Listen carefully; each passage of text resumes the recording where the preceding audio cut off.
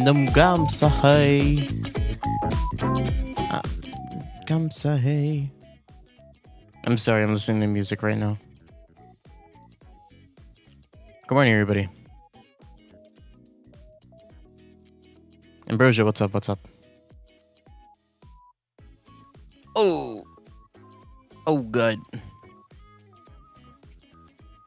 I'm not okay. I'm not tired. All right, this. I'm not tired. I've just been running around a lot today. It feels like. Well, I woke up late. I went to sleep late last night, and I woke up late because I took a nap yesterday. I don't know why, but like, whenever I know I have like something to do, I'm like, wow, I really need to do this, but I'm also really tired. So I just like fall asleep. I don't know. That happened yesterday. I was like, yeah, I have some stuff to do, but I'm really tired. So I went to sleep first. And I woke up and I'm like, okay, time to do things. And I did those. And I'm like, okay, time to play Wuthering Waves. And I played that, and then I went to sleep. I woke up 20 minutes ago. How are you? You woke up 20 minutes ago. Uh-oh. I mean, if that's okay where you is, that's fine, I guess. Good morning, then. Do you want breakfast? A bath? Or not me? That's just weird.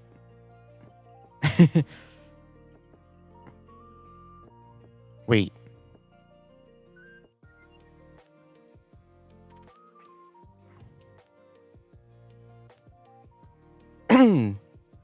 People say that when they come home, right? お風呂にする? ご飯にする?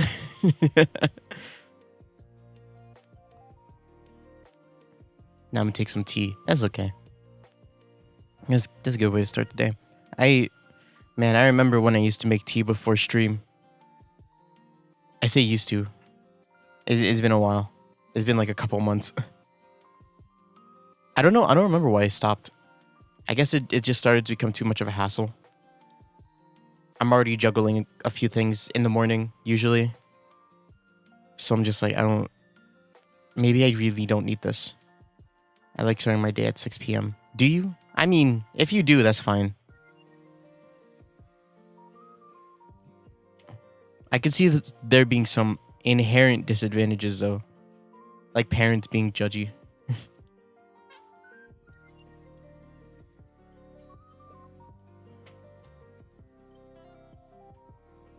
But yeah, I like woke up this morning. I woke up this morning early to hear like my dog's just fucking going at it. They're like barking, not anything else. They're like barking outside. I say going at it like it's like they were doing something bad. I'm like, no. They were both barking, and I was just like, what is happening? And I go outside, I see my dad is out there. He's like mowing our neighbor's like grass. And I'm like, okay. That's fine. Just peace and quiet. That makes sense, yeah. Oh yeah. No, I get what you mean.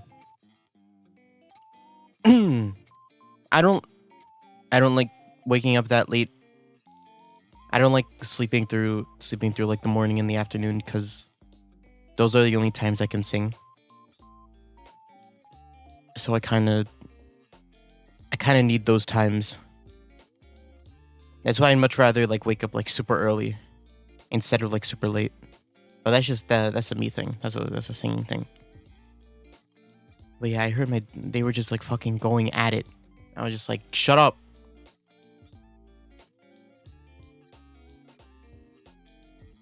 And then I'm like, okay, I'm awake. So I made myself a hot pocket. I washed up. Came downstairs, ate the hot pocket, and then we got packages, right? We got these packages, and I'm like, okay. I tell my dad about them, and he's like, open them up, and I'm like, okay. I open them up. One of them's like a. I have no life. That's. I mean. I wouldn't. You don't have no life. People just lead different lives, you know. Like, sure, us chronically online people say we have no life, but what are we right now? What are we doing right now? We're talking. You know. Having a social interaction. You know, and that's basically the basis of life, you know? You know, what are humans without other people being involved? I sound dead, don't I? Don't I sound like... Don't I... don't I sound like absolutely, like, zonked? I think my voice is pretty tired. Which is not a good thing today. It's not a good thing.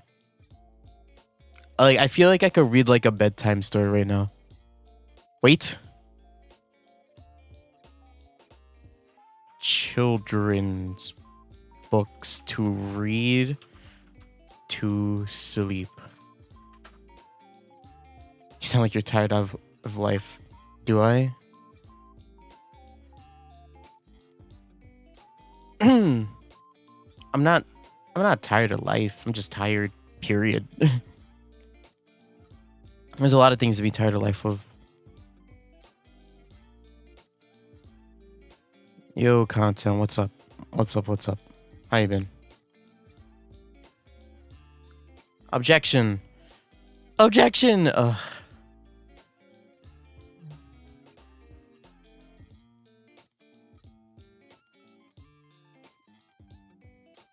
Yeah. Oh god. Don't download a virus on my computer, please. I'm trying to look for like a bedtime story. I don't know, maybe this will warm me up. Bedtime stories. Not the movie. Forget it. But yeah, I'm like tired out of my mind. I'm not tired out of my mind. I keep saying that, but I'm not. I kind of say things out of like habit almost, right?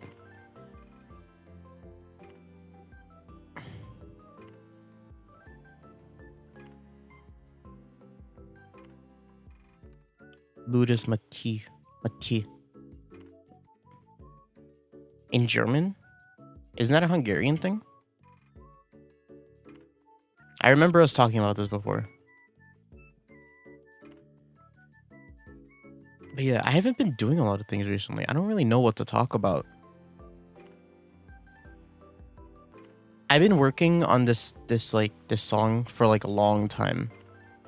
But I just don't know if it's like I don't know if it's good enough. And that's like what most of my life has been for a while. I think I'm coming to the point where it's like it's ready to be like released. But I'm just like there's just something's not right about it. I don't know what it is.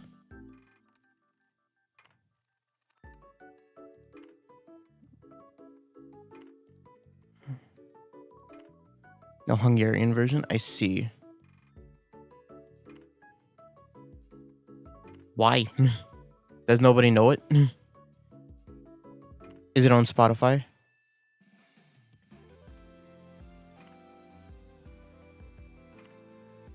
Oh, I was just talking about this. Wuthering Waves, right? I've been playing off stream, right? And I'm like is it on Spotify? I don't know. It's a movie? Oh, I see. I thought it was an artist. I thought we brought it up once and we were like, oh, my favorite artist is this Ludus Mati, and I'm like, okay. Don't you love listening to your favorite movies? I'm like, wow, they're multilingual. Who would have thought? It's fine. You don't have to worry. You don't have to apologize for it. But yeah, I've been playing it off stream, right? And first of all, it does run better off stream. Sometimes it like at the start it has a few like spikes, but like other than that, it runs fine, right? But I was playing through the story, right? And I'm like, wow, this story is not great. And it's mainly due to the characters. Not like I think here's the thing, right? I've basically liked every character so far, except for like the main characters.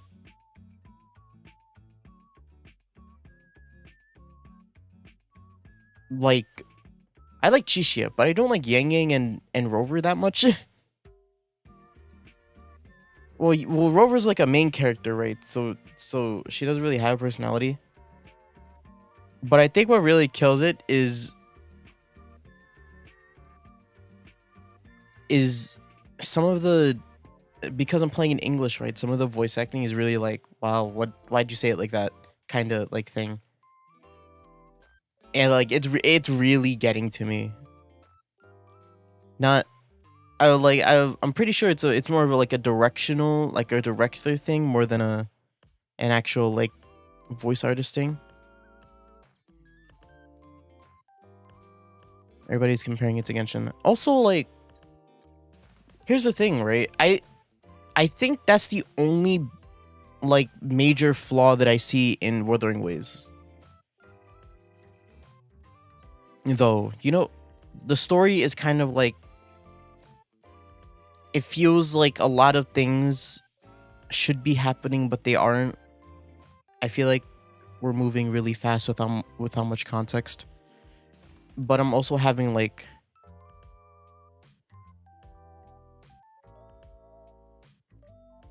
but I'm also like, okay, that's fine. Oh, Genshin is like full of bugs. Yeah, it's full of bugs. Yeah, I remember. Well, I didn't remember, but my friends told me about it. They were like, Genshin was the greatest at launch too. Honestly, I have no idea what's happening in the story. Wuthering Waves story spoilers if you want to play it up to like chapter 4, because that's where I'm at right now. Act 4, chapter 1. My bad. So basically, like,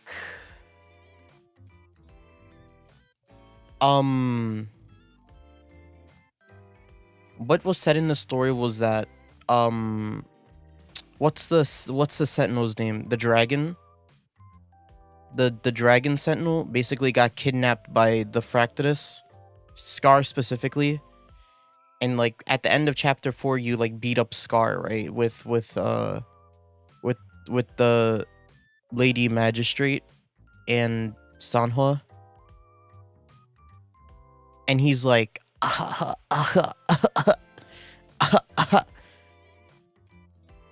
you gotta join our side. He's kind of like a fuckboy, but like also like edgy. So he's like, yeah, join our side, Rover. You don't understand. You our story.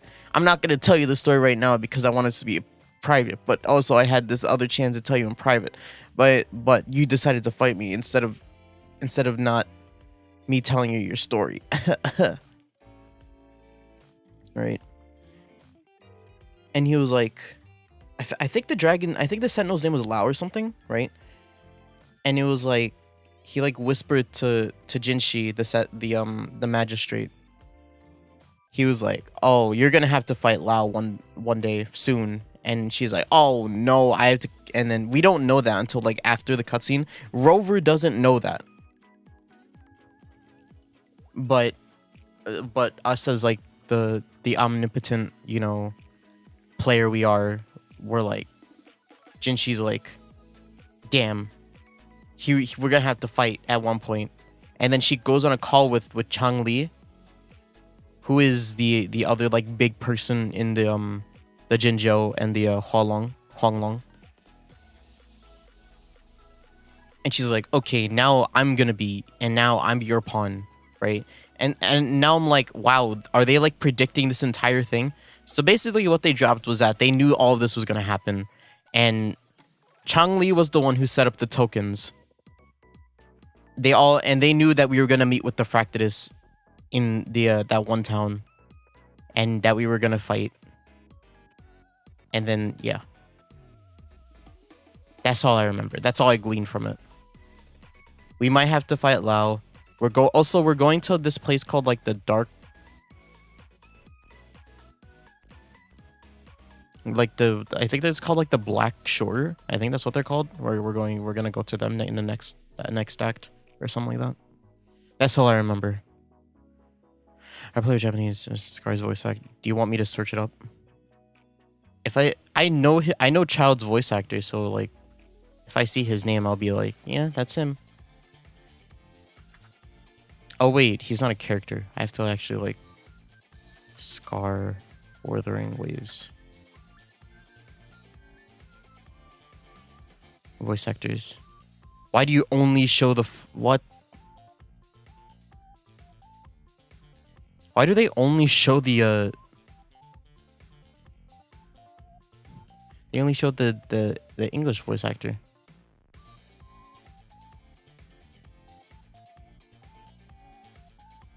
There's no information?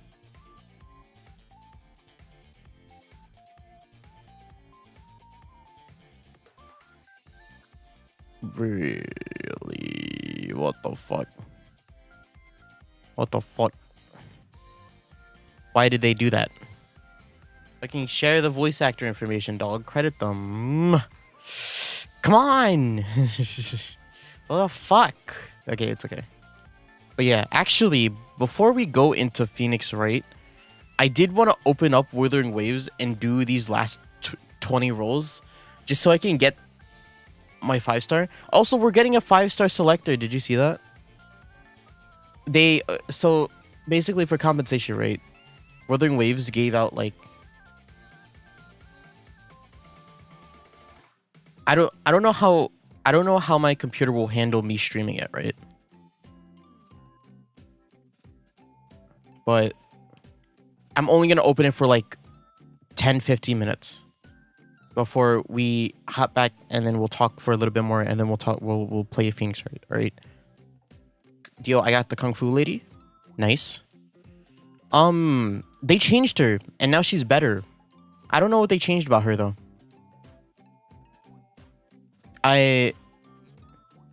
But yeah, they're like... Wuthering Waves is like giving us like a bunch of compensation for like all the bugs, right? So they're like they gave us like 10 more rolls on the standard, and then they gave us 20 rolls on the premium character banner. And if you guys, I don't know if you guys noticed,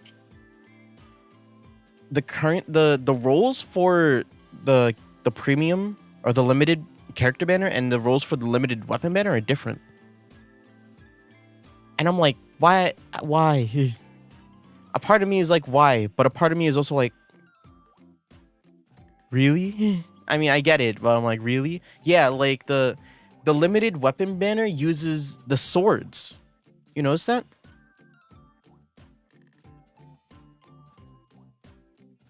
Hold up, guys. It's opening real quick.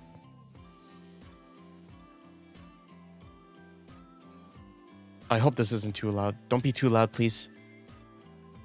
Don't be too loud, please. But yeah, I'm just like, oh.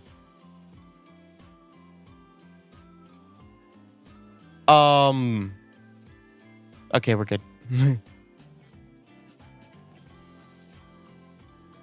I gotta get out of bed to... Are you listening? You're watching... Get out of bed. You have to sit in the chair. Oh, God. I got smaller. It's because I had to move my thing over real quick.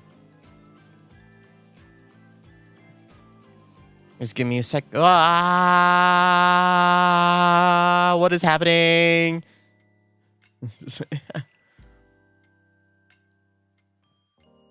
Okay, I opened Wuthering Waves, right, and I'm like, okay, time to just wait for this to load. I'll just talk for a bit. But like everything on my computer just started flashing. It was weird. Oh, they're barking again. Great. I have too many things like going on in my mind. I can like hear everything. I don't have I ever talked about my hearing? I think I have like super like sensitive hearing. I don't I don't know why, but like I've noticed that over the years. Like my hearing is more sensitive than like other people's. But I'm also more deaf. You know? I don't know how to describe it. Like I could hear like the faintest sound, right? And I'm like, did you hear that? And they're like, and I asked someone, right? And they're like, no, I didn't hear that. And I'm like, what's happening? And then I realized like the washing machine stopped working, right? But when it comes to like really obvious sounds that I'm supposed to hear, I don't hear it. Like the prime example that I can think of is when someone's whispering to me. When someone's whispering to me, I don't understand them. I like even if they're like doing the thing where like they're really breathy like this and they're still really loud, right? I can't hear them like at all. Like you have to talk like full voice to me in order to like actually speak to me. Or else I won't be able to hear you. Like actually, I have selective hearing. I wouldn't say I have selective hearing. I just notice smaller things. You know, like I hear something and I'm like, okay. Something's happening, right? And then I'm like, I check it out and something is happening. But I also like don't hear some obvious things. Maybe I do have selective hearing. I don't know. I don't think I do. Isn't selective hearing a choice? Is selective hearing a choice? Wait. Like the distance between my room and my backyard is pretty. It's pretty big, I would say. Also, we have a window between us, so I'm like, I shouldn't be able to hear them, but I still am. Like, let me see. Is selective hearing selective hearing a choice? Why did you spell it like that? Selective hearing is instinctive to most people. If you're having trouble with it, a formal diagnosis is treated. You need to be formally diagnosed, so I will not say that.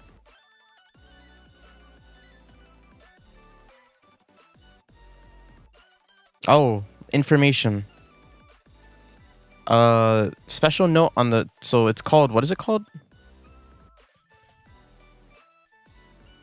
Custom 5-star resonator convene give back.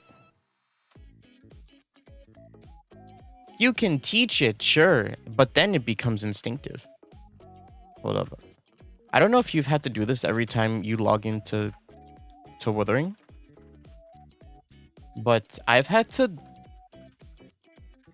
log in. I've had to log in with every time I open up the game.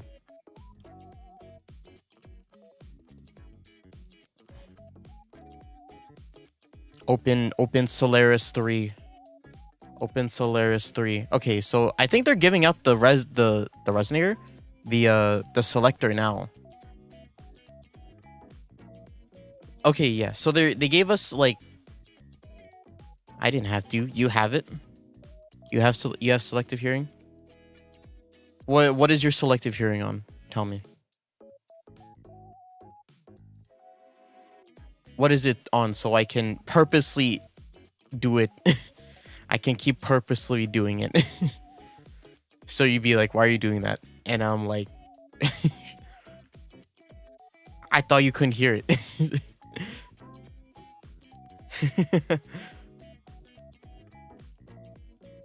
Okay, so I'm gonna wait for this to load in. Because all I want to stream is me rolling. That's it. I just want to do the Wuthering Waves rolls. And then we'll be done with Wuthering Waves for today. And then we'll play Phoenix Wright. That is the plan. Yeah, the thing about today, right? I feel I didn't prepare anything. I haven't been prepared, but yeah. Okay, sorry, my brain went all over the place. Yo, Lix, what's up? What's up? Hi, man. Badani says hi too. Ooh. Are you my new messenger? Where's Tofu? Oh God. Did Tofu retire?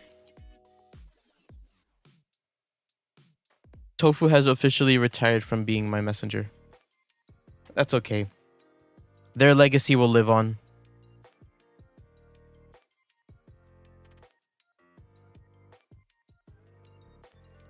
How you are? How you are? How you are? How are you? Like, what's up? What's up? How you are?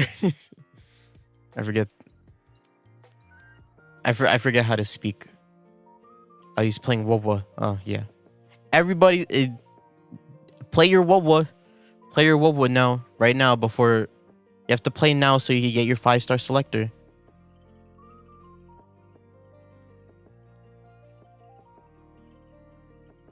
Oh, yeah, Tofu's here. Look, Zia. Bost Mac. Bost Mac. Yes. Hello, everybody.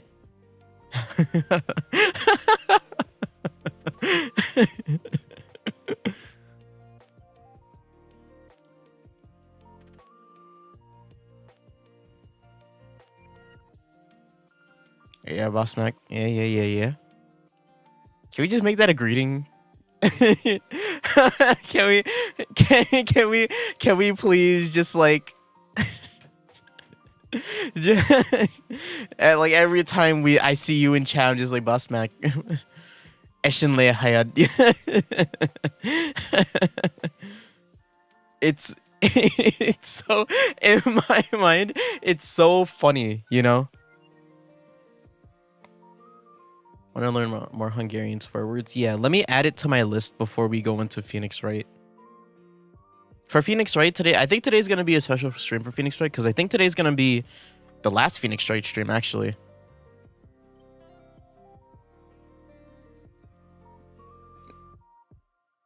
I'm pretty sure we are going to finish the game today.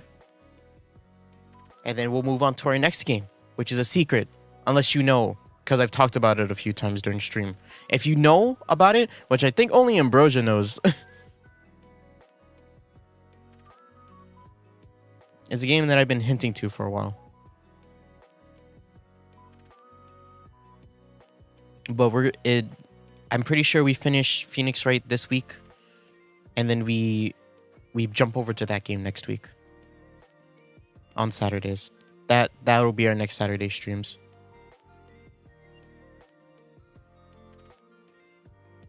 Have I hinted at it? What? What?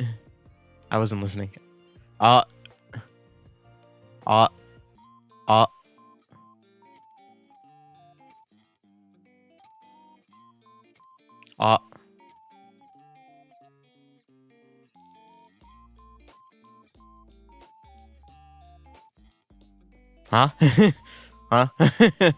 What happened? Oh, kurwa anyad. Anyad. Ah.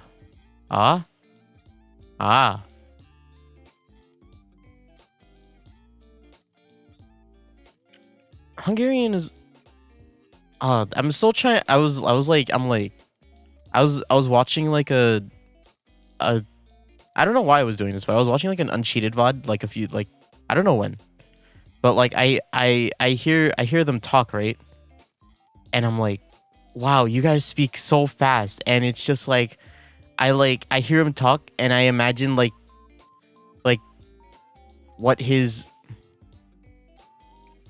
what the mouth shape is for every word he's saying, and I'm just like, wow, this is wild. I don't know. He was like, I don't remember what he was doing. He was like fishing or something, and he was just like talking, and I was just like, wow, it's like, this is really fast and really complicated. My English brain can't like keep up with this. Okay. Your pronunciation is getting better with each curse word. It better. Hey, the best way to get better at a language is to just have people who speak it to you. It's true. It really is true. That's why I haven't gotten that much better at Japanese, even though I have a very solid foundation of it. I'd like to think, at least. Okay, let me see if I can open this up.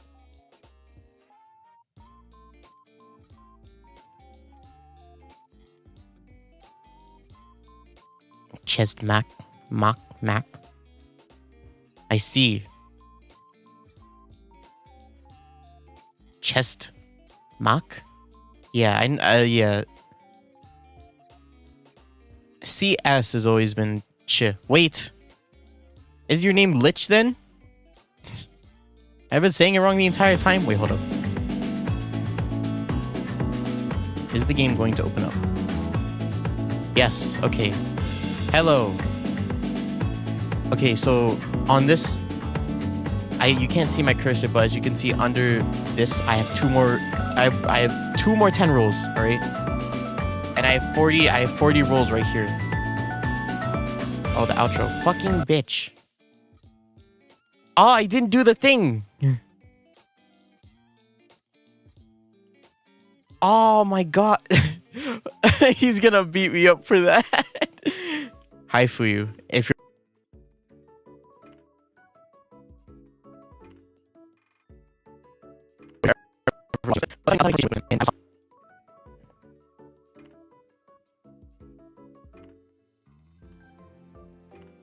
quickly, I need your strong. Toire wa doko desu ka? Kochi.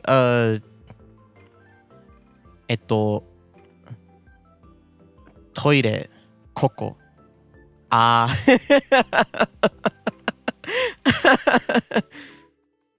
Did you see that?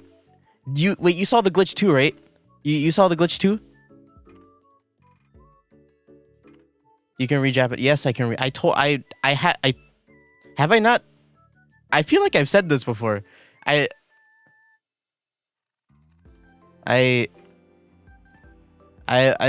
always been able to. Well, not always, but I've taught myself to.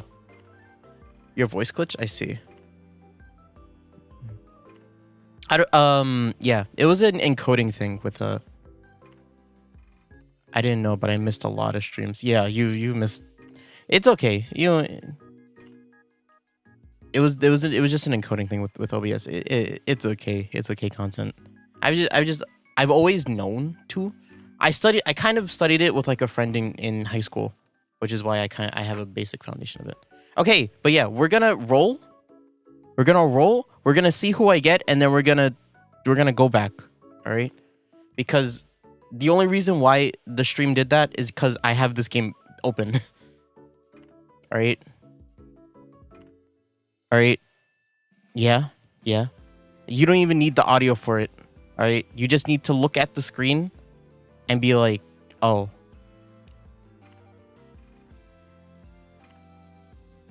Please don't do anything weird.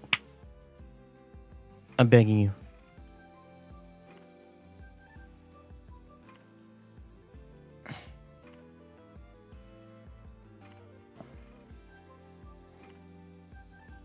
I like gacha games because I get to gamble. They need to optimize this game. They do.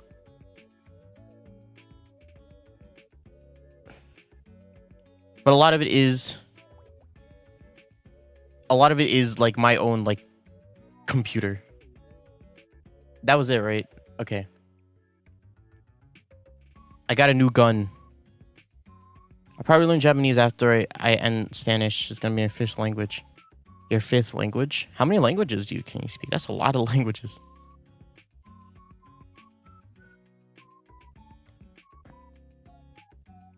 Japanese, I wouldn't say it's difficult, but it isn't like a this is guaranteed, by the way. I wouldn't say it's difficult, but it isn't it doesn't use the English alphabet, so you do have to learn the hardest thing is kanji. I know some kanji, that's it.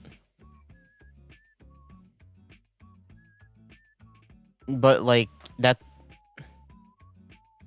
I I don't. Oh my god.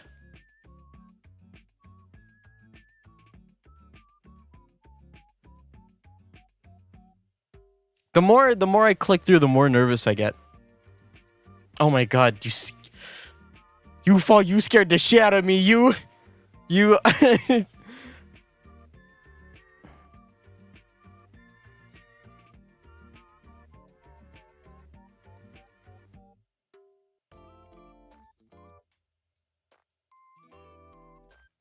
Who is it?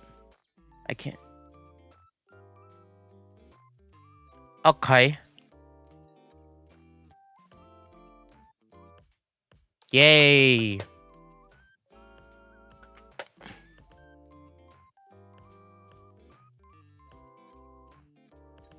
I got Encore.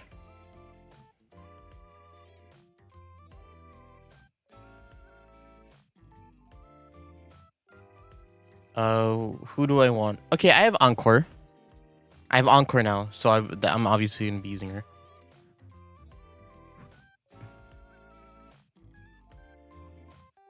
I'll change this later if I want to. Did you get Espella? Yeah. I got Espella.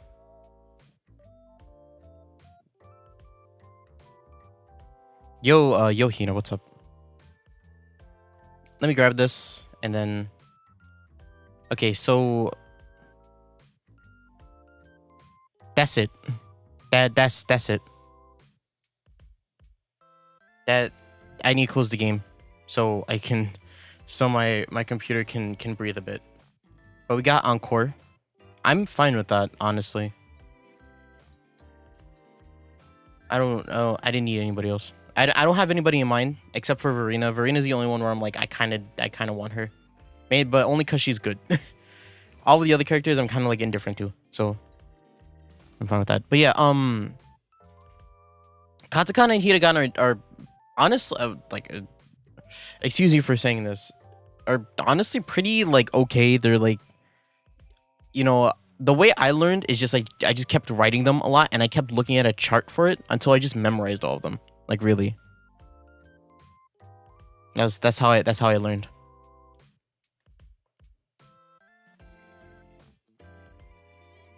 Wait, Hungarian and English, of course. Ah, wow.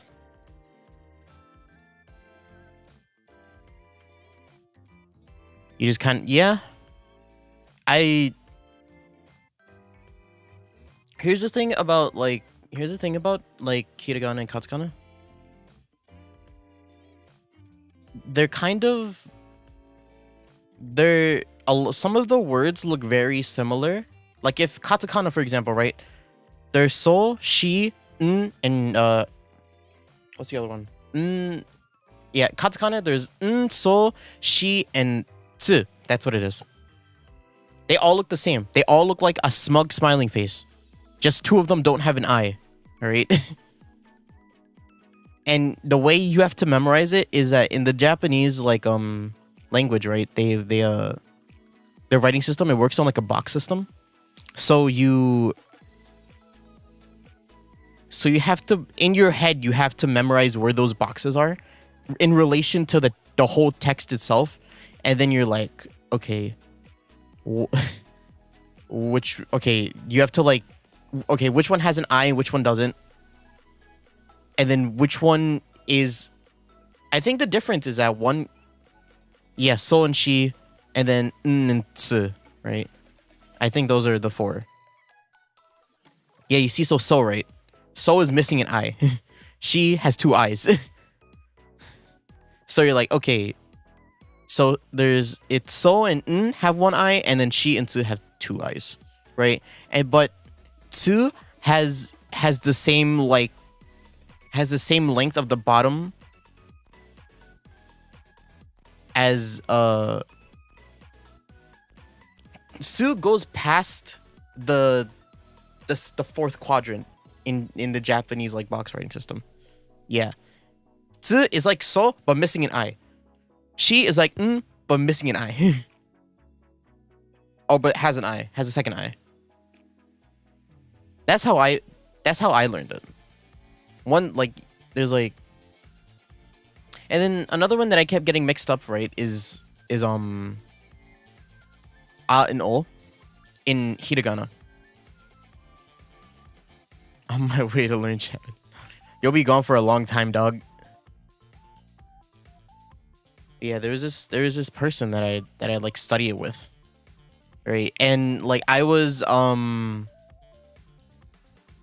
went to a music school, right? So we had music theory class. And like we were in music theory class, and in music theory class we had like whiteboards, and we like during like the downtime we were like we were just like writing, and we were talking to each other about it. And then like a person next to us, they were like, hey, what are you guys doing? And we're like, oh, we're writing in Japanese. We're actually learning some kanji right now. I forget what we were learning, which is a bad thing. Don't forget what you were learning. But yeah, we were just like, yeah, we're learning some kanji, and she was like, kanji, isn't that a food? And we were like, yep. I remember that. I was a ha. Don't mind that. And we were just like, yep. And then we just like, yeah, she didn't talk to us anymore. Maybe she thought we were weird or something. I don't know. Yeah, Aunt and O were pretty. I got them pretty tied up at first, but then I'm like, oh, O has the I forget what it's called, the dash at the top. I know there's a word for it, isn't there? Because there's also Japanese words that are like the same syllable, but have like a mark at the top of it. I forgot what they're called. So there's like ho, and then there's po, right? And then there's bo. If you put a circle next to the ho, it becomes po. If you put like a quotation mark next to ho, it becomes bo, right? I'm saying quotation because I don't remember the actual term.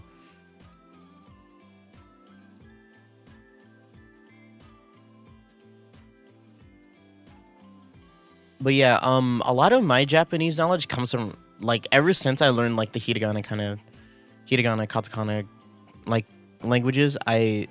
It became a lot of inferring. Because I went straight into just like watching a lot of like Japanese media, right? Here's the thing, right? I've said this a lot. I'm not a really big anime watcher. Not anymore. I would like to say, I'm not a really big anime watcher. So I watch a lot of like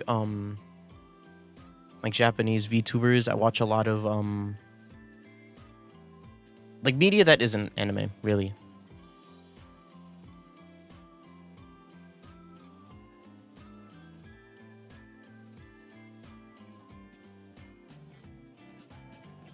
Yeah, there's ho and then bo and then there's po. There's po. Yeah.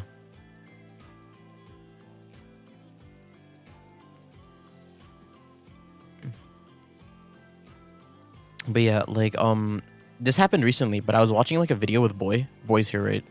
I was watching a video with Boy. It was like a lore music video or something like that. And like throughout the entire like video, there was just like Japanese dialogue on the screen. And I was just like, as soon as it popped up as like a joke, I started like reading it out loud, even though there were subtitles at the bottom. Just so I could be like, oh, narration. And I'm like, wow, I can read a lot of this. Like, not like all of it, but like I can like infer some things, right? Like I don't know what the kanji for tear looks like, right? Or like crying. But when I was going through it, I was like, naite. Cause it's like not. Like in namida or like naite. Nakanaide, something like that. Like nakanaide means don't cry, right? And so like the naide. Naka? No. Which part is the crying part? Is it naka or is it naide? I always thought it was the naide, but I might. But yeah, I was just like naite, namida, and I'm like, wow, I can read this. I still don't know what it looks like. It looks like tachi, but different.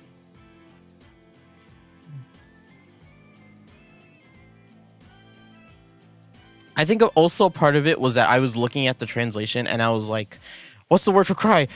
Nai. Whoa. My Leo keeps flying away from me. But yeah, I'm like, nakanaide, hibi, mainichi. You know? Fucking stop doing that. You weirdo. Jesus. My overlay keeps flying away from me. But yeah, that's probably like the best if you don't have like Japanese like friends or you're like not good at socializing, right? I think that's probably the best way to do it. But I'm telling you right now, it's the second best, but it's by far. I think actually going up to people and talking to someone in it is the best way to learn. I really do. It's like leagues above just doing it by yourself.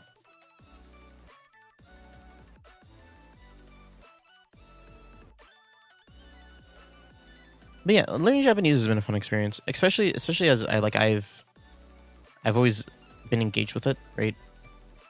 I've been singing Japanese more than I've been learning actually Japanese. I like to think.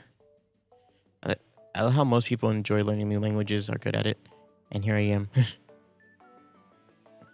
Here's the thing, right? If you don't want to and don't like learning a language, it's gonna be miserable.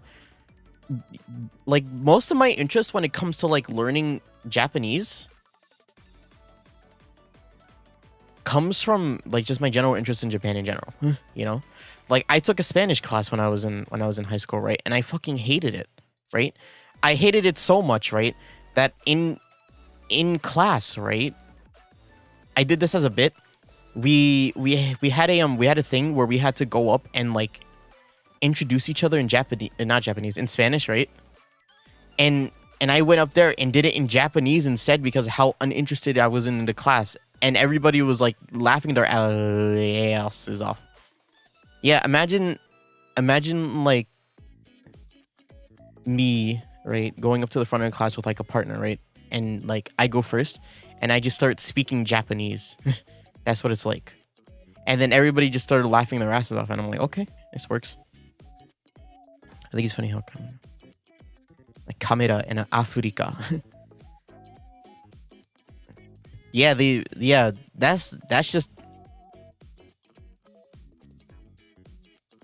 That's everybody started laughing their asses off. that's just what katakana's for, dog. Just like all like the American words that they can't adapt themselves. They're like, oh, katakana time. The thing for like ka, I kind of have a gripe with ka, both in hiragana and in katakana. I'm like, at first I was like, oh, sick, they look the same, right? So I'm like, this should be easy. But there's also a kanji that looks exactly like them. I think it's chi, like chi as in like chikara, which is like power. Chikara kanji. I forget what it is, but there's like chikara kanji. Or is it just chikara? It might actually just be chikara. But like, yeah, if you search up chikara, they all look the same.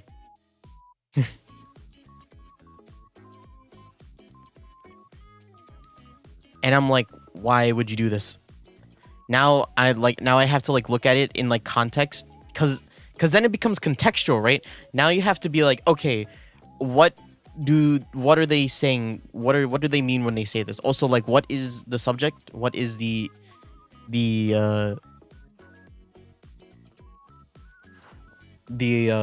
adjective? You know, what's the act? What's the receiving pronoun or whatever. Now, that's the one thing I'm really bad at. Like Japanese like sentence structure. I don't really know a lot about it.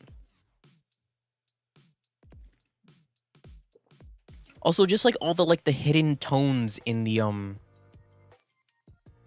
in Japanese are kind of ass.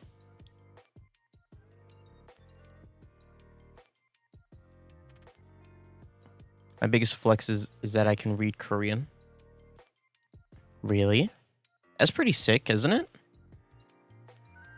I looked at a few videos of like how Korean works, and I'm like, wow, this is really easy. Well, not really easy, but this is like really like they really dumbed it down, huh?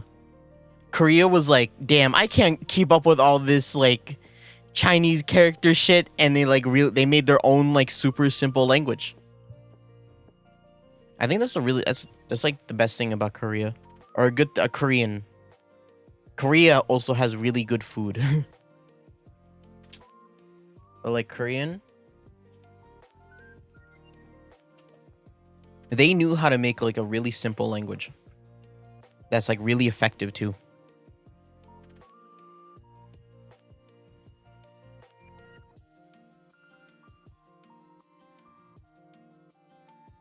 They created it so it's easy to learn. I see. Yeah, I wouldn't be surprised. I mean, languages are complicated nowadays, mainly because of how old they are. I've been watching, not all, I haven't been like actively watching, but I've been running into like a lot of like linguistics, like TikToks. I don't know if, or like I say TikToks, but I'm using YouTube Shorts, right? And there's a whole like Uwu language. Did you guys see that? There's like a whole Uwu language that has like 1,000 speakers on like a subreddit. It is crazy how people can just like make a language based on a fucking Hangul. I don't know what that is. That what you said? Oh yeah, there's like, if you search, like, I forget what it is, like Uwu language.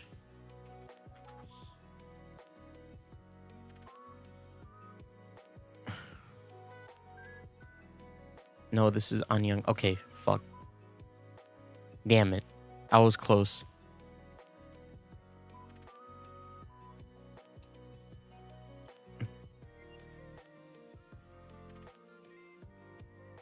Like genuinely Uwu. Genuinely, like they're talking like, oh woo woo, oh whoa whoa. Oh ooh oh whoa woo. That. Like they're talking like genuinely ooh.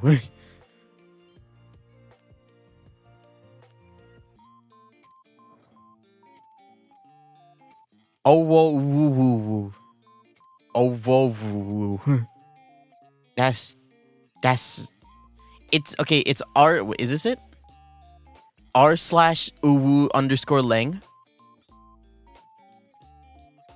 This, if you go to that subreddit, that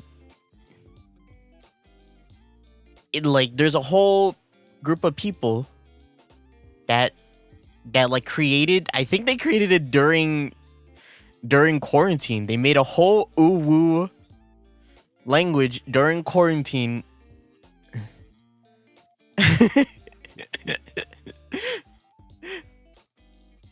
Like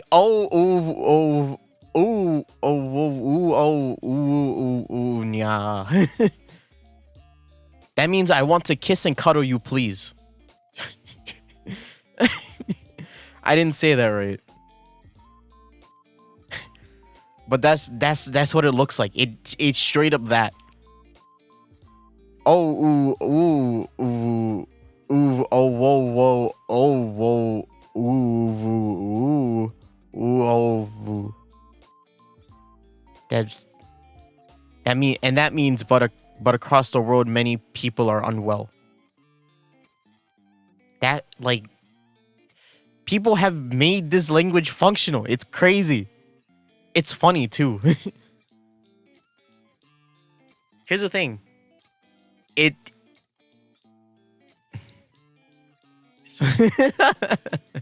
Here's the thing, right? We're like, I can't believe someone made a language out of this, man. Like, what are we doing? You know, I can't. Like, oh, we must regress. You know, we like we have to go back in time. But like a part of me like understands that, but also a part of me is like, these people like did a thing and they're like really sticking to it, and you kind of gotta appreciate that, you know. Like these guys were committed to making an Uwu language, and they fucking did it. They made the uwu language, and I'm just like, God damn it! I can't believe how right they are. It's very funny to me, if anything, because I'm just like, these are like some like really passionate people, just like who like somehow made like got traction off of trying to make an uwu language, and it fucking worked.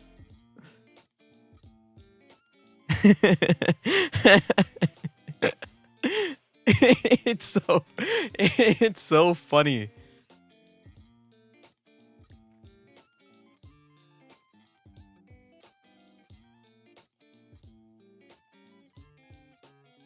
But yeah, in terms of like linguistics, I wouldn't say I'm like a big like linguistics buff, right? I enjoy like hearing other languages, and I enjoy like how they work. Oh, whoa, woo. What does that mean?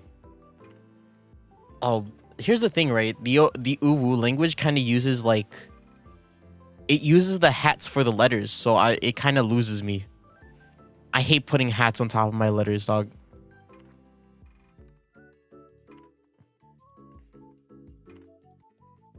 You can curse Hungarian, it's pretty neat. Yeah, it is.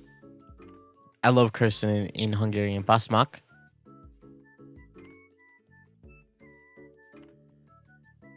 Eshinlay halad. Hayad. Halad. Hayad. Oopsies.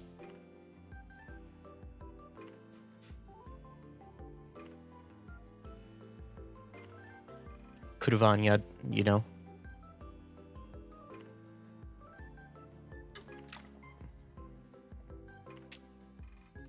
Also, this is like out of is out of context, right? But I also like people that have like accents.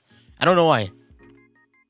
I think accents are like in like when they speak in English, they have like an accent. Any accent. I think that's cool. That's Mac. Fuck. I keep saying it. I keep saying it like that. I don't know why. It just sounds so natural to me, you know? Fast Mac. I'm just like, oh, Fast Mac. I don't like I don't like those kind of sounds, you know? But if that's what I gotta say in order to say it, I'll say it. Fast Mac.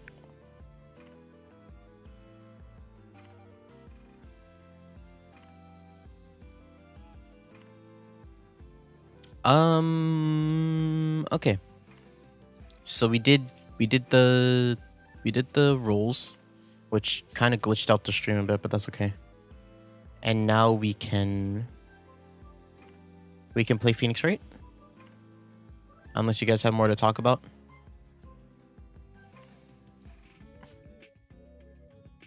Here's the thing, right? I'm like a big like linguistics guy. Or I'm not a big I keep saying that you like how I contradict myself whenever I fucking talk? I just said I'm like not a big one, and then I just said I was. I'm super into like other languages, right? But I can't learn like my own native language. That you're gonna have to guess.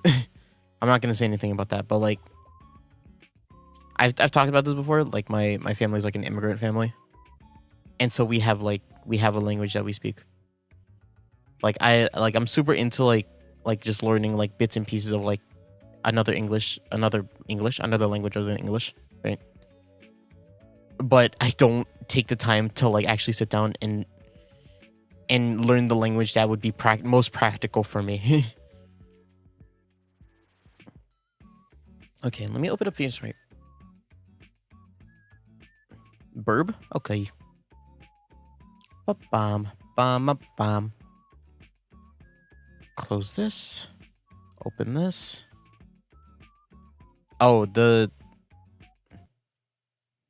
barb. The audio might glitch out again. Just watch out.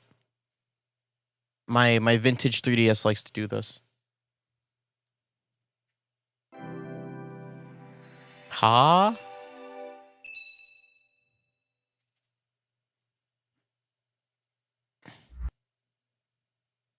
Ha?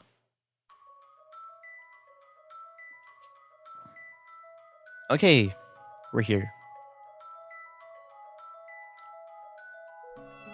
last time we left off, we were playing the game. Last time we left off, we did a bunch of like cross examinations, and it eventually led up to us finding Kira in the bell tower, and we were like, "What the hell, Kira? What were you doing in the bell tower?" And she was like, "I don't know, but I can't say." And then we were like, "Oh no, what's gonna happen? How are we gonna find out who attacked Kira in the bell tower, because she got attacked and got put into the bell room of the bell tower?" And we were like, "Oh, where was Darklaw this entire time?" And then she was like, "Oh, I couldn't have done it." And then she's like, "We're indicting you." And she's like, "Okay, but the trial can't go on without a prosecutor, right?" So now we're like, "Oh God, how are we supposed to have a proper trial if there's no prosecutor on the other stand?" And then Layton came in and he was like, "I'll be the prosecutor." And then now we're going to the Professor Layton versus Phoenix Wright part. Good. The game is actually very loud in my ear.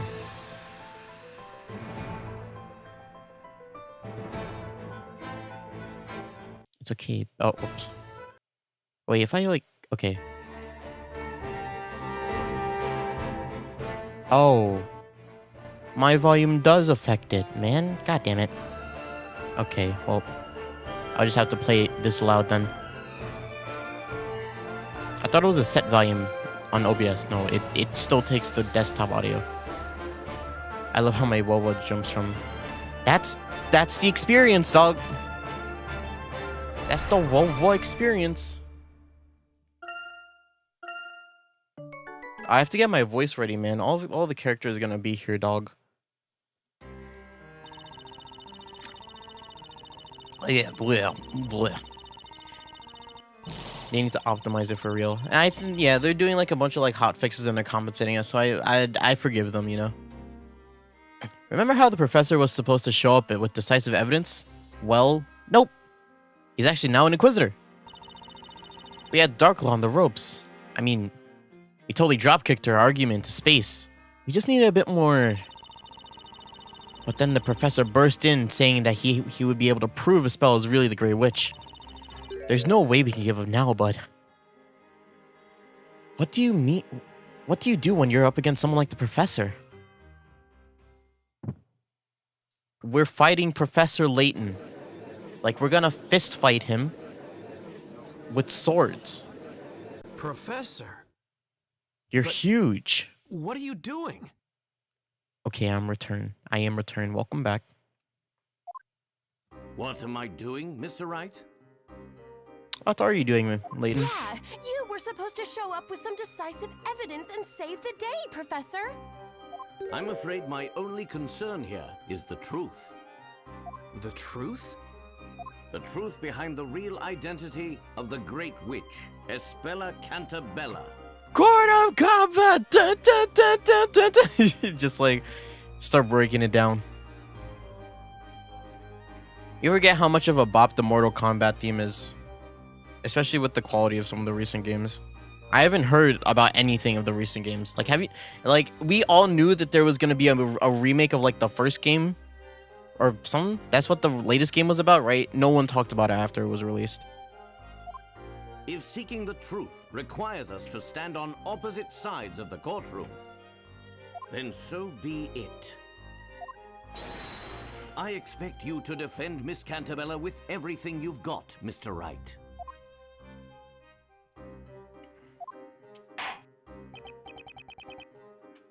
Okay. Voice acting time. the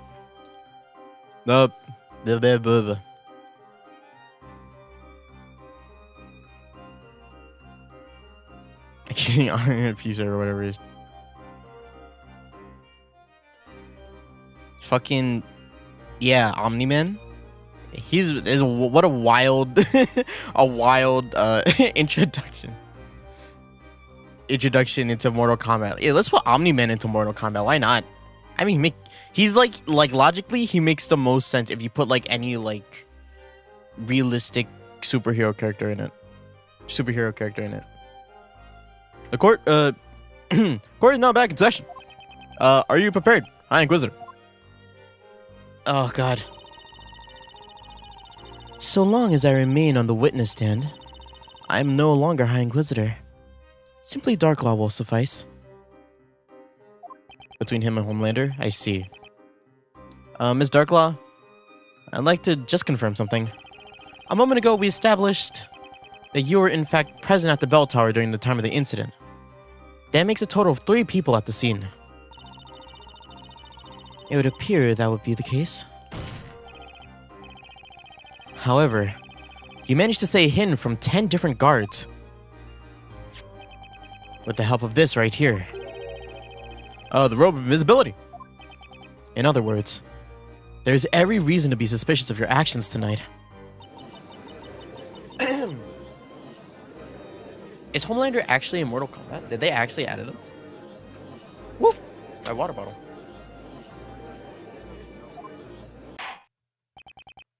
Lady Darklaw, while I cannot believe you would deceive us in such a way, I ask that you tell the court what happened at the time of the incident. Oh my god. Very well. I'll call you. Wait, let me look it up.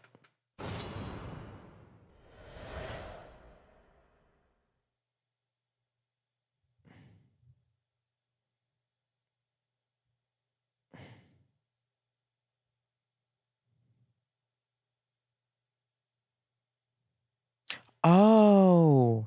Wow.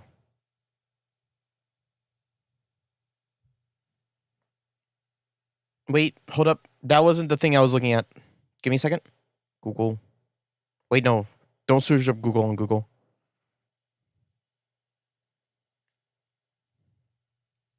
Peacekeeper was the other one I was thinking of. They added Homelander? Homelander, Mortal Kombat. That is so funny. The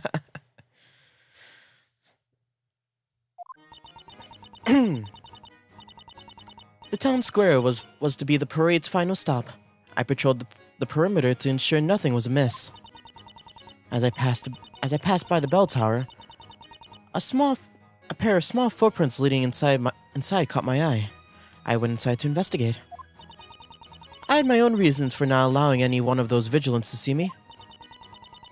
I climbed the stairs up to the bell tower and saw an intruder inside with their back turned. I proceeded to apprehend them. You apprehended the intruder? While I hold the position of High Inquisitor, there are often times where I must partake in various secret tasks, unbeknownst to the citizens of Labyrinthia. One of those tasks being ensuring the security of the storyteller. The security? Such as, there's nothing odd nor suspicious about my actions tonight. I see. Defender, you may now begin your interrogation. Is Layton actually gonna, like, fuck us? Well, like, fuck us as in, like, argue against us. Hold it! They didn't recover any of my HP. Fuck. Nothing was amiss. You mean, there was no immediate threat to the storyteller, right? Now you tell me, Defender. Surely you remember the final part of the story. She must mean the part about the storyteller's death. There's little possibility of changing the outcome of what has already been written in the story. However, there are still those who would challenge the story and make an attempt at changing the inevitable. That is what I think. What I too think. What's up, Maya? Did you notice something? You could say that. It's just, look at Kira. She's been looking down in the dumps since the start. Oh, right, Kira. I honestly forgot she was still here. Not only that, she looks sort of scared, too. You're right. We can't afford to forget about her. I wonder if Kira has anything she could tell us. I've got to remember to question her the second I see an opening. Okay. The game had to remind us of that. You can look at other witnesses. That's the whole point of this game. That's what you've been doing for the past, like, 30 30 hours. Those must have been Miss Kira's footprints when she snuck into the bell tower, right? Indeed. The ground outside was quite muddy after the rain, so her footsteps were easily visible. Right. According to the vigilante's testimony... Oh, great. They thought the footprints looked like Foxy's, but it turns out they weren't hers. That's right. Her footprints would have contained a mark where her stiletto had been. But the footprints I saw at the bell tower contained no heel mark at all. You stepped inside those footprints on your way up the stairs to not leave your own and risk being detected, correct? Exactly. At the time, my main task was to ensure the safety of the town square. In doing so, it was of the utmost importance that no one knew of my presence there. Had the townspeople noticed your presence there, it would have undoubtedly have raised some suspicion. Indeed. So naturally, that is why I did not wish to be noticed by the vigilantes. Therefore, it was imperative that I masked any traces of my being there, even if it meant utilizing another's footprints. I see.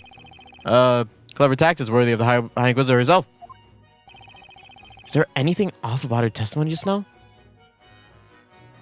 Is there? Is there? If there is, I got nothing, dog. Let me look at your shoes. Let me see your shoes.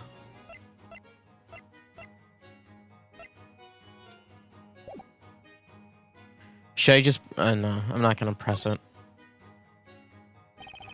I can't let the professor catch me off guard.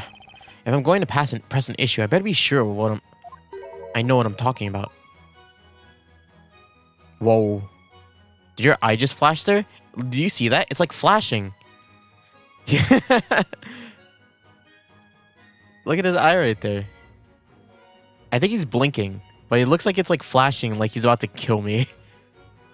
A wise decision, Mr. Wright. Boy, Nick. He can totally read you like a book. Okay, seriously. Is my face that easy to read? Or is everyone just psychic?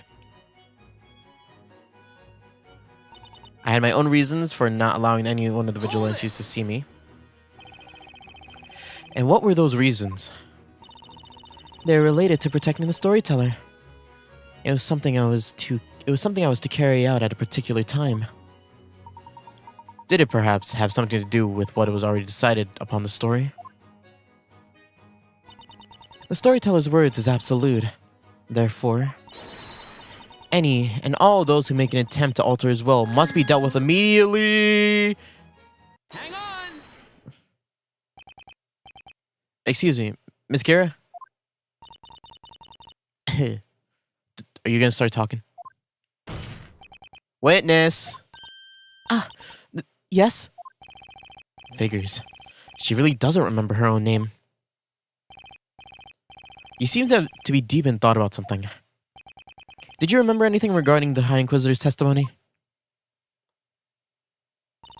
No, I'm sorry. Nothing in particular. It's just... I'm a little disappointed in myself. Disappointed?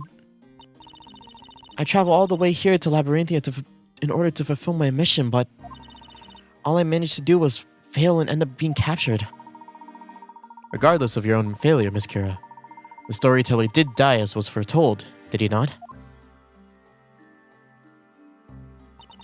Tonight, as the rain came pouring down over the town, I arrived at my designated location. What the fuck did I say? Naturally, the bell tower was surrounded by guards on patrol. 10, to be exact. I was very nervous. She must be talking about the vigilantes. Just relax, and you'll be fine as long as you're wearing this robe. I kept telling myself. Little did I know, I was wrong. But none of this world could have happened. None of this would have happened if I was just a little bit more careful.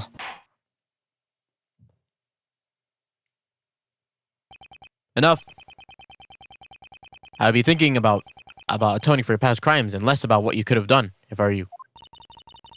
I forget his voice. What's his voice? Is there anything wrong with Kira's testimony? Is there? I can't detect anything, dog. A little disappointed? Why is she a little disappointed? What do you mean a little careful? Is she talking about the footprints? There's an order to this that I don't know about. No, it looks like Kira's testimony is a one-way road to nowhere. Alright.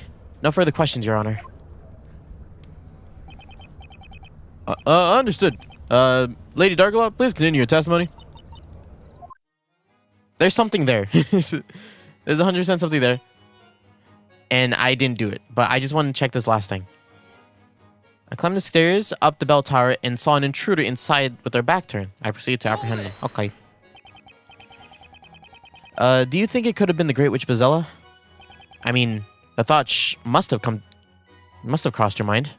Surely you anticipated some sort of resistance. While I hate to admit this, I allowed myself to act rashly without first considering the circumstances. So, the second I noticed their presence, I took action. Never did I imagine the intruder would have so much strength as they did. Yeah. Perhaps I should have gathered more forces to accompany me. However, at the time, I was not thinking straight. I assumed any additional help would not be necessary. But, Lady Darklaw, your quick thinking and judgment, you still managed to successfully catch the suspect. Unfortunately, my lord, 'twas nothing more than pure luck. Exceptional results can only be attained through exceptional thinking. Don't you think? Why are you looking at me when you say that? Looks like that's all we're getting out of her. You know, if Darklaw was just going into the bell tower to arrest some intruder, then I would wonder why she didn't just come out and say that to begin with. Simple. That information was strictly on a need-to-know basis. What does that mean? Like, wait, need-to-know basis, huh? That sort of security is pretty that sort of secrecy is pretty common. But usually they gotta have a reason to not disclosing the information to begin with. Darklaw must be hiding this information for a reason. That's why we need to find out exactly what she was doing in that tower. I've got to get her to tell us. Hey, Nick, is it me, or do you feel like we're being watched? Yeah, tell me about it. I wonder what's up with the professor. Something must have happened. There's no way he'd turn on us like this. The professor has been very quiet so far. But surely, he must have noticed there's something that just doesn't add up in Darklaw's testimony. Anyways, there's bound to be something in this testimony that we can use. We just have to make sure we comb through this from top to bottom for any contradictions. That's right. Okay. Let me look at the evidence again. So what we know so far is that Kira went in with the robe, assuming, right? She snuck in. She left the footprints on the stairs. These footprints. She left these on the stairs, right?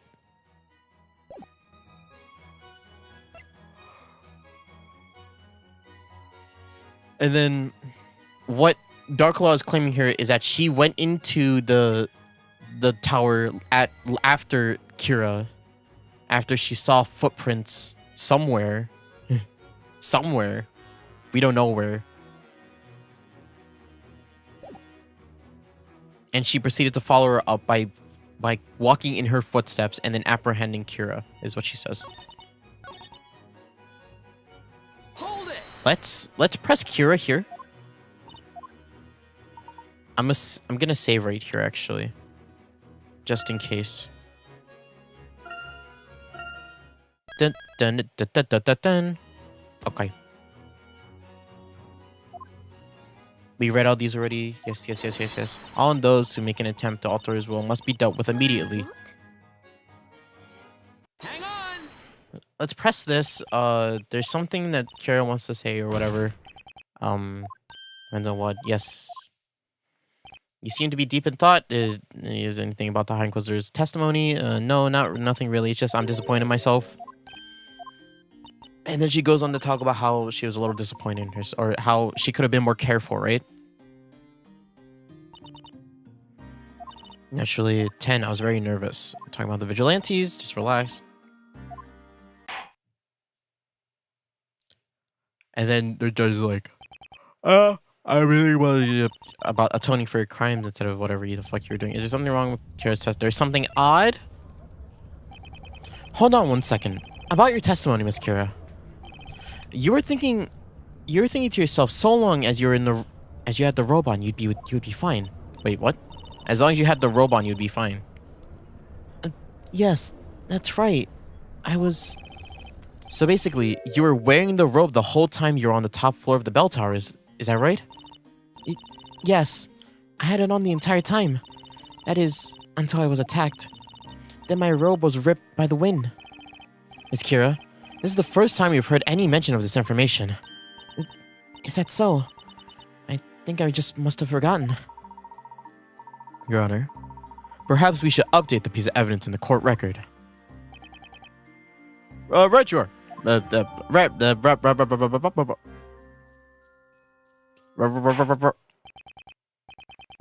Lady Darklaw, please continue with the testimony. Hi, Darklaw. We have your shit now. We have you on the fucking ropes. I know we do. Oh, well, don't present. We have to press. Hold it. Press. Okay. You couldn't have seen her the entire... Wait, hold up. We gotta go through this again. We have to see... Pretty night lady.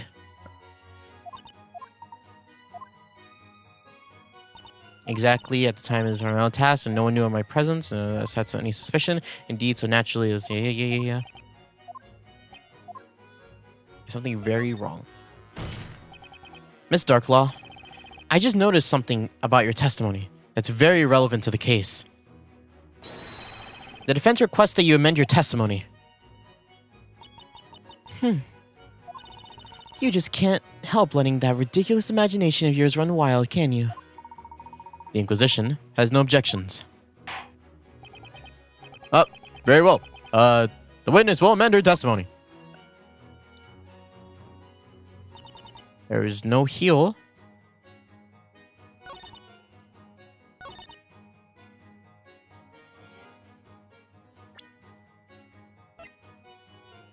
Only visible to residents.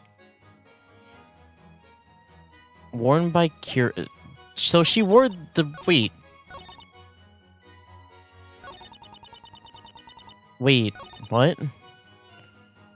As I passed by the bell tower, a pair of small footprints leading inside caught my eye. I went inside to investigate.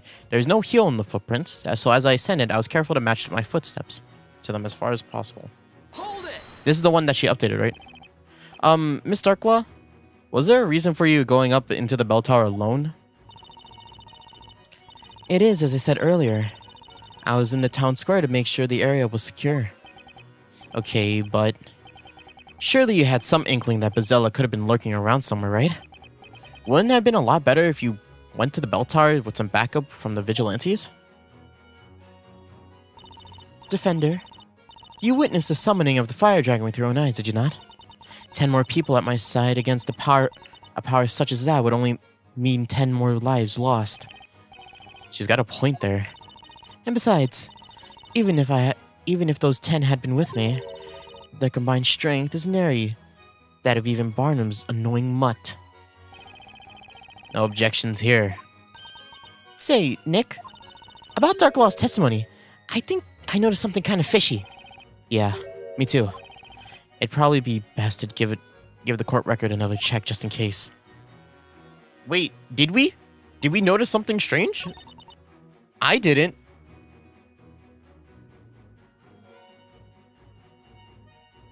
There was no heel on the footprints, so...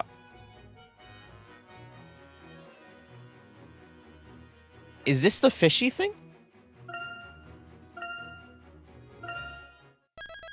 I thought we were gonna prove that she couldn't see her unless she was from the Eldritch Woods. right? But there were. You're quite now. I'm questioning my own understanding of what a heal is. That's a heal, right? Isn't that a heal? Am I stupid? Objection. Oh, that is a heal. What I have here is a sketch of the footprints left at the bell tower. So tell me, Miss Darklaw, are these your footprints in this sketch? Now it appears so. I would never mean to offend the hard work of Labyrinthia's vigilantes, but tonight's task was mine and mine alone. Okay. When you put it that way, I can't help but notice a contradiction. What did you say? Miss Darklaw, you stated the following. When you climbed the stairs, the footprints had no heels, so you tried to match your footprints to them as far as possible. However, if you look at the actual footprints that were left behind, you can clearly see that... Wait, you can clearly see that not only the heel is present, but so is the entire foot. Wait, where's the heel? Is the heel the back or the front of the foot? If you were trying so hard to step on the footprints that were already there, then the footprints in this sketch shouldn't have those heel marks. That is very true. Although I did not think of such a small detail is of much importance in the long run. I agree, it's a small detail, Your Honor. But that's not all I noticed. There is something else very telling about Miss Darklaw's testimony. Telling, you say? She stated that she stepped on those footprints that were already at the scene in order to disguise her presence. Now, there's something strange there. Specifically, why were these footprints left at the crime scene in the first place? Objection. Hi, Layton. He's ready to cook. Oh god. We're gonna let Layton cook in court, dog. Cooking in court with Mr. Layton. Mr. Wright? Yes, Professor? Yes? What are you gonna say to me? Tell me, can you show the court why this seemingly minor detail is odd? I can't exactly do that at the moment. Who can say whether or not these footprints are indeed worthy of concern? And if it is an issue, then what exactly are the implications? That, above all, is what you must answer, Mr. Wright. I do not believe you can assert that this is a blatant contradiction at this time. Yeah, he has the chef's hat. He has the chef's hat with all the pleats in it. And he's like, time to cook, Mr. Wright. Right?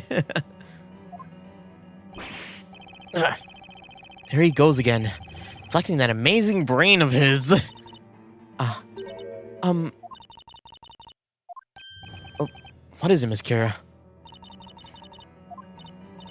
Oh, it's nothing, really. What the heck was that about? It looked like Miss Kira definitely had something she wanted to say just now. It would appear the witness has nothing to add.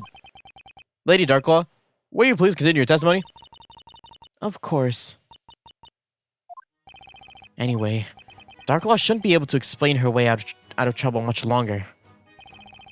There's got to be something more to those footprints. But what? What, am I gonna keep presenting?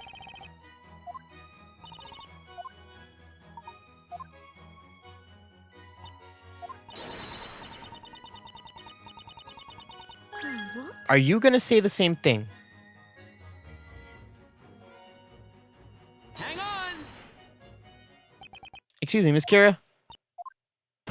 Oh, this is the same thing, right? Yeah, okay. Is like, no, nothing in particular. It's just I'm a little disappointed in myself. I travel alone, regardless of. Yes. Tonight is 10. She must be talking about the vigilantes. Relax.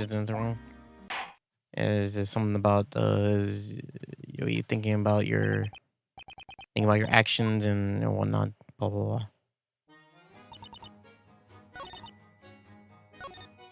blah. Let's see what Phoenix has to say about this. Looks like that's all we're gonna up. Then why didn't she come out and say that to begin with? You need to know basis. Dark Lost Highness is just gotta tell us. You gotta tell us.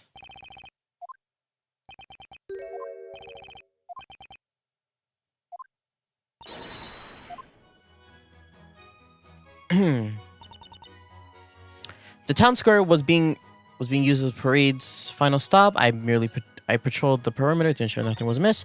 I passed by the bell tower. I saw leading up. Caught my eye, so I went to investigate.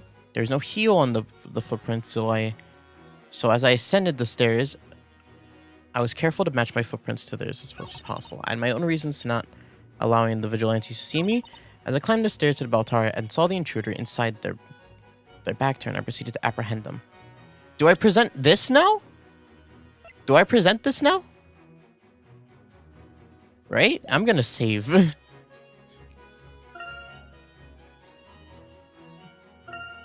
Hase Utahara, the save attorney.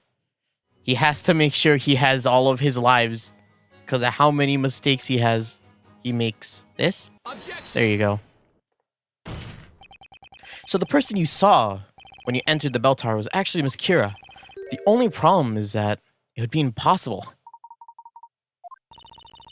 What are you talking about, Defender? Miss Kira, should I say the witness, stated that while she was waiting on the upper floor of the tower, she was wearing her invisibility robe. Therefore, there's no way Miss Darklaw would have been able to see the witness. Oh, you're quite right. Anyone wearing this robe becomes invisible. Right, but there is just a particular group that can see anyone dressed in this robe. Who is that exactly? Only residents of the Eldritch Woods are able to see this robe. If you're from the Eldritch Woods, then you have no problem seeing this thing. Objection. So, what are you saying, Mr. Wright? Is that Miss Darklaw's here is actually hails from the Eldritch Woods, is that correct? And that she knew this girl prior to tonight. That's right, Professor. What? What is this? What is this? What is this?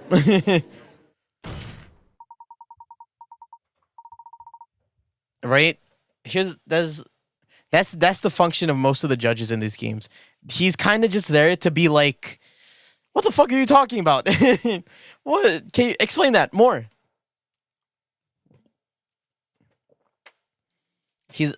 I would be the judge in this situation, honestly. A lot of this stuff is going over my head. A most impressive display, Mr. Wright. However, there's one detail you have appeared to have overlooked. Something I overlooked?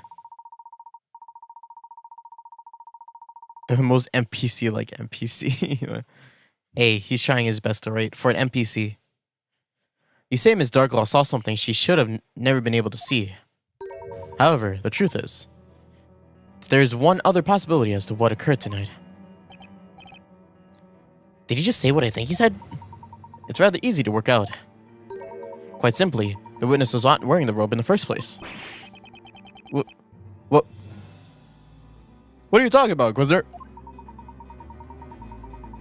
The witness has proven her memory of tonight's events is rather unreliable. I believe that by the time she climbed the bell tower, she in fact already removed her robe. What?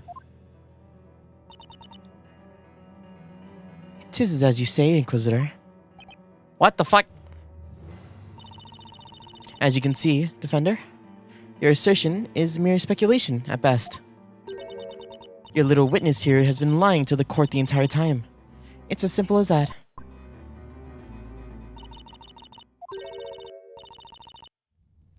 Oh shit, she's about to snap, dog. That's enough. Miss Kira? Lady Darklaw? How could you? How could you simply abandon us? How could you simply betray us? Betray?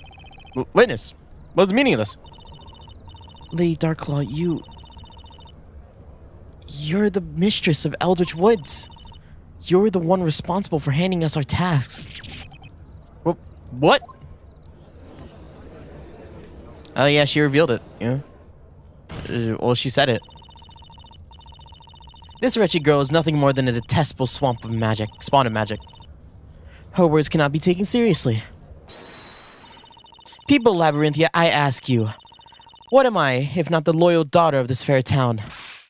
No, you're lying, Lady Darklaw.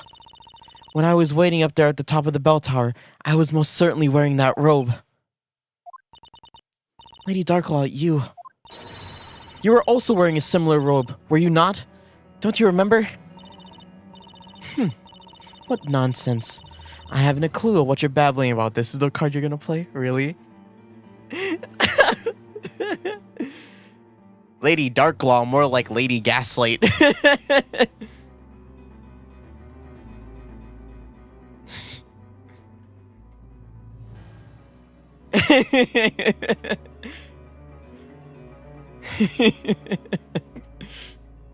Holy crap, she's playing that card, dog. I can't believe it. What nonsense. I haven't a clue of what you're babbling about. I simply managed to sneak right by those makeshift guards. 'Twas not the most demanding of tasks for someone like me.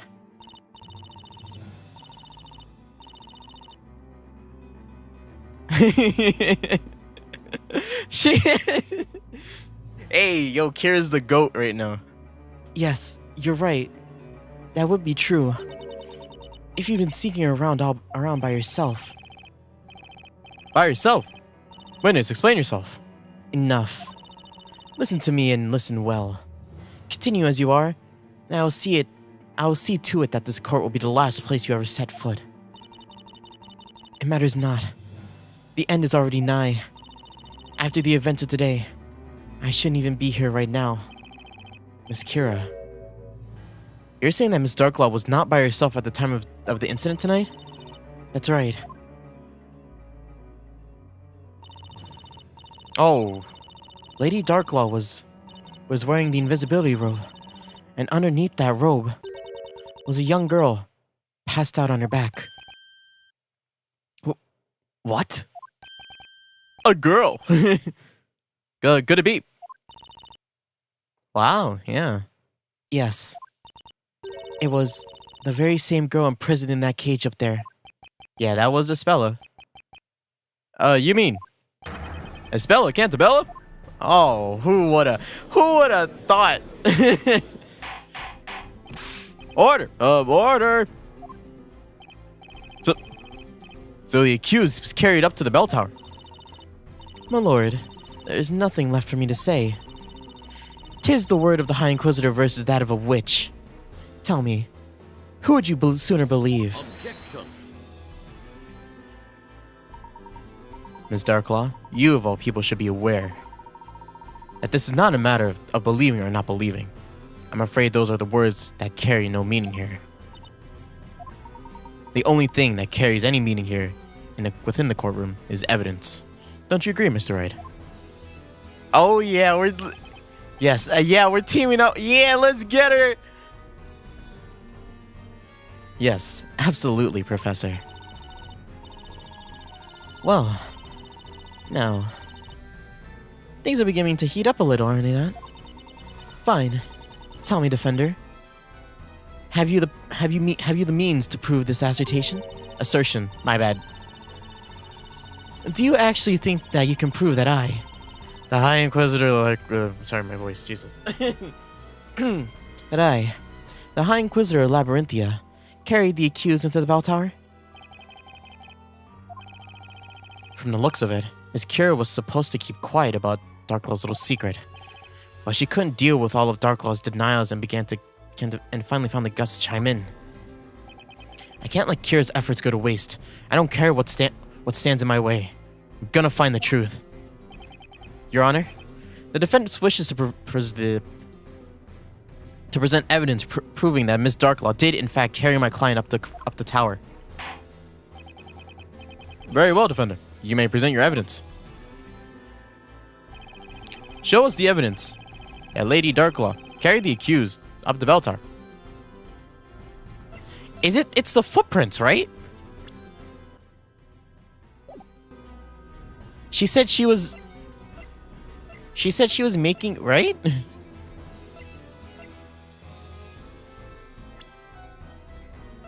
It's the cat. The cat was the Great Witch. The cat is Darklaw. I think it's the footprints, right?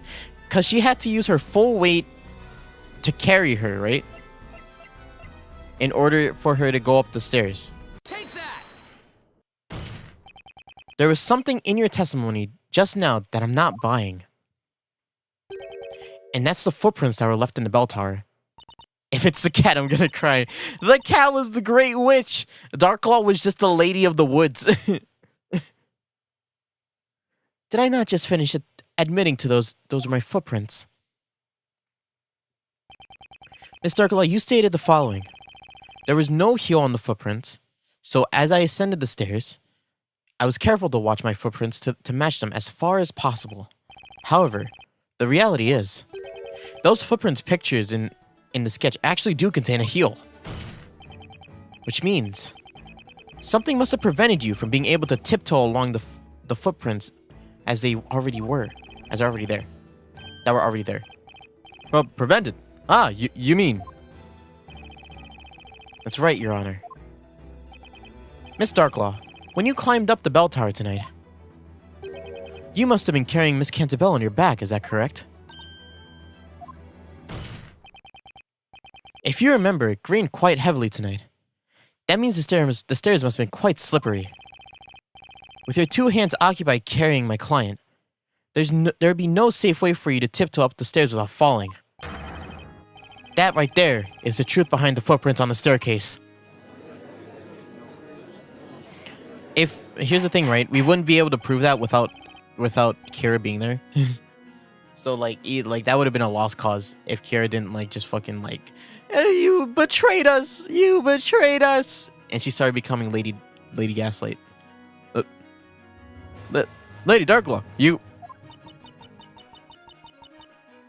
It's such a skill issue. It is, right? She's like, I can't carry her up the stairs to tiptoe because I'm gonna fucking slip. That's so funny. Fine, I admit it. What? You do? It is as you say. I donned the robe and made my way up the tower.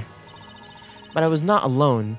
I carried both Espella Cantabella and her little friend up the tower with me. Little friend? That black-furred creature of hers. The thing is nary ever a second from her side. Oh, she must mean Eve!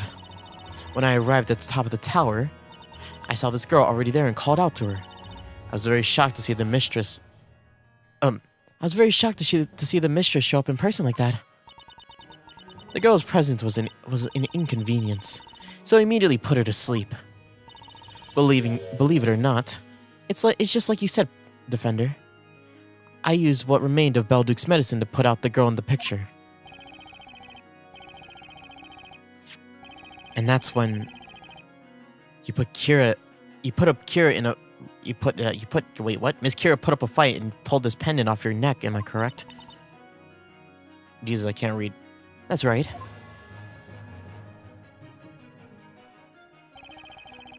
I cannot fathom it. That would mean this pendant actually belongs to you, Miss Darklaw. Yeah, it is.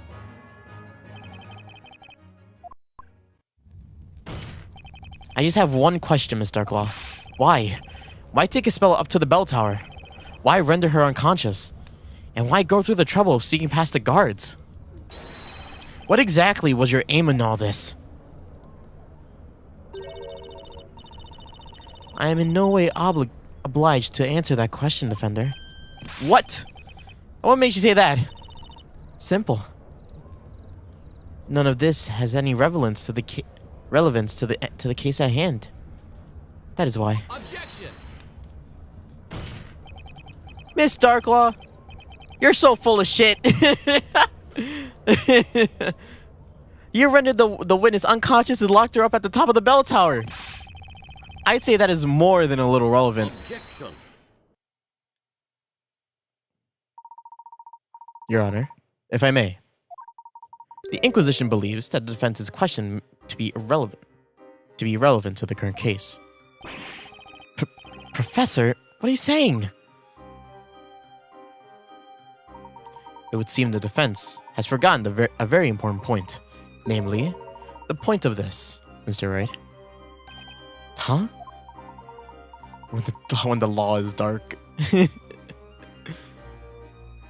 The aim of this trial is to find the identity of the Great Witch Bezella.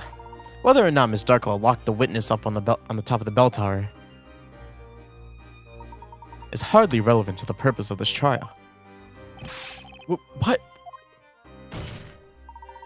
There is one thing that is very clear. Neither Miss Darklaw nor this witness could possibly be Bezella. What? Either one of the two were Bezella. If either one of the two were Bezella, then there would have been no need for them to have used this robe of invisibility. They could not use any magic. Therefore, it is inconceivable that either of them could have been the Great Witch. A rather straightforward argument if there ever was one. At the time of the incident, there were 3 people present. Of those 3, 2 used the robe of invisibility to vanish from sight, leaving only one person. Indeed, Miss Cantabella. What? With this in mind, a larger question is, who is Bezella? Is that not obvious? The accused, Espella Cantabella, is the only possible answer. Besides, the accused's voice was heard by all the townspeople chanting the spell Grandworm. Objection! Not so fast. I happen to think these witnesses are extremely relevant to this trial. Did you forget about Miss Kira? She supposedly took a one-way trip into that pit of fire over there. And yet here she is, in one piece, testifying that she returned in order to kill the ruler of Labyrinthia, the storyteller. Then there's Miss Darklaw, who rendered the defendant unconscious and proceeded to transport her up the bell tower. I'd say there's more than enough reason to investigate who these two really are. Only to discover that they are not, in fact, the Great Witch Bezella. I'm saying that it's possible that these two are somewhat related to Bezella. The court will now announce its thoughts on the matter. I must say, what Inquisitor Layton has stated certainly does ring true. However, Lady Darklaw, I have one question I must ask you. What exactly are you hoping to accomplish here tonight? I assure you, 'twas not my intent to deceive the good citizens of Labyrinthia. However, I must now reveal the truth to you all. Well, what did she say? You don't think Lady Darklaw is in league with the witches, do you? She can't be. She was the one who saw those to the other witches' demise. Lady Darklaw, are you saying that you're... That's right, my lord. I am a shade. Wow. Really? You're... What? Huh? You're a shade? I guess that can make sense, right? I'm trying to think of a way that it doesn't. But I'm trying to think of a situation where it doesn't. And there's a lot of situations where it doesn't. But there is a situation where it does make sense. Lady Darklaw, will you please tell the court exactly what you mean by when you say shade? Yes, of course. I grow weary of standing behind this bench. I will tell you all I can. What the heck is she trying to pull? Why testify about something that could potentially undermine your credibility? She's already on the ropes, dog. Are you testifying about this? Oh shit, this is a testimony. Shades live outside the realm of those who dwell within Labyrinthia. To them, I am known as the Great Witch. Those that are put to the flames in the witch trials become shades, who live their lives in the woods. We exist to carry out tasks given to us by our mistress, the Great Witch herself. I am not a witch, nor am I a wandering spirit. Okay. What on earth? Hi, Inquisitor. Darklaw. Do you mean to say that you are not only a witch, but that you're the Great Witch? Unbelievable! Lady Darklaw is the Great Witch. The Great Witch. Doesn't that mean she's Bazella? That's right. Lady Darklaw is Bazella. I do hope that you have not forgotten what we established only moments ago. It is not possible for Miss Darklaw to be Bazella. But Inquisitor Layton, surely the testimony just now disproves it. I'm afraid that in such heat of revelations, you have all misheard the information. 'Tis pointless. This is the extent of what the people of this town will believe. I believe the truth will become clear during the cross-examination. Don't you agree, Mr. Wright? Don't will it? She's definitely making a point though, isn't she? Unless I can prove it wrong, which I don't know how to. So I think I'll struggle with this one. The other one was kind of like point blank easy. Hold it! Great Witch? Yes, that's right. However, I'm not Bazella. The mistress to those who dwell in the Eldritch Woods is dubbed the Great Witch. Even if I wanted to be Bazella, I couldn't. As the ever so charming Inquisitor stated earlier, I cannot use magic. Miss Darklaw, I have one question. What do you mean by live outside the realm? I just mean that I mean just that, Inquisitor. We truly do live in a realm separate from this town. Now surely, one as intelligent as yourself has worked out the answer now, no? Perhaps. That remains to be seen, Miss Darklaw. Regardless, 'tis something we cannot discuss with anyone. But it is something that the defense should be able to prove. It almost sounds like a challenge. By the way, Miss Darklaw, since you're not actually a witch, why did you continue to be called that? To answer that, I must first discuss the true identity of the Shades.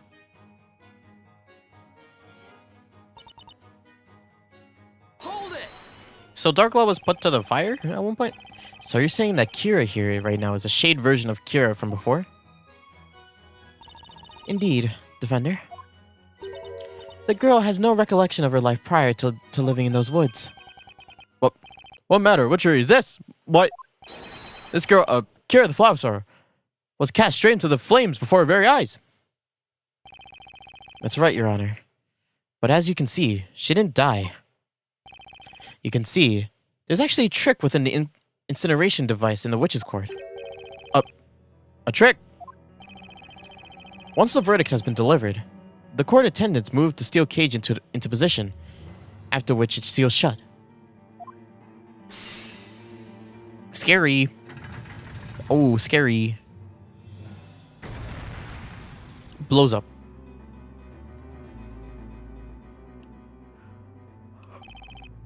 Then the cage is dropped into the pit of fire. The bottom of the cage then opens, allowing the witch inside to escape unharmed into an underground passage. If what you're saying is true, then Defender, then what of the witch's town purging? What of this town's witch purging history? What has been the purpose of all this? You and the knights have indeed been ridding Labyrinthia of witches. However, nary a single life has been taken in the process. That is the reality. I guess it's just been a secret that they never looked into, huh? Right? Like, Barnum only figured out recently, too. And then that's when he was like, why the fuck do I share an office with... Why the hell do I share an office with this crazy lady, you know? But... You can't truly expect me to believe such a ridiculous notion. Your Honor, it's true. Oh, look. That's Maya. Have a good hard look. It doesn't get any more alive than this. Ah, it's you. I am mate. That's the wrong name, dog. Well, it's actually my Faye. Your forgetfulness. What the heck are you doing? Everyone's gonna recognize you. Yeah, but seeing is believing, Nick. Now they have to believe you. Do you see? Are you satisfied? All of those found guilty in the witch trials lose their names, magic, and memory. They are then sent to spend their lives as shades in the Eldritch Woods. As the mistress of those shades is the Great Witch. As you can see, this girl too has become a shade. I have no words to express my utter disbelief at the situation. That's enough. Shall we return to the testimony? Why do I have a lot of feelings? Why do I have the feeling things are gonna get a lot worse? Well, Maya revealed herself. That's a thing, right? We carry out tasks given to us by our mistress, the Great Witch herself. Hold it! These tasks you mentioned, were you acting on them this evening? Yes. I was told to come here and become Bazella. Oh, wait just a moment, witness. Did you just say become Bazella? Why? How absolutely dreadful! Why would anyone be given such a task? Where have these shades come from? Oh, order. The Great Witch built it. Maybe, honestly? Like the storyteller and the Great Witch are just in cahoots. I'm sorry. I don't know why I was given such a task. All I can do is follow the orders I'm given. If I can do that, then I can return. Well, what do you mean you can return? Such is the nature of the shades. Neither human nor witch. Theirs is an existence spent in the shadows. Each of the shades is given a specific task. Then, upon successfully completing such a task, they are allowed to return to Labyrinthia as brand new people. But Lady Darklaw, how can they return as brand new citizens when we already know who they are? For instance, we all recognize the former flower seller standing before us. Now that, my lord, remains a secret. But a secret you will come to understand sooner rather than later.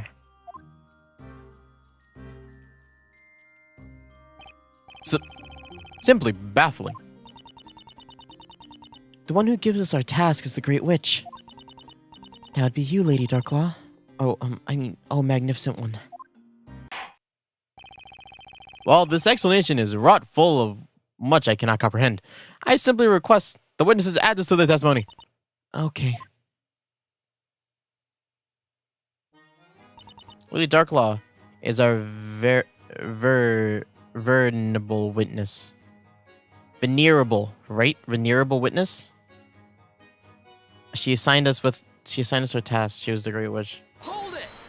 A veneer. So about these tasks, can you give us any other examples? A shade's task must never be discussed with others, no matter what. She says that even though she just finished telling us about her secret task. Incidentally, do you perhaps remember when you arrived back in town to carry out your orders? Well, not really. My memory is still a little fuzzy. Say, didn't Kira only recently just become one of those shade thingies? Still, I failed my task tonight. Come to think of it, when Luca and I had our little run-in with Kira, I remember being blown clear across the marketplace. But I never saw any explosives or gunpowder.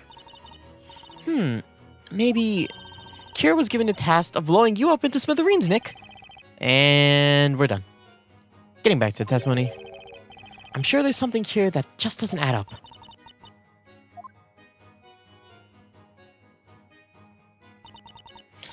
I'm not a witch, nor am I a wandering spirit. Hold it! You really don't have any recollection of your old flower-selling self, then? I don't. When a witch becomes a shade, they lose all memory of their past life. Life? They lose their memories? But why? And yet you still have some grasp of the concept of magic.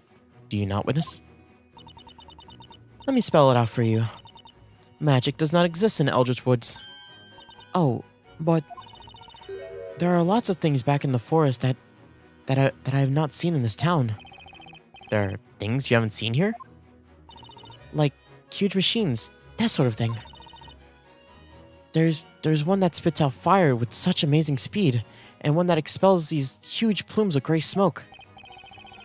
A machine that spits fire? I never heard of such a thing. Are you certain that these machines that you speak of are simply not magic? You know, now that you mention it, I don't think anyone from this town can actually see those of us from the forest. They can't see you.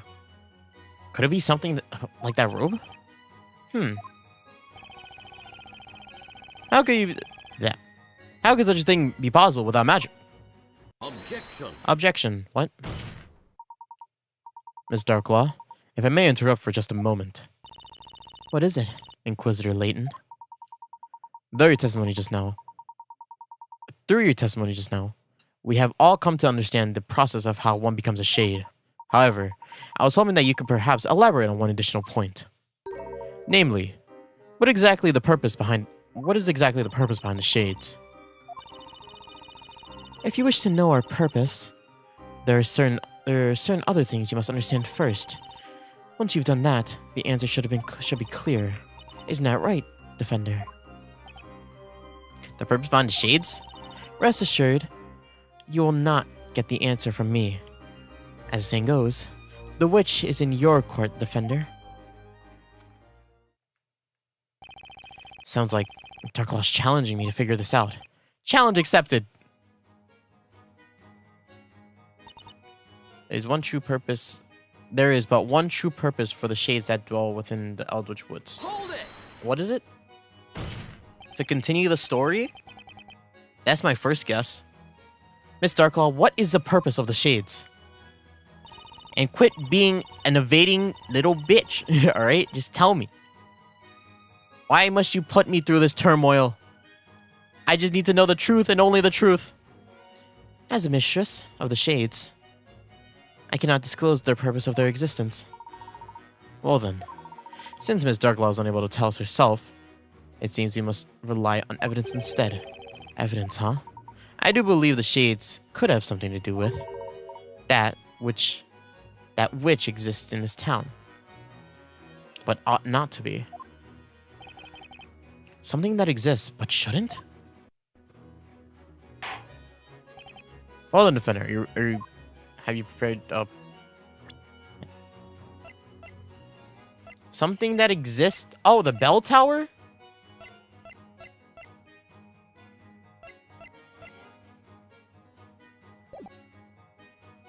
Not quite, Your Honor. Actually, defense is not quite ready yet, Your Honor. Come now, Defender. Surely you, of all people, are aware of just how important it is to know your product before you try and sell it. What? You are a baker trying to sell yourself as a defender right now. And right now, I'm not buying it. That was forever ago. You fucker. Get that objection finger ready and really nail him with some evidence, Nick. That of what the town doesn't exist. Shouldn't exist. And the first thing that I think of is the bell tower, right? The bell tower is the first thing I think of because it just appeared suddenly. Right? Hold it! Miss Darklaw, what is the purpose of the shades? I cannot tell you the purpose of the shades. Oh, well, because she cannot tell us the purpose of the shades, it looks like we're going to have to tell through evidence. Oh, I have to do evidence again? Yes, you have to do evidence again. Well, time to tell. Oh, Defender, can you tell us with evidence how the purpose of the thing is? I was born ready, Your Honor. Something that exists in this town but shouldn't. I think I know what you're getting at, Professor. Defender, please present your evidence. Yes, Your Honor. The purpose of the shades is to make sure that this particular thing exists in Labyrinthia. The bell tower. Fuck. Well, how about this? Defender, just fuck. Yes, that's right. Well, the Shade's goal should be rather simple to work out. It was to rid Labyrinthia of time. Fuck. Damn it. Okay. There is but one thing these Shades must ensure exists in this world, Mr. Wright. There are many potential answers, of which any will do. Show the court one of those answers, and perhaps it would be in your best interest to not anger the witness with a relevant answer a second time, Mr. Wright. Could the defense please have another chance to think this through? Fuck! Shit! I thought I had it. I really thought... Wait, what is it then?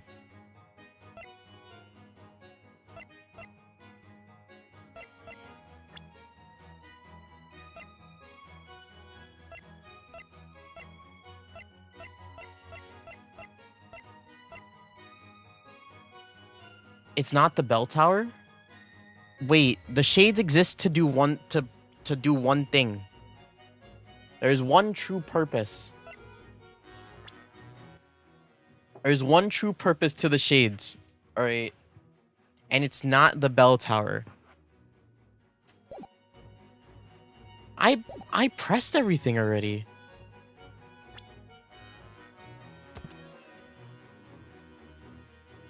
Hold it! Ms. Darklaw, let me try again. Evidence. You need evidence to prove this thing. Yes, you need evidence. Defender, do you have evidence?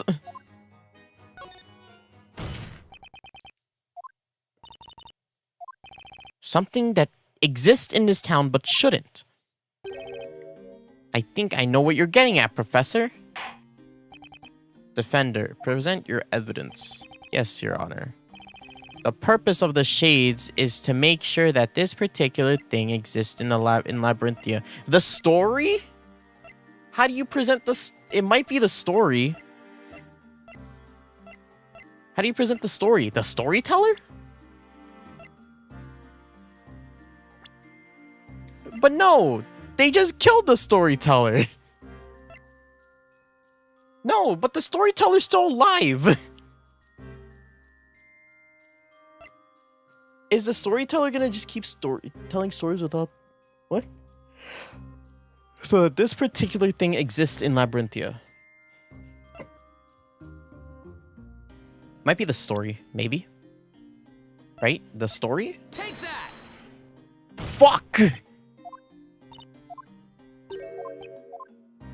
Shit!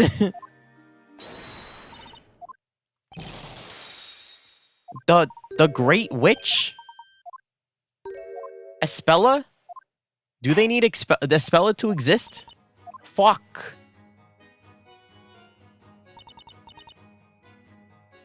This sucks. Hold it! Another try, Your Honor. Your what do we call you? Your Highness? Your the Great One? Yes, I'm so prepared. I'm so prepared, dog. You don't even know how prepared I am.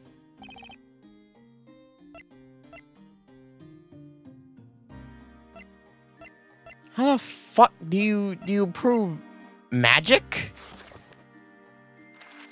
It's to prove that magic still exists within the world.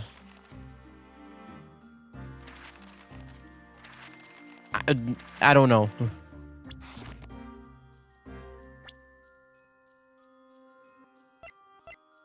It's the cat.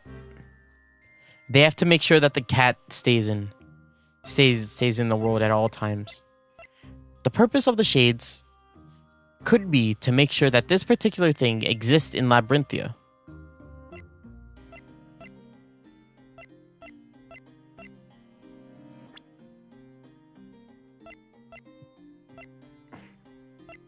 My only other guess is that it's actually just Espella. Like, we prove that Espella is the thing that they're trying to keep alive. Because they're like, oh, she's the Great Witch.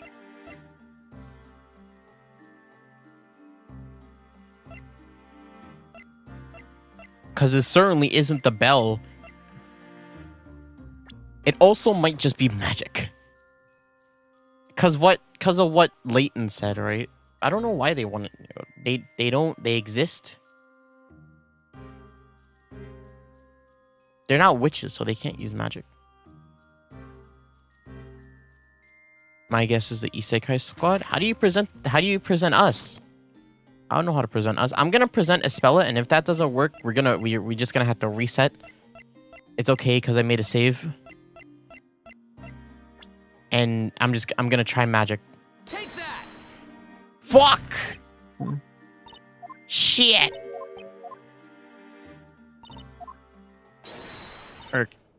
Yes.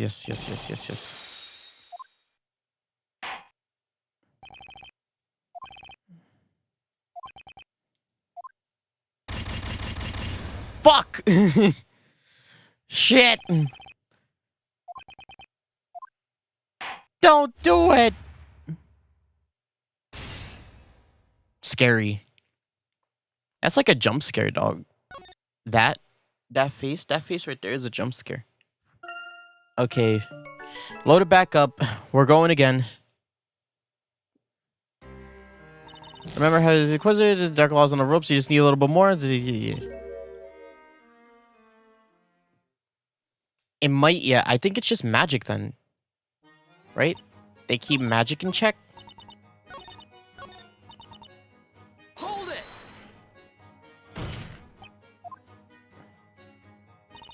As the mistress of the shades, they cannot disclose their purpose. Well then, evidence, huh?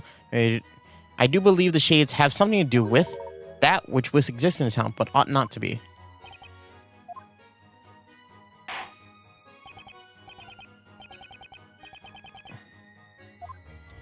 I'm prepared, Your Honor. Don't even trip, dog. Don't even trip. I got you. I got you. I basically presented everything other than magic itself, right?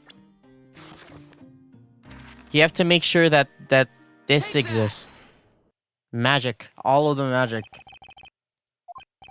Something that doesn't exist? I have a feeling that no one is going to like the answer I'm about to give, but it will probably end up shaking this town to its core. But I've got to tell them. The truth has to come out. Yeah, it was magic, right? Since I arrived in Labyrinthia, there's been no shortage of really strange institutions. Ignace, Demir, Goldor, and now Grandworm. The mere command of magic is in and of itself a crime, is it not? In this town, witches are arrested and made to participate in witch trials. They are then sentenced to death by fire. But none of those witches actually died. That supposed death by fire wasn't real. And neither is magic. It doesn't really exist. Wow, really? We were just killing people for no reason? What are you saying, Defender? The Eldritch Woods apparently... The Eldritch Woods apparently contain some rather large machines unlike anything that exists within Labyrinthia. Machines that emit fire and produce large plumes of smoke. To top it all off, the citizens of Labyrinthia are not able to see said machines. Oh, that's what they're getting at. All of this magic is fake.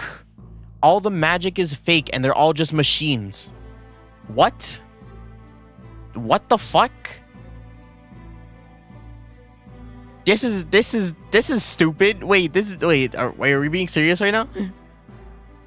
What? Are you telling me that all the magic that we've seen so far is just a bunch of machines? Really? It's alchemy. Oh shit, it's alchemy. It's all alchemy.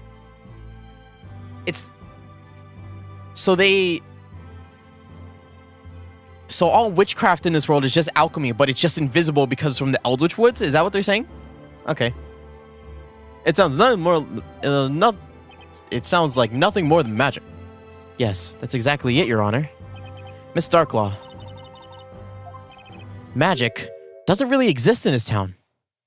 That's the answer, isn't it? Magic does not... What utter nonsense! It seems we have finally arrived at a stunning conclusion. The secret behind Labyrinthia. What? What? We've been gaslighted from the start.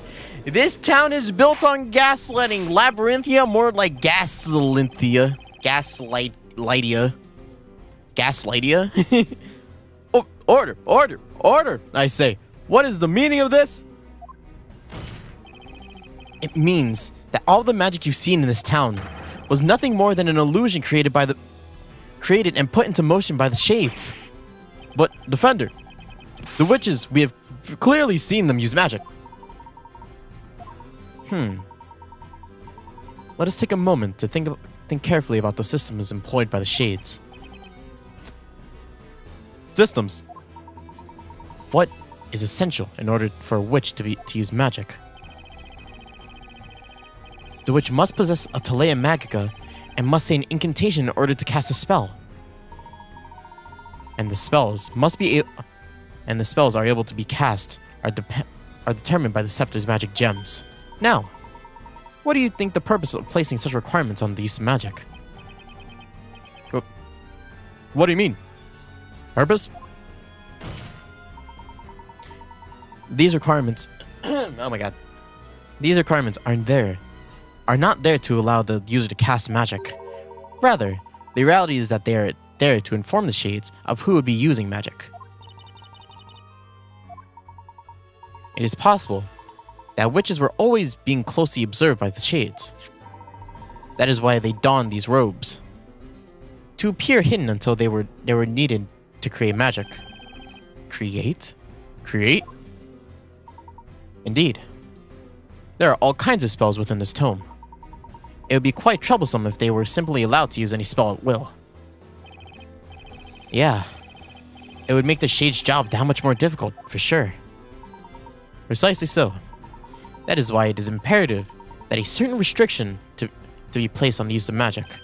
Ah, you're referring to the Telea Magica, aren't you, Professor? Of course. No wonder the scepter could only contain 2 magic gems. Then, there's the incantation. What would happen if a witch would simply whisper an incantation quietly to herself and not even say it at all? Boy, that'd be so cool. I'd be casting spells all day long, and no one would ever see it coming. Maya, we spent an entire trial proving that you weren't a witch, remember? If the witch didn't give some sort of signal, then there would be no way for the shades to know when to cast the spell. Wow. Right you are, Mr. Wright.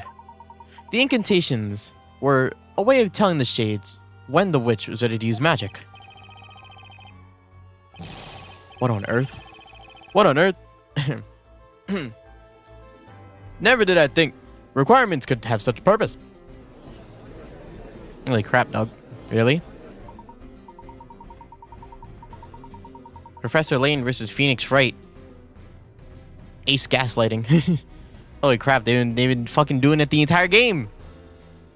Now, let's think back to the previous events, leading up to today, that have involved magic. Our first encounter was with magic was the use of the spell Ignaze a few nights ago. That was a few nights ago. A spell like that was nothing more than a flame spewed by a machine being used by the shades. But that means Demir. A spell that makes the caster disappear? No doubt about it. It must have been this robe. Next, the incident with Goldor, the spell that transmutated me into a gold statue. While I understand this may sound a bit absurd, I can only surmise that the shades created a gold statue of my image. This is so stupid.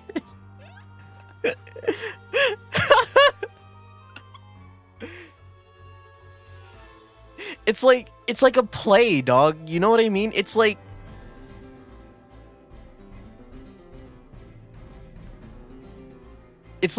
seeing the behind the scenes of like a movie. You know what I mean? Like, you know the Twilight behind the scene where it's like the guy holding the girl's shoulder in like a full like green suit as she's talking, because the guy is supposed to be like a giant like wolf or something. I think it's a Twilight behind the scenes. It's like that. It's so funny. What the fuck am I looking at? Really? Professor, it's no more absurd than anything else that's happened so far. We cannot therefore conclude that all of the magic in Labyrinthia was created in the same vein. What do you have to say to that, Miss Darklaw?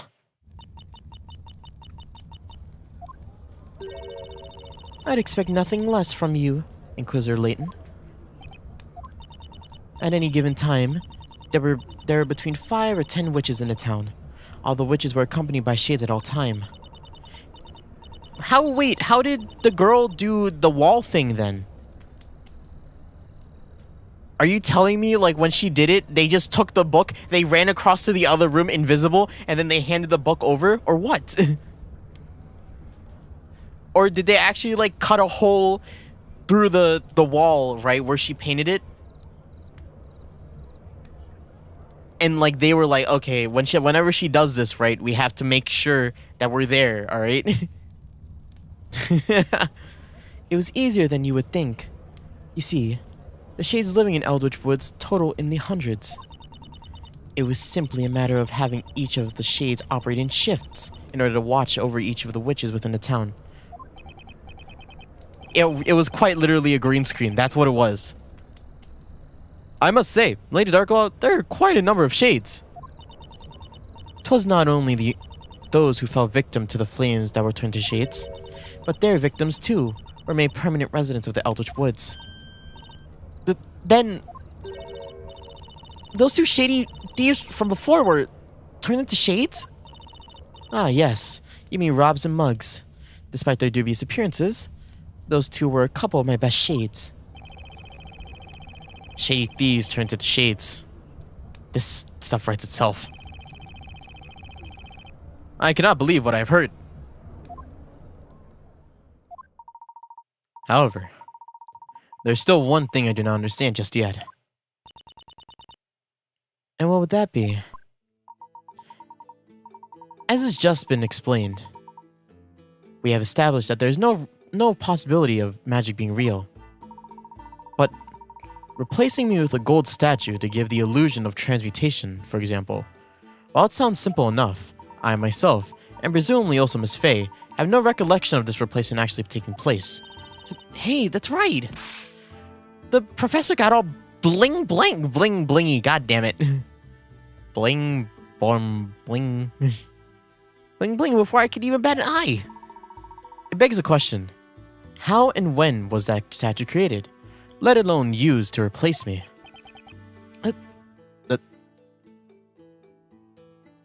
One of the dogs is like scratching outside my door. It's like the thing is happening, right, where I'm hearing like the slightest noise. That is true. The same goes for Godor. It's supposed to create a portal between two green-colored walls. Perhaps that is exactly why this spell can only work through green walls, Mr. Wright. Still, it'd be impossible for shades to go to get those portals ready so quickly. I agree. If we take a moment to think, we can see that all of these spells have one strange thing in common. One thing in common? Yes, indeed. Almost as if some time between the start and the end of the incident was unaccounted for. Furthermore, any memory I might have had regarding the incident seems to have been simply disappeared in the process. I've got it! Nick!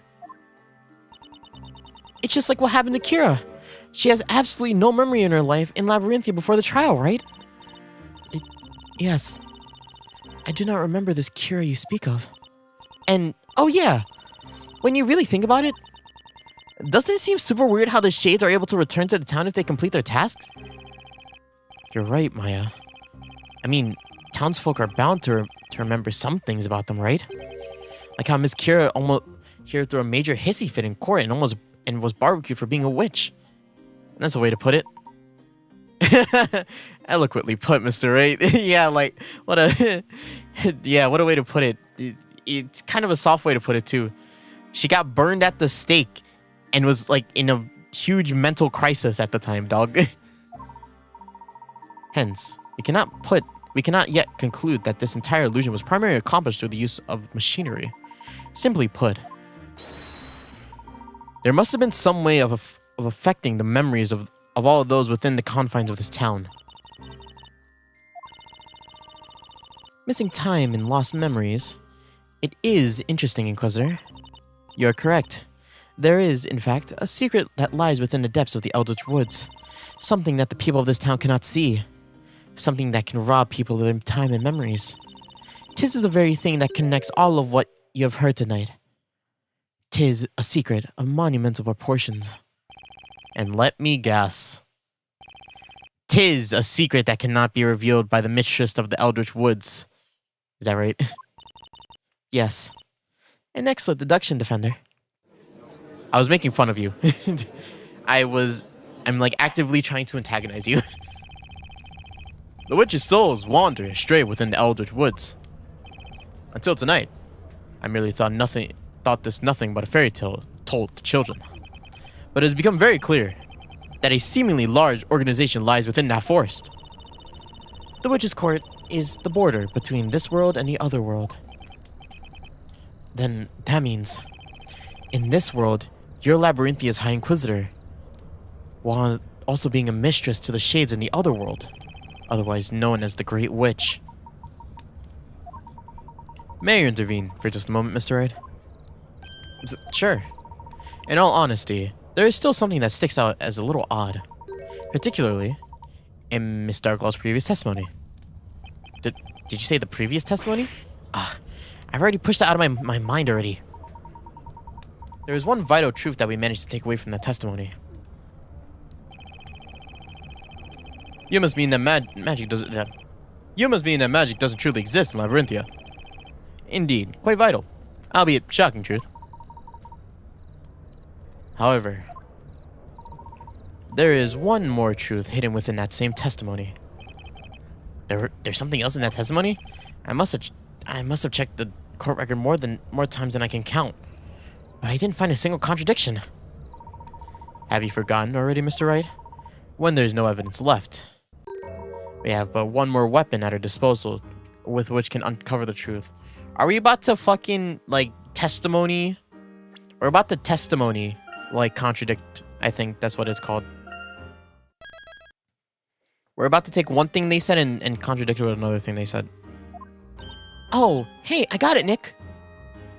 Remember, in a witch trial, you can cross-examine two witnesses at the same time. Hey, that's right. I almost forgot. Being able to have a look at two testimonies side by side is bound to turn up a contradiction somewhere. Isn't that right, Professor Layton? And that contradiction should provide us with a much-needed clue. I'm not entirely sure where the professor is going with this, but I believe in his judgment. Excuse me. I believe in his judgment. Besides, if we're going to blow this case wide open, it's got to be worth a shot.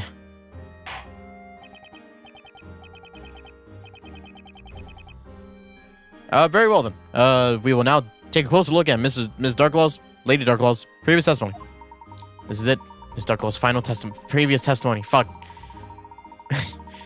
I'm like, this is the final testimony, and I'm like, nope. There's a glaring contradiction between this piece of testimony and the others. Ready yourself, Mr. Wright.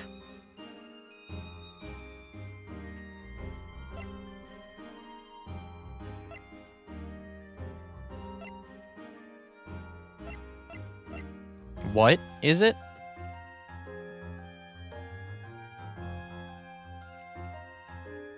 The shades live outside the realm of those who dwell within Labyrinthia. To them, I am known as the Great Witch.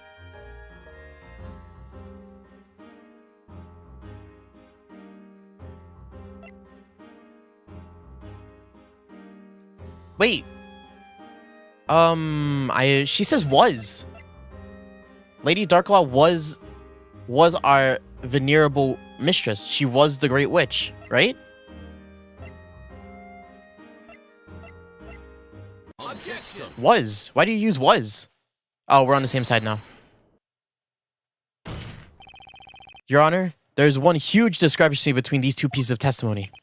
Miss Darklaw stated that she is known as the Great Witch. However, according to Miss Kira's testimony, Miss Darklaw was the venerable mistress.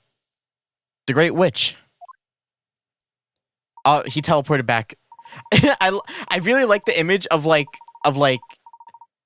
here, let me have there's a huge contradiction in between these two testimonies, right? And then it cuts to Phoenix like thinking about it, but like but like behind the camera it's like Layton fucking running over. He's like all right. Hurry up and tell the right thing, Mr. Wright. Hurry up. And then he's like, and then Phoenix is like, okay, I got it. And then, okay, let's do a cool thing. And then they do the thing right there, like back to back. Take that, right? And then like, they're like, okay, cool. Go back. As Phoenix is talking, Layton's like fucking running over to the other side. He's like, this is correct. You know? She was the Great Witch. No, Kira's use of past tense. Past tense. I'm afraid my grammar is not quite what it used to be. May I ask what you mean?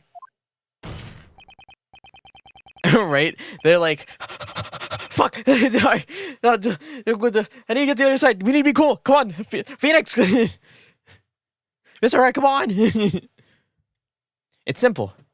Miss Darklight was the mistress of the Shades, or as they also called her, the Great Witch. Therefore, she is no longer the Great Witch. She is not the Great Witch. Witness, is this true? Huh?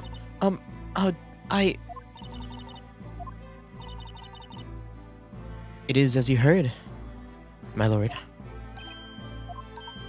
Wow, really? I relinquished my position as Great Witch in order to fulfill the objective of this task. And what objective would that be again? That would be the assassination of the storyteller, Your Honor.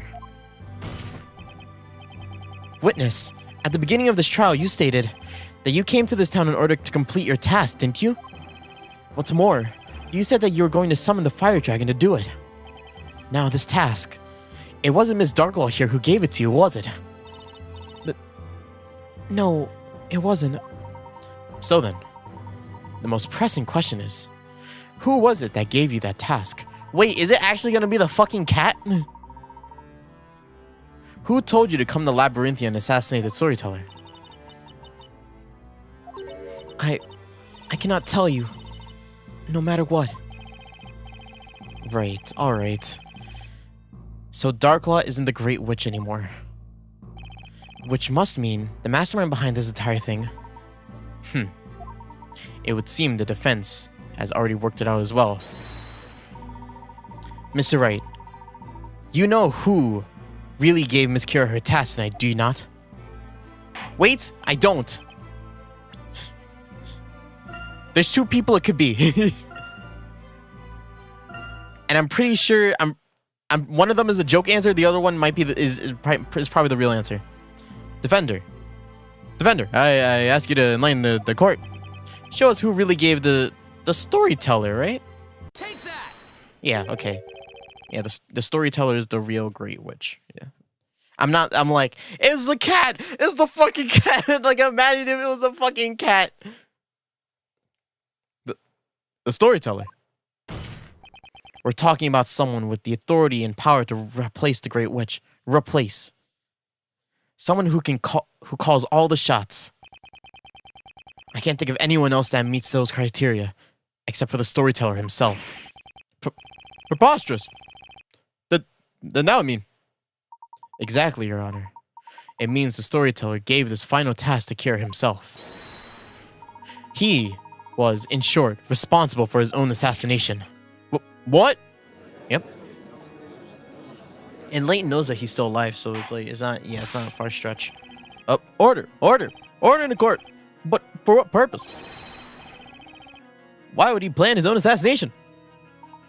That is, I cannot say, Your Honor. However, the final chapter of the story does tell of his inevitable death. While he assigned this task to Kira himself, it is natural that he would do so. However, what is not natural is your behavior tonight, Miss Darklaw. What is unnatural about the High Inquisitor's behavior? You're once the head of all the Shades, yet tonight you tried to interfere with the storyteller's plan. You rendered Miss Kira unconscious and locked her away in the belfry of the bell tower. That, to me, seems like the activity of someone aiming to put a stop to his plan altogether. Indeed. Lady Darklaw, what would be the reason for such behavior? I leave that to you, Mr. Wright. Based on what we've seen in this trial, the defense believes Miss Darklaw's reason for covering up her actions tonight can only be attributed to one thing. This plan was handed down by the storyteller himself.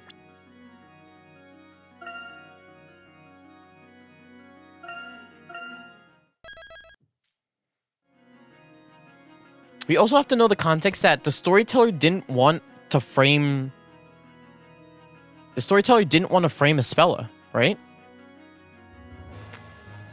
He still cares about her. And when we confronted him with Layton, he was like, "What? Espella is being accused?" Yeah. So there's someone else that he wanted to be accused and put to the fire, and I'm assuming that's Darklaw. And Ms. Darklaw was definitely aiming to put a wrench in it, but why?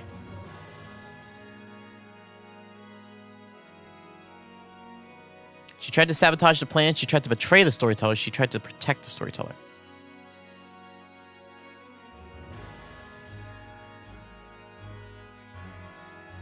Well,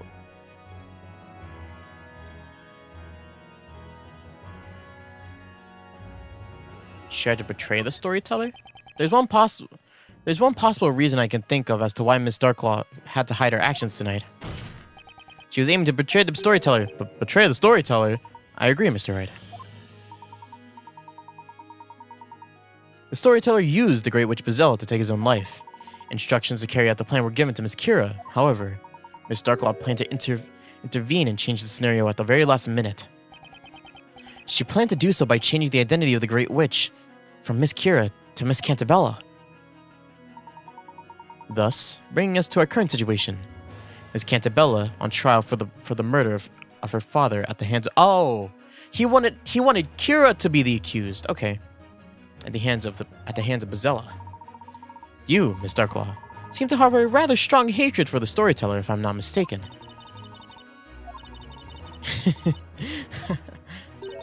A hatred, you say? Yes. I suppose you could call it that. That's right. Behold, my revenge. Did you say revenge? Miss Darklaw, will you please tell the court of your plan of revenge? If you insist.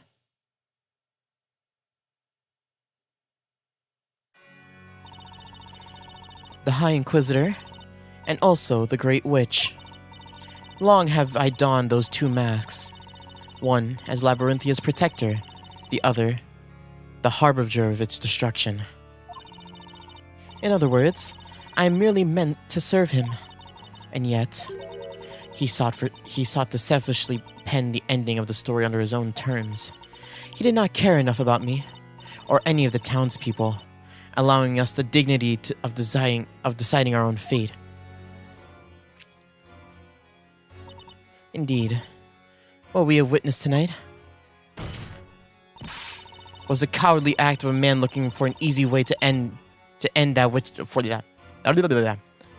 was a cowardly act of a man looking for an easy way to end that which he could not properly finish. He cared for no one but himself, hence his son's sham of an ending. And for that, I will never forgive him. What do you mean by sham of an ending? The Great Witch Bazella is to summon a dragon of fire and put an end to the life of the creator.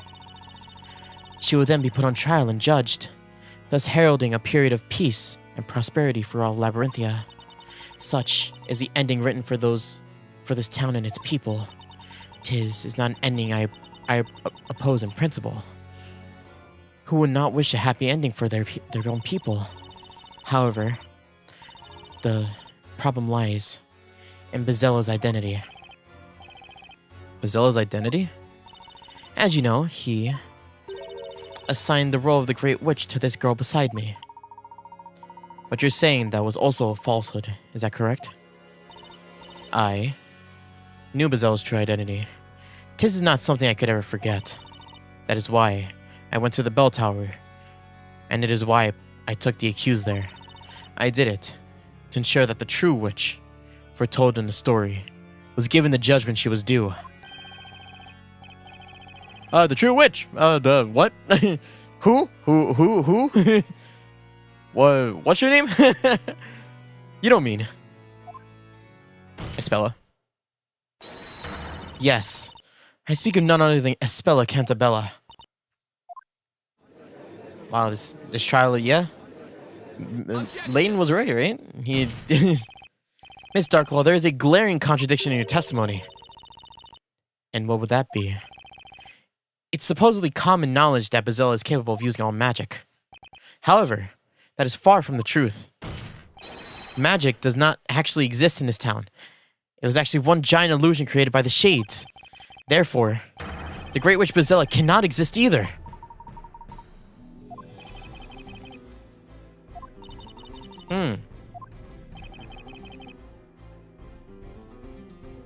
He's right, isn't he? You fool. I mean, that's only if the principles of the Great Witch is actually what we think it is, right? Like it could be something else. Defender, you really don't have a clue, do you? Huh? Well, wait a minute, just... Oh my god, my voice. Wait a minute just now. Is the Defender not correct? If magic does not exist, then it goes without saying that witches do not exist either. And that would include the Great Witch, would it not? That's right!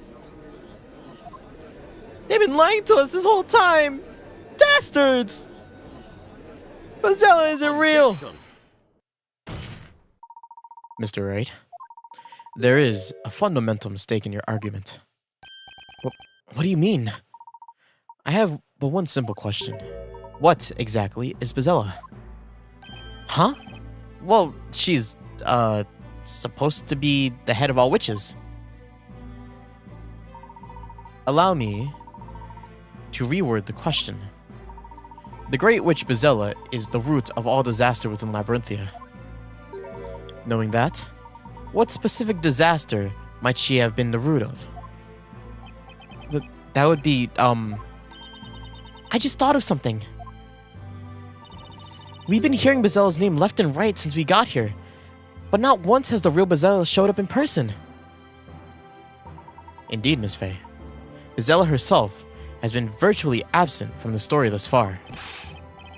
But, Inquisitor, did she not claim the life of the storyteller tonight? It would appear so, Your Honor. However, there is just one thing. Consider this. Which particular story is every citizen of Labyrinthia most familiar with? Well, that would be the legendary fire, right? Precisely. Surely you're not serious. As the name implies, that is but a mere legend. No one knows for certain if it occurred. So they say. But the reality is, there are traces of that terrible fire within the town today. The professor's right. We even seen some of it up close and personal. In the library, huh? Yeah. Hey, yeah.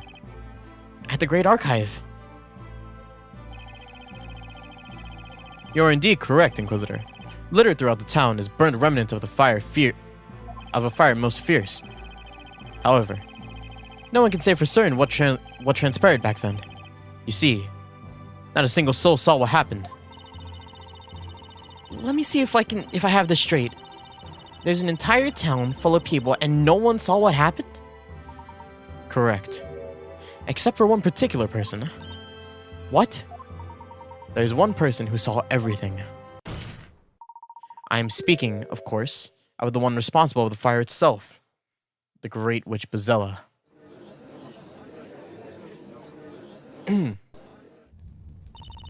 Yes. What the fuck? Okay, we're good.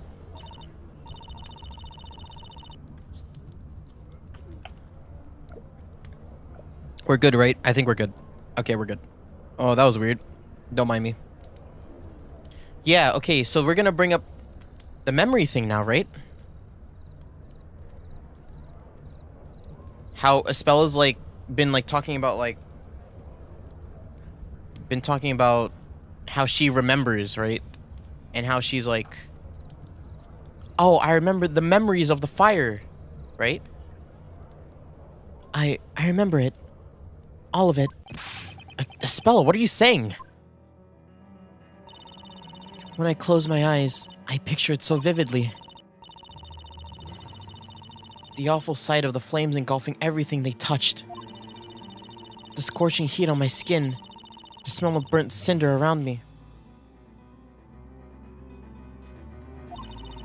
The large plumes of black smoke. The warm tears streaming down my face. I remember it all. What you're recalling now is the moment the Great Witch Bazella destroyed our town. Well, it appears my role here is finished. As for the rest, I leave in your capable hands, Inquisitor. What the fuck? What the fuck? Holy, she got Thanos snapped. She did the meme. She did the peace meme. She was like deuces and she just faded out. What the fuck? What?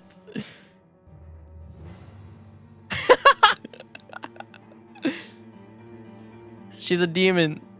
She's a demon. You did it. Huh? Darklaw, she just vanished into thin air. She's right. These memories are proof that I'm Bazella. But, Espella? Mr. Wright. Remember, if you will, what I said at the beginning of the trial. I came here to prove that Espella Cantabella is, in reality, the Great Witch Bazella. Right? There is still one more thing I wish to present to the court. I would like to call the final witness to the stand. The final witness? The storyteller? Hold it!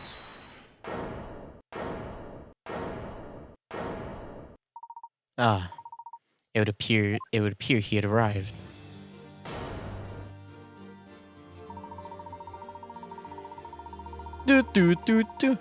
Ladies and gentlemen of the court, I give to you this trial's final witness, the storyteller. And just like that, he appeared, the man who died not hours before, and the victim of this very trial, the storyteller himself. The professor sure chose one heck of a final witness. Morning is drawing closer and closer. How this trial will end is anybody's guess. Don't do it to be continued. Are you serious? Well, we gotta finish what we started, huh? I'm on my way. I'm on my way to finish this game. What the fuck? Why? There's another trial. There's another chapter. Chapter 10. The Real Last Witch Trial.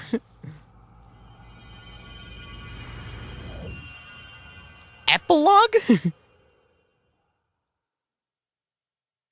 Wait, are we done?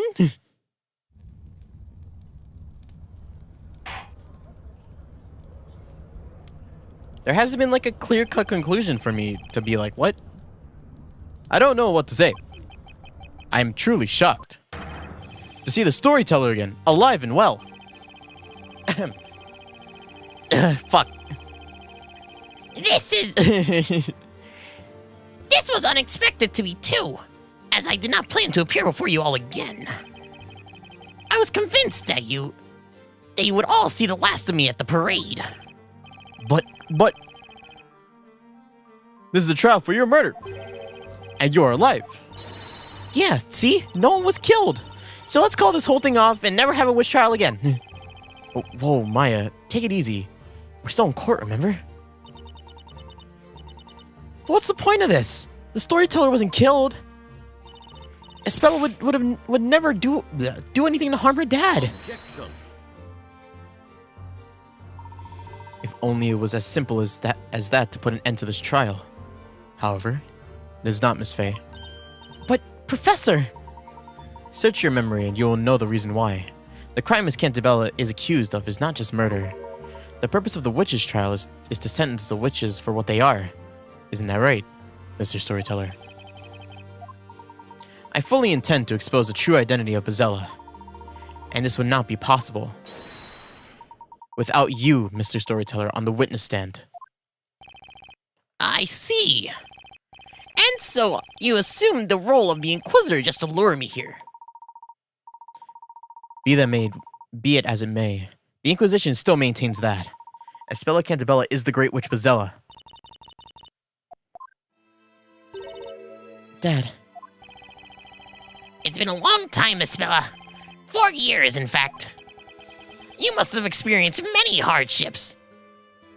Living among the townspeople. Fuck.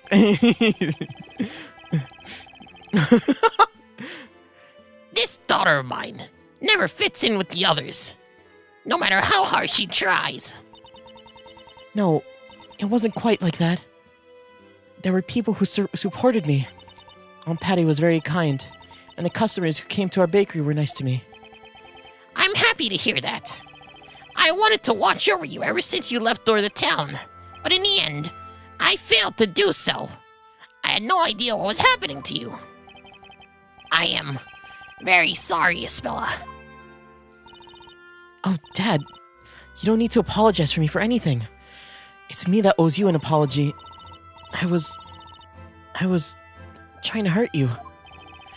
It was all my fault, not yours. There's no reason for you to blame yourself. Dad, I'm happy we've got to talk. Espella. You're so busy writing everyone's stories that we stopped talking to each other. Before, it was different. You used to have time for me. Please forgive me. Why did it have to come to this? Mr. Storyteller, it's time to put everything in order now. Huh? The townsfolk and your daughter deserve to know the truth. The truth about yourself and the story. Yes. I suppose it is time I told you the truth. Your Honor. Yes, Mr. Storyteller? Let us begin. In this trial, I shall be judged. Understood. The witness shall testify. People, Labyrinthia, who have gathered in this court, I will now tell you the true story. Many of you will certainly find it hard to believe and difficult to accept. Nevertheless, I ask you to please let me in here and listen to my open minds. Listen with open minds, my bad. Espella, my dear daughter, I ask you to do the same. Okay. Fuck. I have to talk as him. Hold up, isn't the storyteller dead? What's happening? Okay, so it's just been revealed, right? What's just been revealed was that his entire murder plot was devised by him in order, in the words of Darklaw, an easy way out. He wanted this death to be an easy way out, so he set up Kira to be the Great Witch, right? But Darklaw intercepted that plan by putting Espella up there and knocking out Kira and putting her in the belfry. So now he's coming out to be like, oh, I'm gonna tell you the truth about the murder plot and also just about Labyrinthia in general. Yeah, that's what's happening. So no, he's not dead. Layton found him in an investigation segment that we played a bit ago.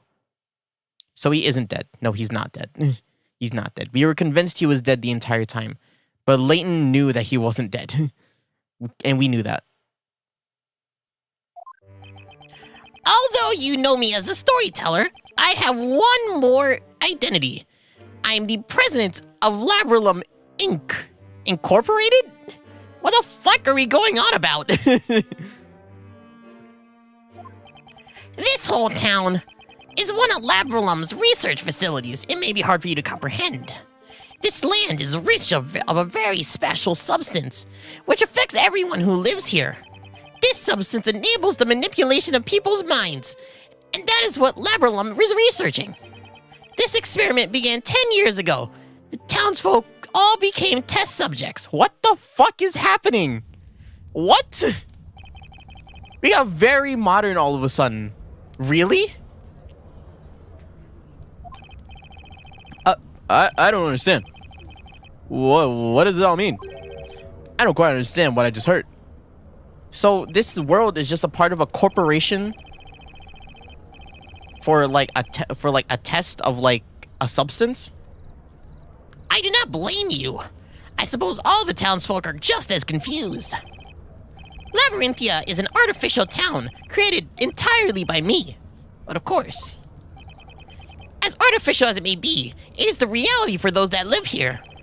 For the past 10 years, I have been bringing the illusion to life by writing the story. I'm at a loss for words. It feels as if the whole world has been turned on its head. Your Honor, it is certainly not an easy matter to grasp this new situation at once. Regardless, I suggest we hear more of what the witness has to say. Yes, I agree. Let's continue. The defense may begin its interrogation. Thank you, Your Honor. Holy crap. What a fucking bombshell, dog. Okay, so what he just revealed, right, is that he's like a part of an organization, like outside of Labyrinthia. Hold it!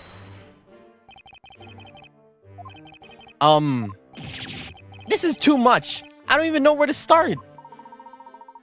Labrilum Inc. That's a name I've heard before.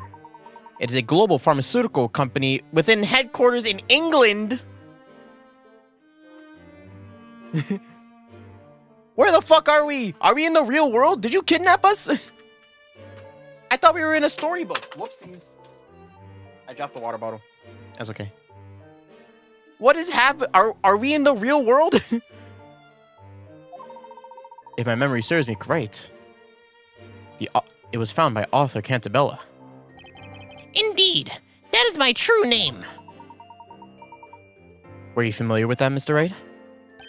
Sure, yeah, I've heard of Labrilum Inc. before, of course. Labrilum Inc. was known for developing a completely harmless anesthetic about 20 years ago. It is now widely used in hospitals around the world. The company is also working on various plant-derived sedatives, revolutionizing medicine. I suppose I shouldn't be surprised by your vast knowledge, Mr. Wright. Or Layton? Not Mr. Wright. Don't give the credit to the wrong person. That's irrelevant. The fact is just based on the real world we're from, not Labyrinthia. The real world, Mr. Wright. Then what would you call the world that we are in right now? Do you think this is fantasy? No, that's not quite what I meant, Mr. Wright. I do not mean to be so rude as to presume I know what thoughts are running through your head. However, Labyrinthia is certainly not a place within a book or in the past. Labyrinthia is a part of the world that we know. Huh? What? But, how could a town like this exist in the real world? Do you think it's impossible? Why would that be? Are you saying that everyone would know about the unusual town like this if it existed? Something like that. Anyway, it would be on the map at least. No, I'm afraid that cannot be so. Huh? This town is not marked on any map. It doesn't officially exist. What do you mean? The answer is quite simple. This whole town is one alarm. Hold it! Like, we are in, like, a facility right now? This whole town is a research facility? Yes, this whole area is a private property of Labyrinth Inc. So, they own all this land, then. That is why Labyrinthia is now marked on any map, or people cannot enter from outside. We have taken measures to ensure that this town was not noticed by local residents. What measures are you talking about? Consider the fact that magic is supposed to exist in this world. Perhaps special mechanisms were used to create magic, also to serve conceal Labyrinthia. There are limits to what magic the Shades are capable of producing on their own, after all.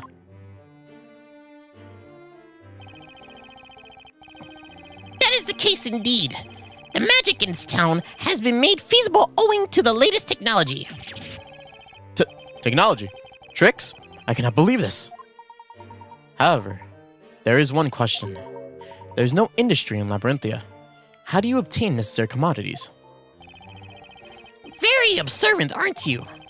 All commodities are regularly shipped in by sea. A young man once made his way out here on a freighter and took a spell out of town.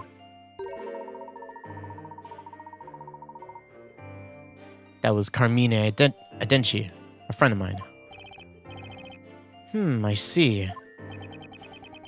But something on this scale really is it really possible? As you might expect, it would be beyond the power of Labyrinth Inc. to keep a facility this size a secret for so long. Labyrinthia is a project co-funded by the British government. What the fuck is happening? What? That's why everybody here is British. The government knows about it. Objection! What the fuck are we going on about? What? It's a government project? But what would be their stake in this? It's all because of my beliefs. His beliefs? Ah, by the way. Yes, Your Honor? What is a research facility? I've never heard anything like that before.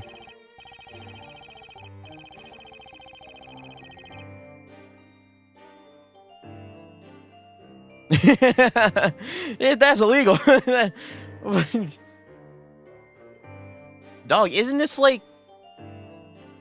So everybody here is just like a dummy? Like a test puppet? A puppet for this like substance that they're like researching? Isn't that kind of bad? Storyteller, you'd be like... I feel like you're doing like a crime right now. I feel like this is a whole ass crime, but I guess if the government's in it, I guess it's okay, I guess. How should I explain? This whole town is my creation. Ah, so that's what I was about. In other words, it's all your story. That makes it all clear. A swing and a miss, Your Honor. Getting back to the topic. There's an important reason why we have chosen to build such a facility here. Hold it! What is this substance? A special substance? What does it actually do? This area has been isolated since the ancient times, developing its own unique culture. There's an underground ruins on the verge of this town. We found writings there, presumably left by the natives of this land. The bell that was supposed to be there before was missing. So you have seen the ruins. I suspect that you would find them. And perhaps you have also noticed that everyone who lives here has a very peculiar condition. A peculiar condition, I say. Oh, I can't just sit here and wait like a patient old man when you're saying such things. Just what kind of condition is it? You have every right to know. This condition makes people fall unconscious every time they hear. Like, what? This condition makes people fall unconscious upon hearing the sound of a sort of metal being struck. Metal? What kind of metal? Pure silver. And so, there is not a single object made of silver in Labyrinthia. Now that I think of it, that's true. Just imagine what kind of disaster a fancy dinner would be if everybody fainted whenever they used silver cutlery. This condition condition is an integral part of magic. How so? All inhabitants of the Eldritch Woods carry small silver bells. I see now. The shades ring the bells when they need to create the illusion of magic. Everyone present falls unconscious, and then shades set up their work. Oh! Look at where the shade's hands was. What? What? What did you say? So that's the secret of the time-stealing magic Darklow told us about. Now that they mention it. Oh, right. Kira had a small bell with her when we saw her back at the marketplace. We have been researching this condition at Labralum Inc. And finally, we have discovered its cause. It was the groundwater. Water causes it? The groundwater contains a unique substance found in the soil in this area. So if you drink this water, you get this silver allergy thing? But of course we've been drinking it. It's impossible to live without water. Of course. That's why everyone who lives here has that condition. Oh dear. You needn't worry. The condition is harmless, especially as silver is unknown to the townsfolk. Something's still not right though. If the sound of silver bells makes everyone pass out, then why don't the shades pass out too? Although the effect of the substance of groundwater is powerful, it doesn't last long. The condition will vanish after a day or so without drinking that water. That's convenient. That substance's effects aren't limited to humans. It can also affect plants to an extent. Plants are affected by it? Our research was focused on plants rather than humans. The substance enables the manipulation of human minds. That is what Labralum is researching. It sounds really scary. Like, what is this about? The substance enters groundwater, affecting organisms that consume it. People who drink it on the daily acquire an odd condition. They fall unconscious upon hearing the sound of silver metal. Yes, although the substance in the groundwater also has a tremendous effect on plants. Wild flowers in the area contain a certain poison. Upon my beard. Poison. This poison doesn't harm the body. It has the effect of manipulating the mind. So it brainwashes people. I've been writing this story for 10 years. The title of the storyteller is Historia Labyrinthia. The ink I used to write it is made from those plants. Oh, Nick. Do you remember how funny the ink smelled? That was the gas released when the ink evaporated. That's where the trick is. What? Those that inhale the gas become extremely susceptible to suggestion. You mean brainwashing? They'll believe anything they are told, or anything they read. However strange or unrealistic, what the fuck? It'll be imprinted onto their minds as the truth. What the fuck is happening? So anything in this ink that they write, right? They write it down and they're gonna read it, right? And they're gonna smell the ink and they're gonna be like, oh fuck, it's real. That's what's gonna happen. That's what they're saying. So that was the true purpose of the parades.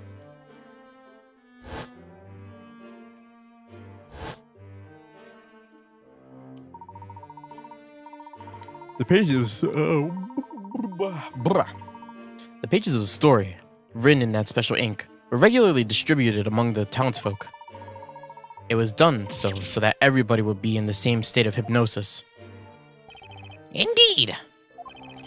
The creation of the fully controlled town with the inhabitants suggested long-term hypnosis. That was one of the topics of our research. Then, the story that is written in Historia Labyrinthia, you could call it a self-fulfilling prophecy, realized through the shade's work and the hypnotic effect of the ink vapors. Is that how it was all the time? Labralum used hypnosis to control all these people. I can't believe that the government would be supporting that. Yeah.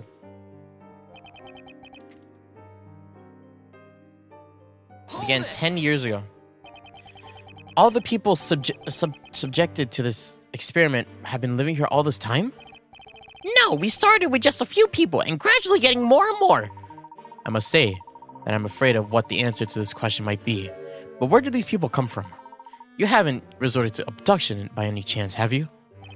Of course not. Every test subject signed a contract with Labyrinth. A contract to have their memories erased and be used like pawns in a story? The current inhabitants of this town all have one thing in common. They were all dissatisfied with their lives and wanted to start anew, forgetting about their mistakes, forsaking the wanted identities. There are more people like that out there than you might think. They all have agreed to participate in our research. But that's insane. It's not as unreasonable as you suggest. We give them a new identity, a chance to start their life again. In return, they subject themselves to hypnosis and live in this town as our test subjects. In order for this project to be possible, we suppress their memories of the past, including the memory of signing the contract. So ultimately, they are not aware of what is going on. I couldn't agree more. I've got no idea what's going on. Let me make this clear, Mr. Wright. We do not erase their memories. We suppress them. They will regain their memories of their life before Labyrinthia once their contract is over. So, this place was uninhabited before you started this research 10 years ago? And you managed to keep everyone in the state of hypnosis for 10 years straight? Can you really hypnotize someone for that long? I mean, 10 years is one heck of a long time. It was achieved through the distribution of the story during parades.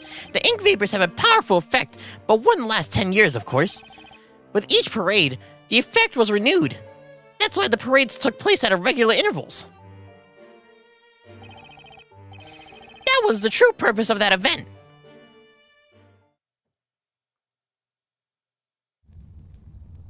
That's crazy, dog. I had been born and raised here. It was a poor, small town with no injuries to speak of. They had been falling behind in times. Ever since I was a child, I had one friend that was especially close to me. He was a bright boy, curious about the world. His name was Newton Belduke. Newton Belduke. The alchemist, yeah. So they were childhood friends? The plot thickens. He had always been interested in the unique natural features of this land. There was really nothing here.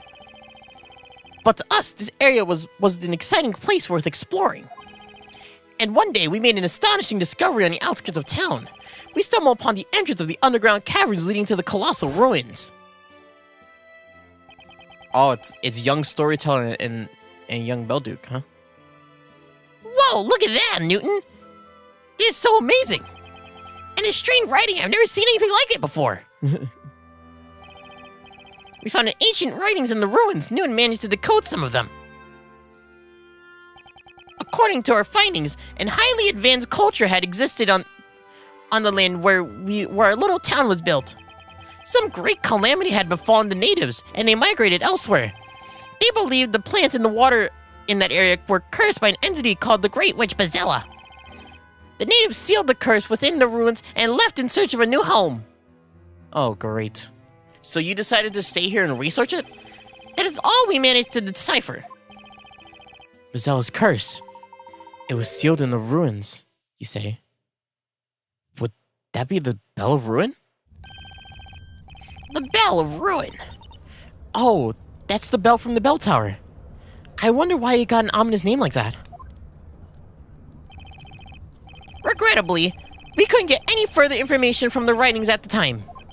Needless to say, New and I were very excited by the discovery. I knew it! This place is special. It has some kind of mysterious power. If we could find out what it is, our humble town would become famous. You know what? I'm going to do it. I will unravel the mystery of this place. Belduke was a very silent kid, you know, like, Mr. Storyteller fucking loves talking. And so, Newton began began studying the indigenous plants and substances dissolved in the groundwater. On the other hand, I studied economics and management at a university in London. I dreamed of bringing prosperity to this poor, forgotten town. I wanted to change it for the better with my own hands. Meanwhile, Nguyen had succeeded in extracting a new anesthetic from the local plants. Was that anesthetic which led to the foundation of Labyrinth? Yes, it was a huge success for Labyrinth, and before we knew it, we were making a fortune. We wanted the whole world to hear about our hometown. Alas, fate was not kind to us, as we never realized that dream. Everyone in their town had died. The townspeople had perished. Huh? Just what on earth happened to them? That does not matter anymore. We purchased the environs? We purchased the environs of our town. The mountain, the lake, the plains, everything. Then 10 years ago, having received financial support from the government, we started Project Labyrinthia. It was much smaller in the beginning. It started no more than a village.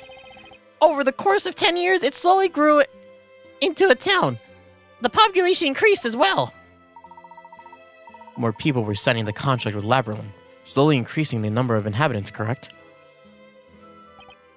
Yes, they would sign the contract, be hypnotized and assigned a role, and then be introduced to the world of the story. Holy crap. Holy fuck.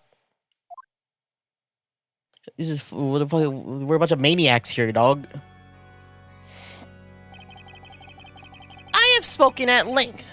Thank you for patiently listening to my tale.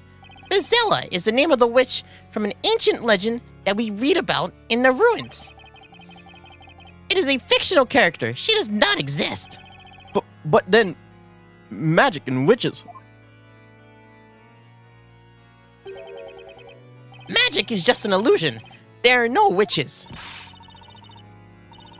Alright, so it was all fake. That doesn't make it much better. Why did you write a story where people get killed by magic and witches get thrown into the fire? You could have made a peaceful, pleasant world where everyone would be happy. No, that was not possible. But why? This is a research facility after all. We're researching ways to completely control human beings. Test subjects need to be exposed to extreme conditions, so we decided on a fantasy setting. We wouldn't have got funding from the government otherwise. In other words, we're running a business. What the fuck? But just what instructions do you give the people who you hypnotize? You don't give them each a full set of memories of their functional lives, do you? No, it's much more simple than that. We only give them 2 pieces of information. The first one is that they were born in this town, and the second one was their new occupation. Then they fill the gaps themselves, without being aware of it. The human mind requires a consistent story of one's life. Which means, of course, that no Labyrinthian has memories from earlier than 10 years ago. No one has any memory from before they came to Labyrinthia. What are you saying? That's one big lie. I am who I am. Why can't you really remember your childhood? I can't. That's true. I can't remember even my parents. No way. I can't recall my own mother's face. As you can hear, no one can remember their real past. There are no exceptions. Huh? Wait a second. No exceptions? I smell a contradiction here. Ah, it seems Mr. Wright too has noticed it now. What? I'm assuming it's a Spella. What are you talking about, Layton? Mr. Gansabella, you just testified that not a single citizen in this town remembers anything from more than 10 years ago. Yes, that is the truth. Now, that is a strange assertion. Especially coming from you. What? What do you mean? There's one person in this town who remembers what happened more than 10 years ago.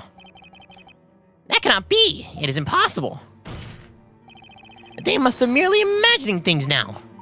Mr. Wright, please enlighten us. Who is the person that remembers their past? Bing bong. Precisely, Mr. Wright. That person is none other than Espella Cantabella.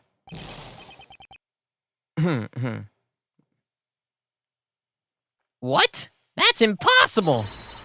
It's true, Dad. I remember it clearly, as if it happened yesterday. The legendary fire. No, that's impossible! That's just your imagination, Espella! No, it's not. I couldn't remember it before, but it all came back to me because I'm Bezella. No, Espella, there are no witches! That fire, it was just a bad dream!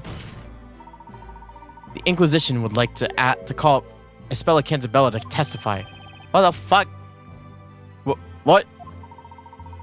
Regardless of whether Miss Cantabella is Bezella or not, her memories contain valuable clues. Yes, that may be so. No, wait! I don't agree to this! This trial is over, Your Honor! Objection. You seem to be forgetting something, Mr. Cantabella. Your story has ended. You are no longer in control. You are merely one of the characters. And this is also why we will not cease seeking the truth until we find it. Arrgh! Defense, what is your opinion on this? Espella keeps insisting that she's the witch Bezella. As her attorney, I should refuse to let her speak to the court. But what's really important now is finding the truth, just as Layton said. There's only one way to proceed with this trial. And that's by questioning Miss Cantabella about her memories. In that case, the court summons Espella Cantabella as a witness. Attendants, bring the accused to the witness stand. Oh, brother.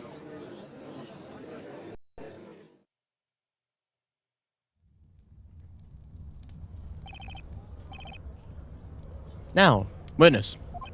Testify about your memories of the legendary fire. Yes, my lord.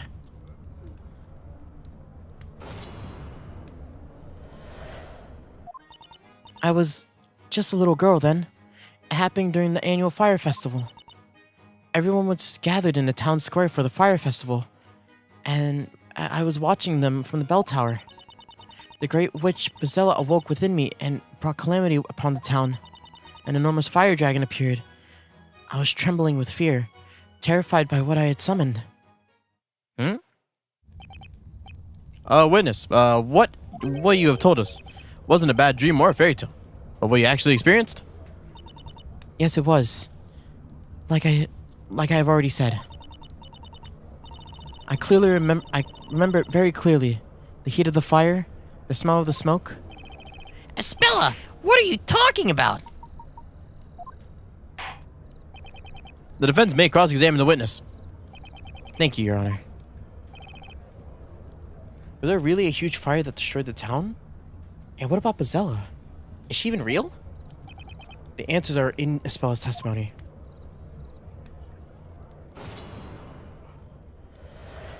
Oh, brother. Hold on, guys. Give me a second. I'm like stretching. Okay. Let's get this. Let's get this bread. I was just a little girl then. It happened during an annual fire festival. Hold it! Do you remember what age you were then? I'm not quite sure, but I think I was 6 or 7. And how old are you now? I'm 18 years old. That means those events did take place more than 10 years ago. Or, 10 years. It's very odd that you have memories of that old. But perhaps you're mistaken about your age at the time. Objection. Your Honor, no one besides Espella has witnessed the legendary fire. Which would mean that the incident occurred before Labyrinthia was created, over 10 years ago. Yes, I suppose that makes sense. That doesn't make any sense at all! How many times do I need to tell you that there are no witches, no magic? The legendary fire is just a story. The interrogation serves no purpose.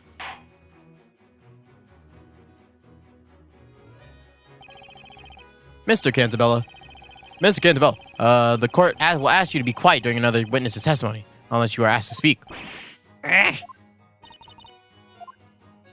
Oh, he's not happy. Everyone was gathered in the town square for the fire festival, and I was watching them from the bell tower. Hold it. Could you tell us more about this fire festival you were watching? Yes, it seems to be an ancient custom in this area. The townspeople make a fire offering to the Great Witch Bazilla so that she will not bring misfortune to them. The great fire is lit in the middle of the town square. The festival lasts all night long. Oh, Jesus.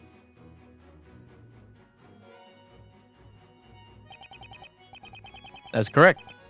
The festival takes place once every year. It is quite magnificent with all the townsfolk assembled in town. Unless it is a counterfeit memory imprinted in our minds, like by you. No, the festival has been held here ever since before I was born. It appears to be a very old custom indeed. By the way, why were you in the bell tower in the first place? Huh? You know, you said that everyone was in the town square. Why weren't you there? I can't remember. I probably went there because Bazilla woke within me. Despite having vivid memories of the fire, you do not remember much of anything else that occurred at that time. Yes. I was at the top of the bell tower, looking down at the people in the town square. Someone was with me there. Ah, that's right, it was... This damn cat, dog. It can't be real. Is the cat the villain? Eve. Her black cat, huh? I didn't think Eve was that old. Well then... The Great Witch Bazilla and Brock. Do you remember casting a spell? I cannot remember. Hey. Hang on. What you gotta say, huh? You look upset, Mr. Cantabella. Ah, pardon me. Did you want something? I'd like to know what you think about Espel's last statement. My opinion about all this has not changed since the last time. It is all just a dream. Listen to me, Espella. You are not Bazilla. There was no legendary fire. Dad, you have no idea how much I want to believe you, but I just can't. I remember what I saw, and how it felt, the heat, the smoke. Magic doesn't exist. It belongs in fairy tales. There are no fire dragons either. Espel seems certain that she saw a fire dragon at the time. However, as long as we do not have any evidence to support or disprove this claim, we can't make progress. Do I have any relevant evidence? Anything that can demonstrate the fire dragon?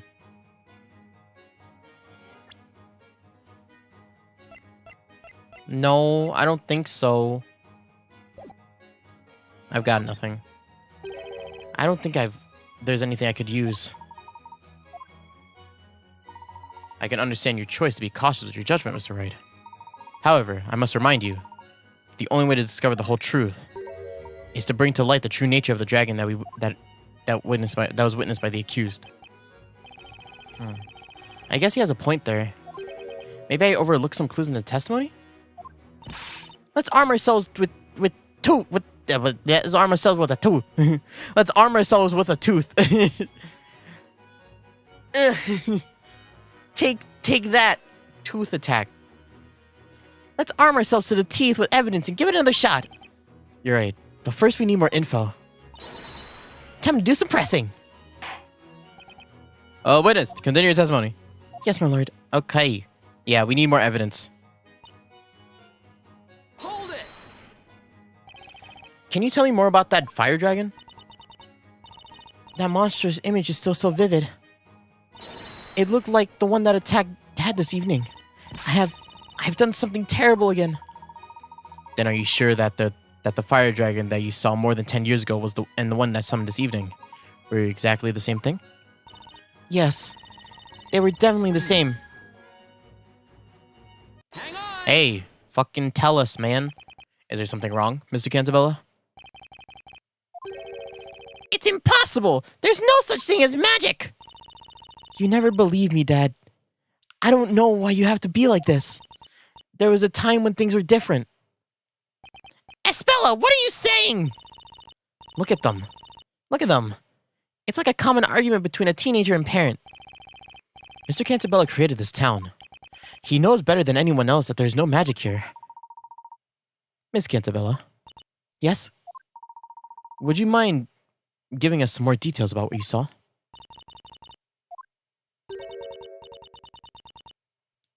Could I borrow a sheet of parchment and a pencil? I think it'd be better if I draw it. Your request shall be granted. Bring parchment and pencil for the witness. This isn't. Immediately. Bring it. While you do that.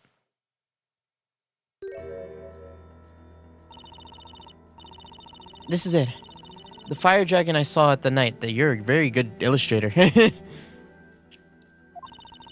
I only caught a glimpse of it, but it was real.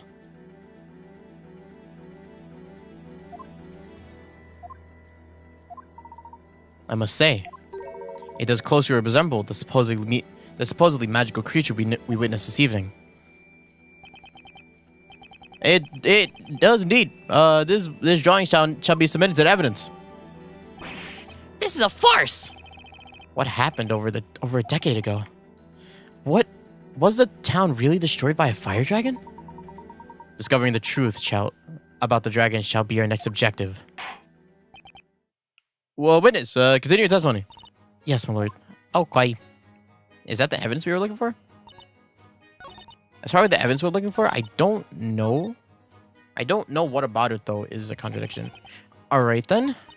Nick, Mr. Cantabella wrote this town story, right? Well, yeah. So he's the author, and he's saying that Bazelle doesn't exist. That's right.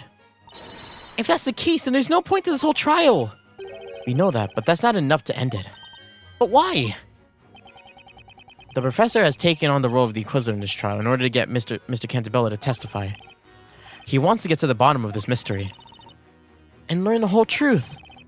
Besides, I think this will be in Espella's best interest, too. I trust the professor's judgment on this, so I'll carry on with the cross-examination. Well, I trust you, Nick. I'm sure you know what you're doing.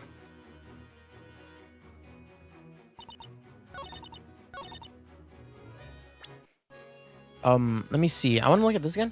The only thing that I can glean from this, right,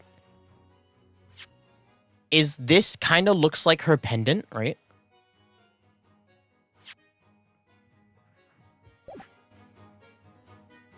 That's all I can glean, though.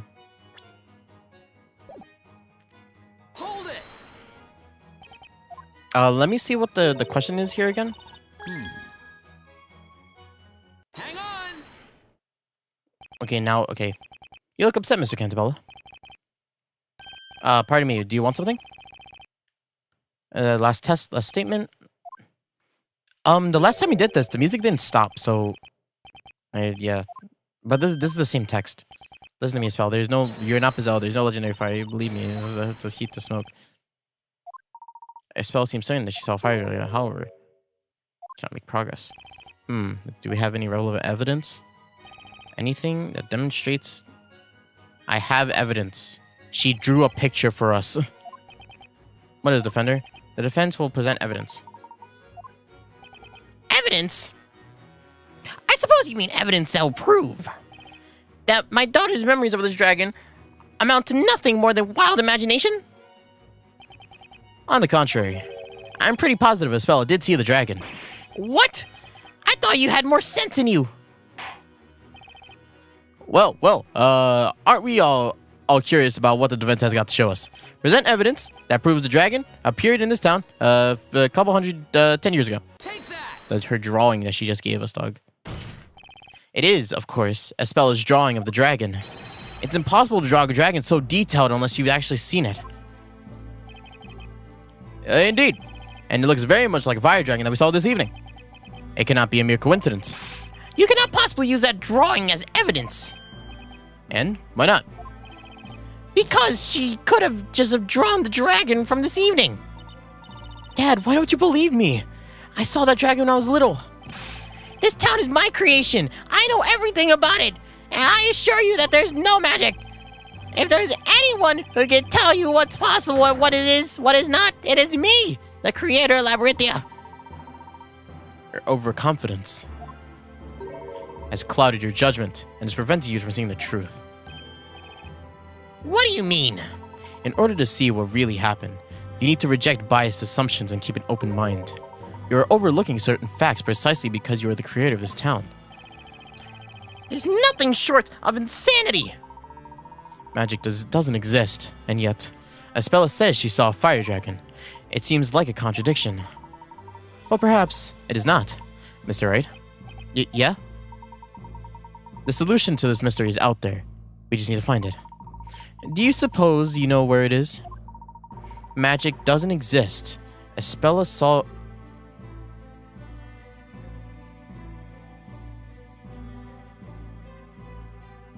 What? Where is the evidence that bridges to the town itself? Espella was watching the town burn at the time. She says she saw an enormous fire dragon. Now, if you put 2 to 2 together, our best guess is that the dragon she saw was this town itself. This town? In other words, Espella saw a dragon shape looming over the burning town. How absurd! That is mere speculation. I will not dispute that. However, it is entirely possible to test our theory. What? And how would you go about that? It is all quite simple, Mr. Storyteller. We will now go to the belfry. Maybe we'll find that fire dragon there. Oh, brother. Let's see it. Let's see what she saw. Over 10 years ago. The witness was standing somewhere around here when she saw the fire dragon. Am I correct? Yes, Mr. Layton. However, what was it you actually saw then? Let us see if we can find the answer to the question. Why not? Go ahead and try. But I've warned you that it's futile. You'll find nothing here. Well, it happened a long time ago. Whatever she saw might not be there anymore. Fuck. And if we want to see exactly what we saw at the time, we need to set the whole town on fire. Want me to go get matches? I may be an attorney, but even I couldn't clear you of any charges if you actually committed such a crime, Maya. Where's Luke in all this? Where's Luke? I'll pretend that I did not hear that. Shall we begin? Let's see it.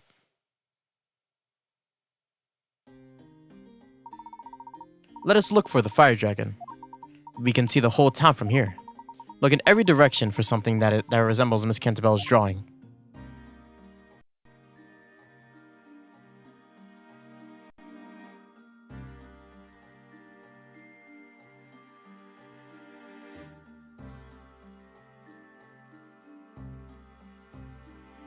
Oh, I don't like this. This is gonna scare me.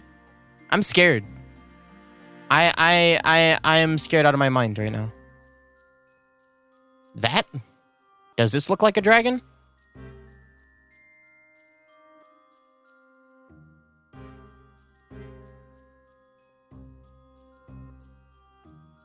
What is that over there?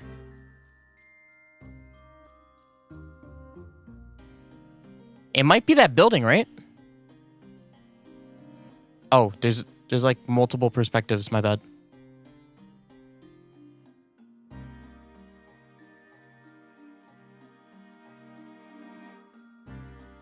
Oh, Jesus. Look. Oh, I'm here. The real witch. The great witch Bazella. Yeah, I think it's this building over here, no? This one? This building?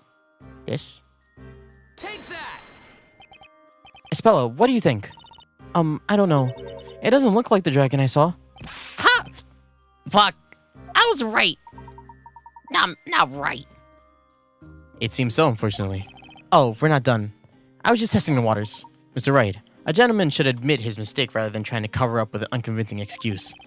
An excuse? That's what I get for trying to imitate the professor. Nick, what was that about biased assumptions that the professor said earlier?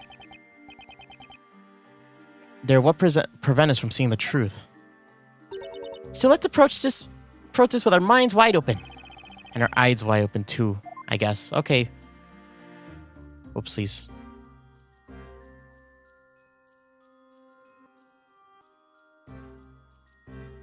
Oh. Take that! Espella, can you have a look at this? It looks like a dragon. It looks like the dragon was hiding in here after all. Oh, this is... Hey, that's identical to the one Espella drew. But, it's not a fire dragon. The fire dragon was a creature made of flames. It was so big that it could swallow this whole town. This is just a tiny fretwork. I think we can consider this mystery solved. I suggest we all head back to the court. I will explain everything there. Is that alright with you, Mr. Cantabella? Yeah, sure. What did he say? What's gotten into Mr. Cantabella? He looks paler than you do with a cold. I have no idea. Let's follow the others back into the courtroom. We're going on a trip to kill and nobody. We're not gonna kill anybody. I'm a lawyer. Solve the mystery. Whoops. Kind of just slipped. The Inquisition's investigation seems to have yielded some unexpected results. But can someone explain them to me? Your Honor, the Inquisition will interpret the results of this investigation. Witness, you said that you were 6 years old at the time of the incident. Yes, that's right. Did you see that? Did you see the moment the dragon appeared before the town? Huh? No, I don't remember. I remember seeing it at some point. It was like a flash. The town was ablaze, and this fiery beast was hovering over it, above it. Then, when you witnessed the dragon, the town was already engulfed by flames? Yes. That information completes the picture. Miss Cantabella's statement has offered me an insight into the true story behind the fire dragon. Over 10 years ago, Miss Cantabella was in the belfry, unconscious. What events led to this? Perhaps we will discover that in due course. When she awoke, the whole town was on fire. Having inhaled so much smoke, she was still dazed. She was only vaguely aware of her surroundings when she looked up, alarmed by the scorching heat. Unable to stand, she was on her knees. And then, she saw something that she would remember her whole life. Oh, you fucking idiot. She saw a terrifying fire dragon attacking the town. She saw it through the fretwork of the balustrade. Balustrade? Balustrade. Balustrade. Just say fence. The shape of a dragon against a backdrop of a town being swallowed up by flames became imprinted in her memory. That is, the truth about the fire dragon. This is what I have deduced. That sounds about right, right? It wasn't a monster? Miss Cantabella, the illustration you have drawn for us bears an uncanny resemblance to the fretwork in the belfry. You saw the dragon when you were confused, possibly mildly asphyxiated from the smoke. There was no magic, nor no magical beast. You believe a stranger, but not your father. That's so typical of teenagers. You should have listened to me. And now that the mysteries have been unraveled, can we not end this trial and go home? Objection. No. As much as we'd like to, I'm afraid it's still a bit too early for that. What else do you want from us? there is still just one more problem I'd like to solve tonight. Well, one more? What on earth could it be? Miss Cantabella, you ascertained that you were up in the belfry when you saw the dragon. However, that creates a new question. How did you get there? Oh, I haven't thought of that. Yeah, neither have I. Oh! As expected of a race attorney, Mr. Wright seems to have noticed the problem too at last. In order to access the belfry, you need to use the bell tower mechanism. The mechanism that can only be set in motion with these pendants. Indeed. Miss Cantabella, do you have your pendant with you at the time? Yes, I think I did. I always had it with me. But why did I have that pendant? I can't remember at all. This pendant is just not for show. It's the key to the belfry. Why was she carrying it around? We must also not forget that one pendant does not suffice to operate the contraption. 2 of them are required. 2 pendants. Miss Cantabella, are you certain that you were alone in the belfry? No, I wasn't alone. I was there with a friend. What friend? The fucking cat! The cat! Oh, the fucking cat. The cat. Are you actually gonna be important? Are you? I was hoping the cat was the villain, but if this is the ending we'll get, if it'll have some significance, I'm okay with that.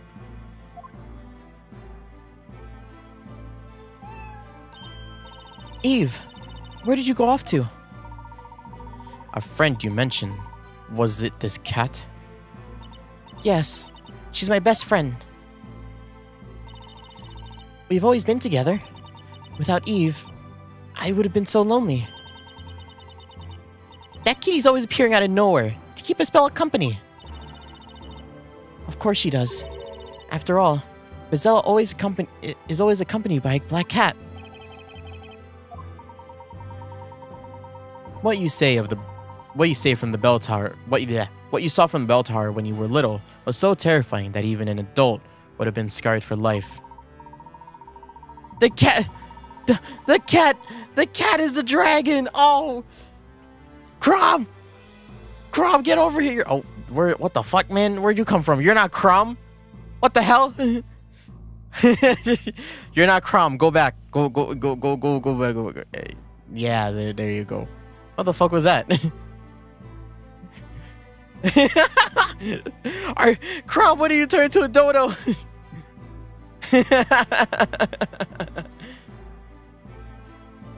that I know I'm gonna look back at that and I'm gonna be like, wow, what a genius. That was so funny. I did that completely by accident. Dodomo, Crom, come back. Crom, why are you a dodo? I don't get it. The town was burned in front of your eyes. You thought you saw a fire dragon. You see, your memories have been twisted by the horrors you saw. What do you mean? The dragon you saw wasn't real, and I suspect that the friend who was with you in the bell tower might have not have been that cat. No, it was her. It was Eve, my only friend. Miss Cantabella, that pendant needed to access the belfry is too large for a cat. Are you following? If Eve was with you, it would have been impossible for you to enter the belfry. Ah. Oh, wait! Inquisitor! Where is this all going? You have no right to tamper with my daughter's memories! You're right, of course. However, neither do you. Nor should you attempt to cover up the truth. Ah! No, you're wrong. He was my only friend. Think about the day again, Miss Cantabella. You went to the top of the bell tower with a friend who also had a pendant. Well then, why don't we have the defense present some evidence? Can you prove that someone was with Miss Cantabella at the belfry at the time? If so, I'd like to see the evidence. What? Why am I proving it? Why me? It was the professor's idea. I have nothing on the legendary fire. Why ask me for proof? Right. I suppose you won't have any proof? Now, one of us remembers that incident. I've had enough of this, Your Honor. You have no grounds to continue this. Oh, we're gonna get like a double penalty. Huh? Don't double penalty us, please.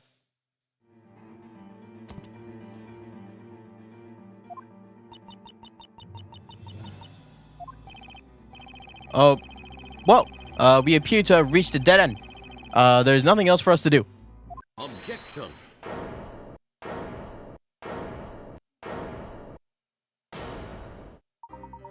Please hold on, Your Honor. Hold on, Your Honor. Oh, what is this all of some, Inquisitor Layton? The defense does not have the defense does not have any necessary evidence, but someone else does. But what do you mean? This time, the Inquisition will present its evidence. The Inquisition will present evidence? Huh? Are you serious? You son of a witch! This is what you wanted from the very start, isn't it? Well, in that case, the Inquisition will present evidence that...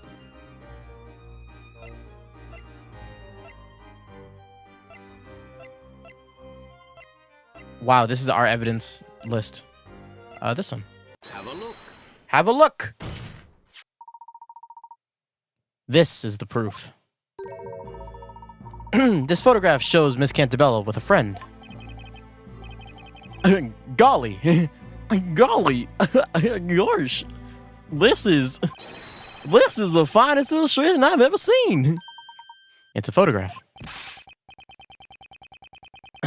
Excuse me. It looks as if it was a reflection of the real world on paper. Tell me, who created this exquisite piece of work? Well, Your Honor, I understand you are fascinated, but let us focus on what this picture shows. This picture was found in a storyteller's tower. Mr. Cantabella, we have taken the liberty of borrowing it for this trial. That isn't... It's enough to look away for a second, and you already caused trouble. Professor, aren't photographs against the rules? I mean, this is supposed to be a medieval setting. Who cares? Gosh, murder. I did it. The demons told me to. Should judges be goofy for the rest of the time? I'll do that. Who cares? What's important now is helping Miss Cantabella grasp the truth. In this case, that justifies the means. The end justifies the means. Please take a closer look at the two girls in the picture. Each of them is wearing a pendant. What? That's so. Wow. That's so.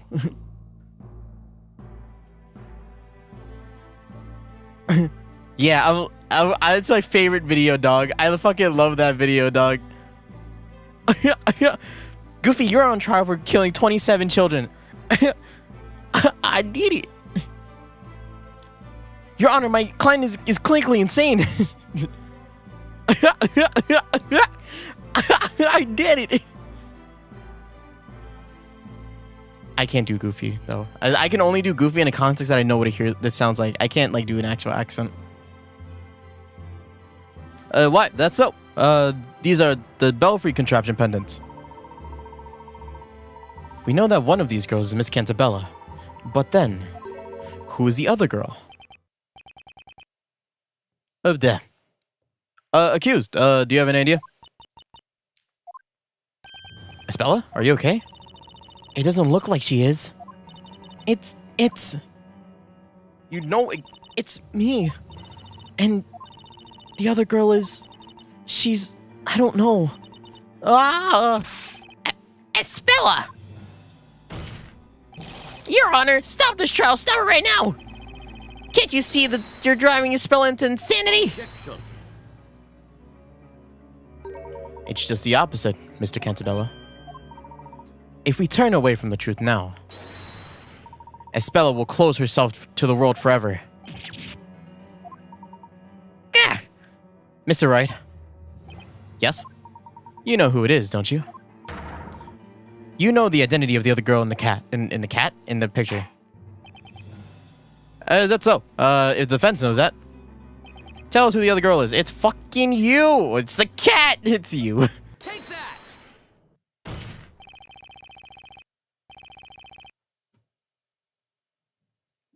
Everybody here is fucking crazy, dog. We're in. They think they're in a medieval setting, and we're in the real world. We are testing puppies for a pharmaceutical company. I'm thinking it's High Inquisitor Darklaw. High Inquisitor Darklaw. I cannot say I have the slightest suspicions about her, but oh my. Miss Cantabella, what do you say? Do you now remember this girl next to you in this picture? I was with Lady Darklaw. This is crazy! What are you basing this preposterous claim on? They have the same hair. They look the same. She has the same buns, dog. But, Mr. Cantabella, this girl closely resembles the High Inquisitor. Resembles? That's just your personal opinion. It's meaningless in a court of law. Objection! If you want evidence, I've got it. What? The definitive proof that this girl in the picture is High Inquisitor Darklaw is this pendant. Take that! She has her own pendant. And this is the proof that it was the High Inquisitor. The pendant needed for the contraption in the bell tower. I have Miss Darklaw's testimony here. She said that this pendant was hers. And so, the other girl in this picture is definitely Miss Darklaw. Is it really? Meow. Meow. Are we gonna... Eve? Where are you going?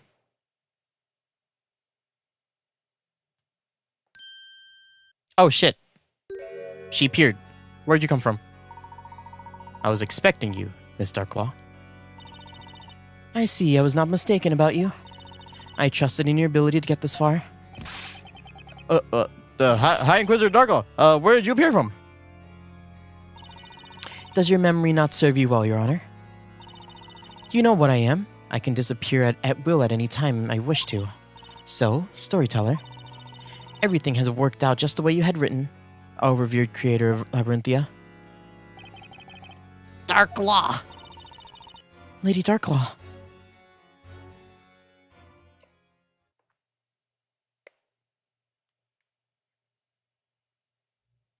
There's quite a distance between you three, and then the cat's right there.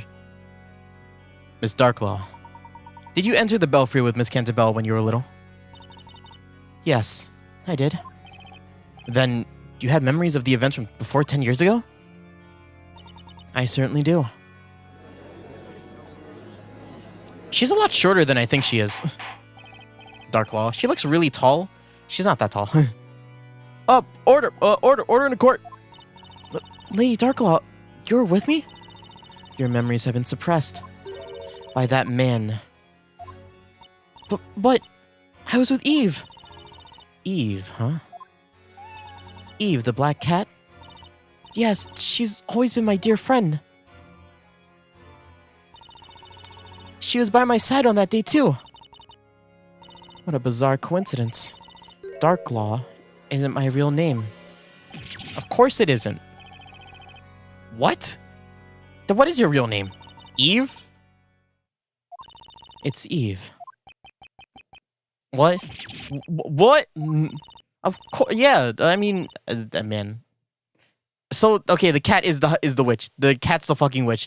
Kill the cat. Get the cat. You're Eve? I was gonna rewrite the scene with her in it, right? Yeah. That fucking cat. I can't. Yeah, she. Eve. Espella. My dear friend, Eve. It can't be. That flashback. Was it real? Darklaw! Why are you doing this? Are you trying to do everything I've accomplished in the past 10 years? No. You have already ruined everything yourself. What is it that you want? What I want? My aim is to make the truth known, so that everything returns to how it should be. Miss Darklaw, will you tell us what you remember about what happened back then, more than 10 years ago? It would be my pleasure. Oh my god, it's another testimony. Oh, it's not testimony. It was the day of the fire festival. Espel and I went up to the bell tower. The wind was strong that day. When the sun had set, the festival begun. It's true that the whole town burned down that day. The fire consumed buildings and people, turning them into ashes. We were the only survivors. We stayed in the belfry until the world below us was eaten up by the hungry flames. I see.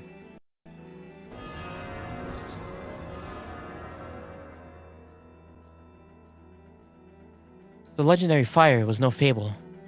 It happened more than 10 years ago. Objection! There are no such thing as magic and fire dragons, so how could the whole town be destroyed in just one night? Yes, that is something I'd like to know as well. Even if we assume the celebratory fire has gotten out of control, surely the whole town wouldn't have been perished like that. Now it makes sense. That was the missing piece of the puzzle. What do you mean, Professor? I can imagine now what transpired that night. What happened in the belfry, and what caused the legendary fire. We have all the clues we need. Do we? If the Inquisition has the evidence to show us, I'd very much like to see it. What caused the legendary fire?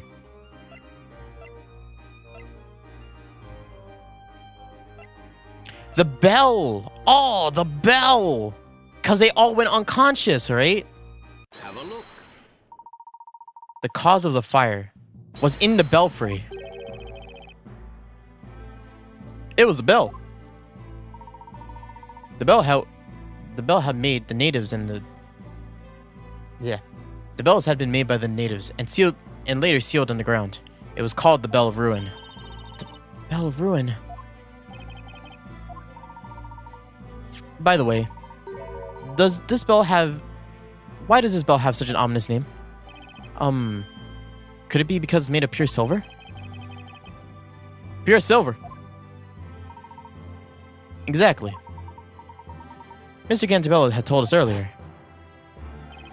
That everyone who lives here has a very particular condition. This condition makes people fall unconscious upon hearing the sound of a certain metal being struck. And that metal is pure silver. Yes, we've been told the condition is brought by drinking the groundwater. Indeed. That bell was also the reason why the original inhabitants of this area decided to forsake it. It seems the Bell of Ruin caused a devastating disaster. To those who gained entry into the sanctum, heed our words. You must not ring the Bell of Ruin.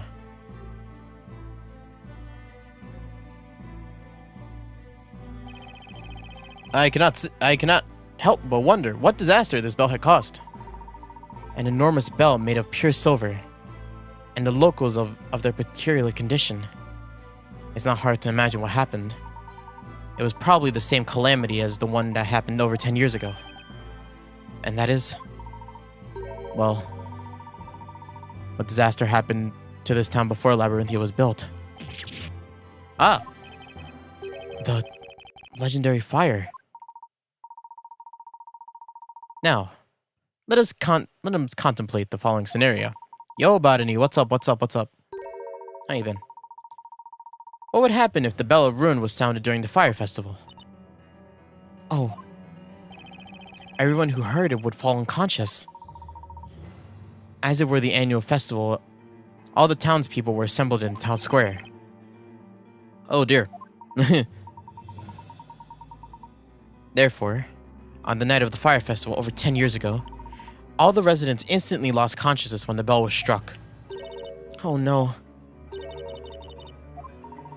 Had it been even slightly windy that day, the fires lit by the Great Witch Bazella would have gone out of control. And they would have spread throughout the town with no one left to stop them. Because everyone was unconscious. Exactly. That it also includes the 2 girls that were in the belfry. Espella and I. Everything is okay? The work finally ended. I have 2 rest days. Oh, hell yeah. 2 days off. Chill out. Play a game. Crochet. Knit. Do what you gotta do. Oh yeah. Play Valorant. I don't know. What do you do for fun? But yeah, now it's time to chill out. Good job. Good job. You were the closest to the source of the sound, so it was inevitable. When you recovered consciousness, it was already too late. The town had been swallowed by flames, as if a fire dragon had come to burn it. That was a calamity caused by the bell. A calamity? Calamity? You say here that the cause of the calamity was the Great Witch Bezella. That night, in this very town, Bezella was more than a mythical persona. Bezella. What's wrong with her? What did you do? She's losing it again. Bell Bell of Ruin.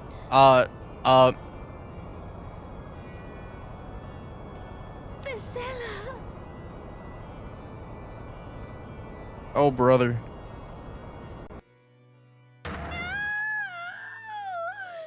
She's not okay.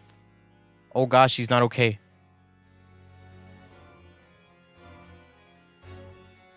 What did we do to her? What the fuck? How is there a to be continued for the epilogue? Really?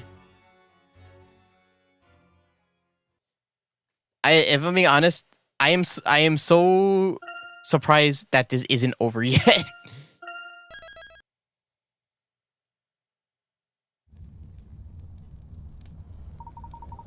Mr. Cantabella, I would like to apologize for putting too much pressure on your daughter. Only your words can bring her back from the brink of madness. Let her hear the truth from her own father.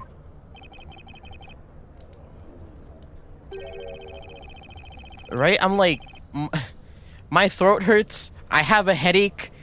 Well, I don't actually. I need to do some other things. Holy fuck. Speaking Japanese is okay. For the sake of story.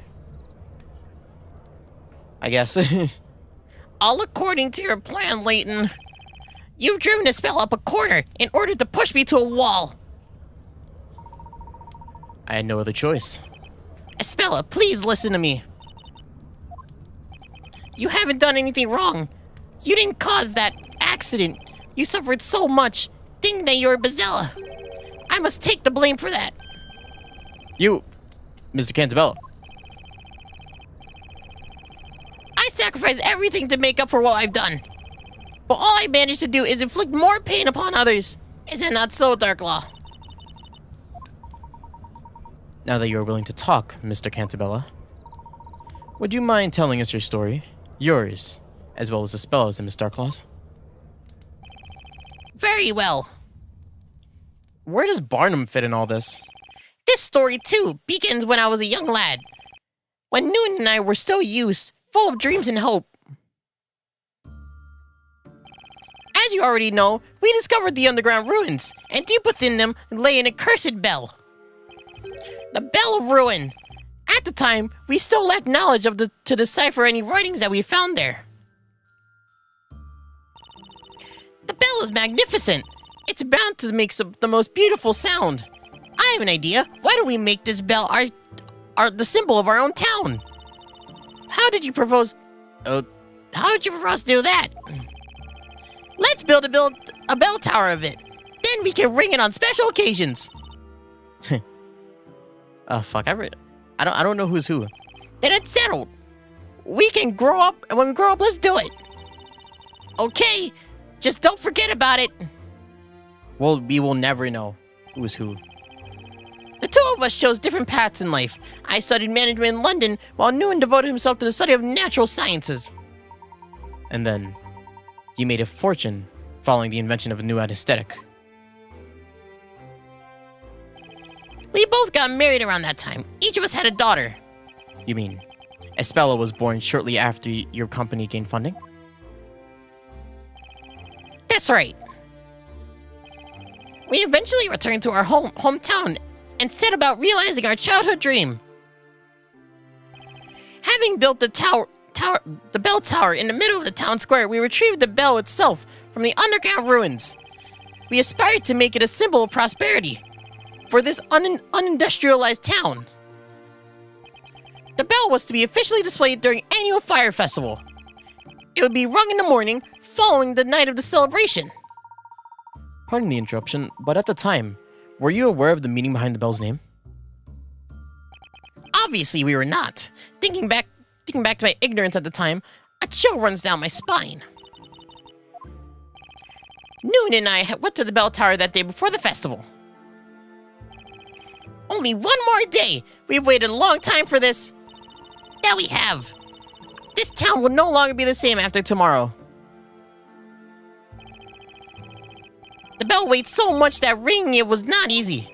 We tackled the problem by constructing a special mechanism in which we installed the belfry. I want to hear the bell. Can I make it ring?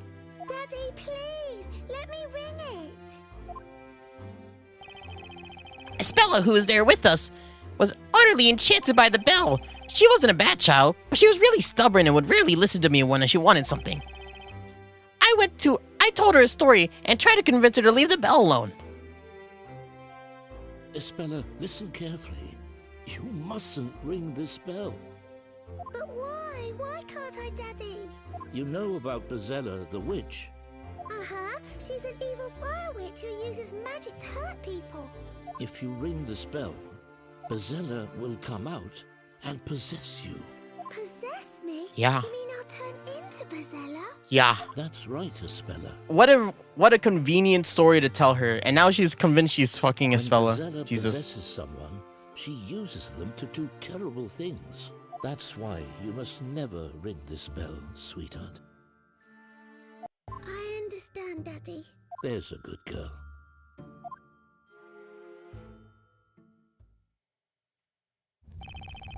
The legend of Bezella has been passed around these parts for centuries.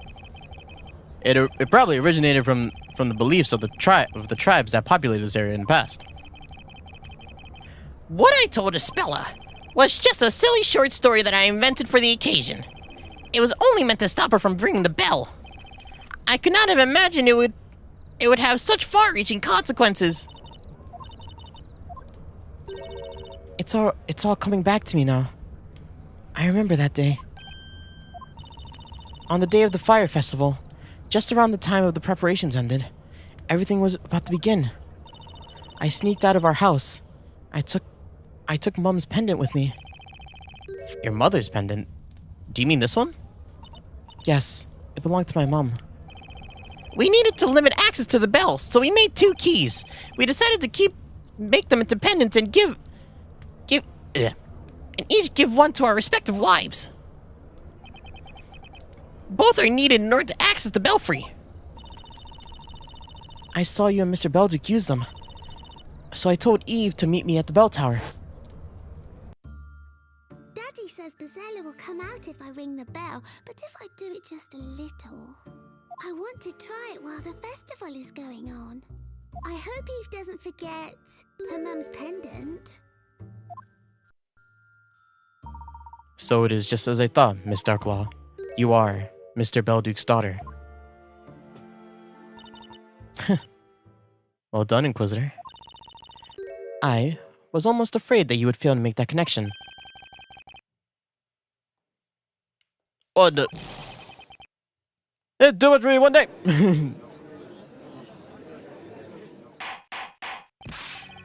Order in the court! Lady Darklaw, you mean to say that you're Sir Belduke's daughter? Yes. My real name is Eve Belduke. I'm the alchemist's daughter. Oh, that's who he was talking about in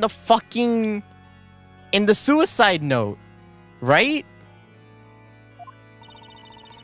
I also sneaked out of my house that evening, clutching my mother's pendant in my hand. I did just as you asked me to. Did I not, Espella?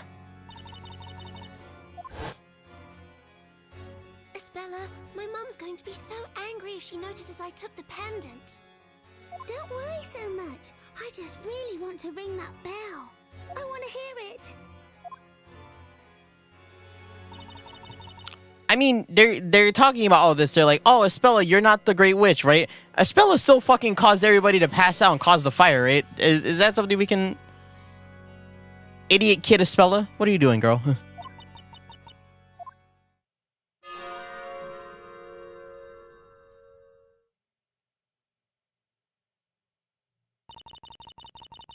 I rang the bell against my father's warning, and so Bezella possessed me. Because of me, the town and everyone in it, they're all gone. No! It's not your fault! Stop blaming yourself! Supposedly, the former inhabitants of this area used to fall unconscious upon hearing the sound of that bell.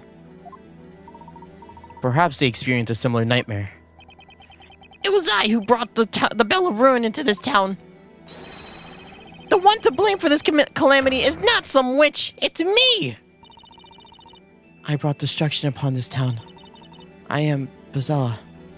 Espella, you're driving your dad crazy if you keep repeating that. Seeing you like this is giving me a strong feeling of deja vu. Eve, how could you be so evil? Are you happy now? I'm afraid we're in the dark as regards to Miss Darklaw's sense of deja vu. Only 4 people survived the fire. Only 4. Eve, Espella, Belduke, and the storyteller. Arthur? Is that his name? Eve and Espella, who were up in the belfry, and the 2 other residents who did not participate in the festival. Noon and I.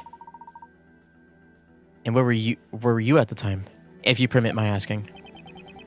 We were investigating those fateful ruins. That's why we didn't notice anything until it was too late. It was getting near the... Yeah, I'm like... You still killed a bunch of people, girl. It was getting near the time at which we planned to ring the bell, so we headed towards the town. And then we saw it. The turn had been burnt to ashes. The air simmering of the heat. That's too awful for words. We searched for survivors, sick with anxiety. Eventually, we found our daughters in the bell tower. How did the bell tower survive? Espella was unresponsive like a doll. Eve was crying at her side. Our relief at finding them vied with terror caused by the disaster. The worst night of my life ended, pierced by the first rays of sunshine. But then... it seemed Espella was lost to us. We had lost her to Bezella. She wouldn't speak, eat, or even leave her room. She thought she was Bezella and had destroyed the town. I couldn't get that out of her head.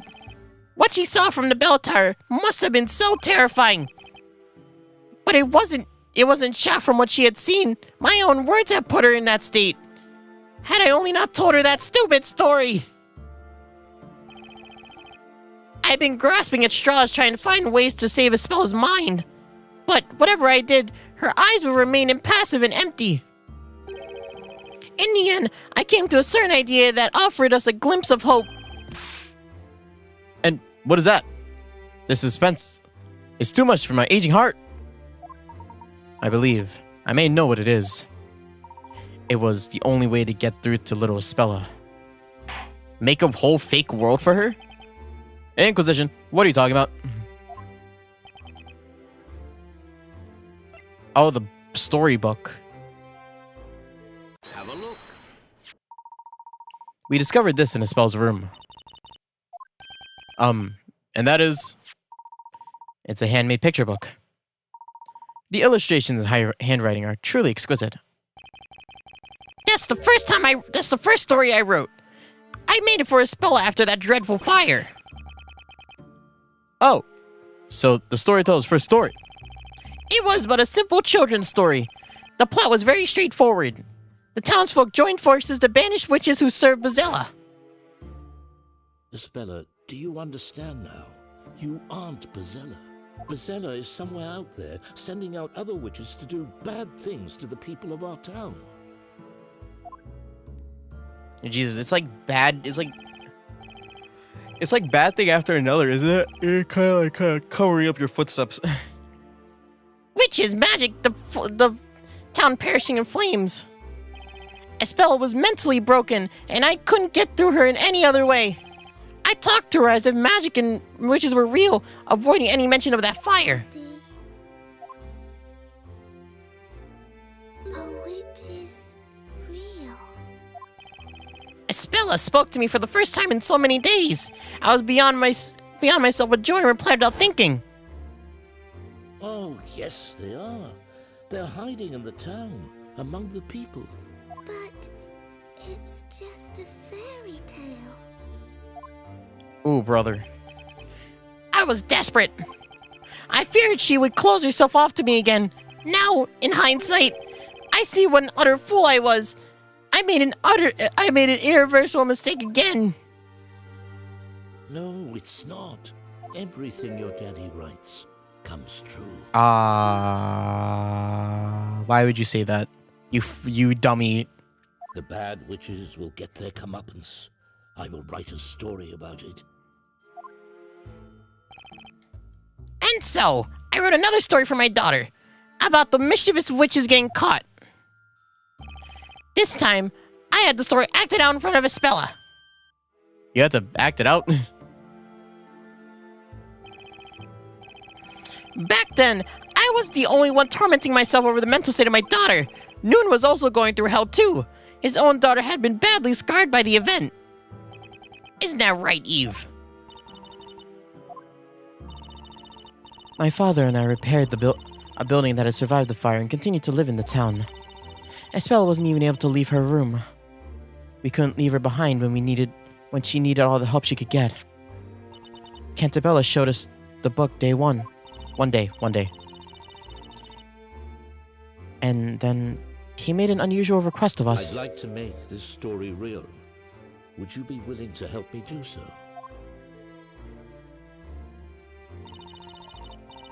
To our surprise, he was entirely serious. Seeing that, we gladly offered our help.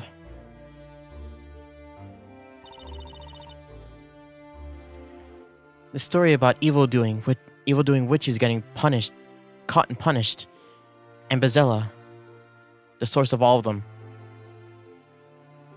Were you paying attention, Espella? Witches got what they deserved, and peace has been restored to the town.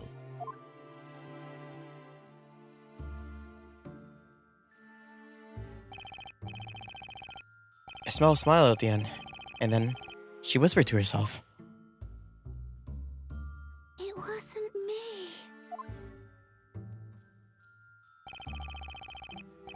When I saw her smile, it was as if something broke inside of me. I couldn't afford to let her be sad again. Maybe if Bezella were to exist in this town, Espella would stop thinking of herself as harbored the Great Witch. I continued to write stories about witches. Even I would act them out for Espella.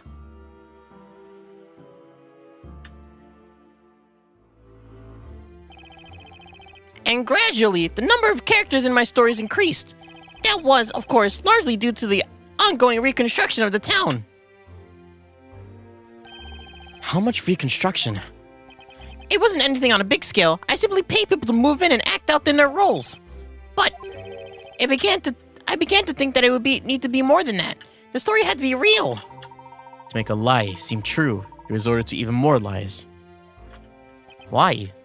Yes, I was certain that was the only way. How did I do so? I remembered about Newton's research. He was working on a certain medicine. It was a kind of tranquilizer made from local plants that he was testing at the time. It was difficult to put into practical use. The substance had a danger of causing unconsciousness and hypnosis. I see how that can be abused to cause harm, supposing it fell into the wrong hands. At the same time, it was just what I needed for my ambitious project. I contacted the government, and that was the beginning of what came to be known as the Project Labyrinthia, a town with human test subjects, all in a state of long-term hypnosis. Fuck. You devised a plan solely for the sake of your own daughter? Yes, we acquired the land which had been laid to waste by the fire. The new town was slowly becoming populated. Gradually, the rules of Labyrinthia were established. It was to be a town where magic and witches were a reality to the residents. All of this was possible thanks to the drug. And the test subjects were exposed to it through the ink used to pen the story, right? That's right. It was a dangerous drug developed by Newton. About 10 years had passed since then. Even now, the town continues to change.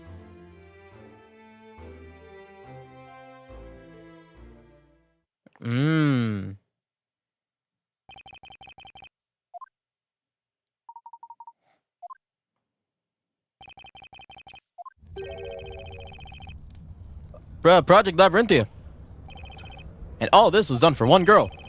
Espella was only able to be herself when she lived within my story. Oh, the irony of it.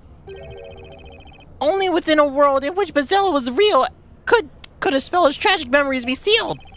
All this while...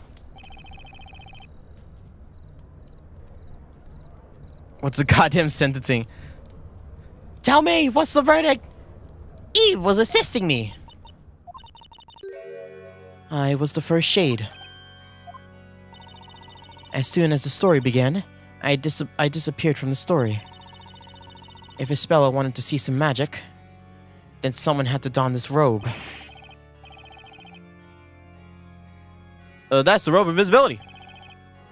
I gave Espella new memories so that she could live in this town with everyone else. I also sealed the memory of her friend, Eve.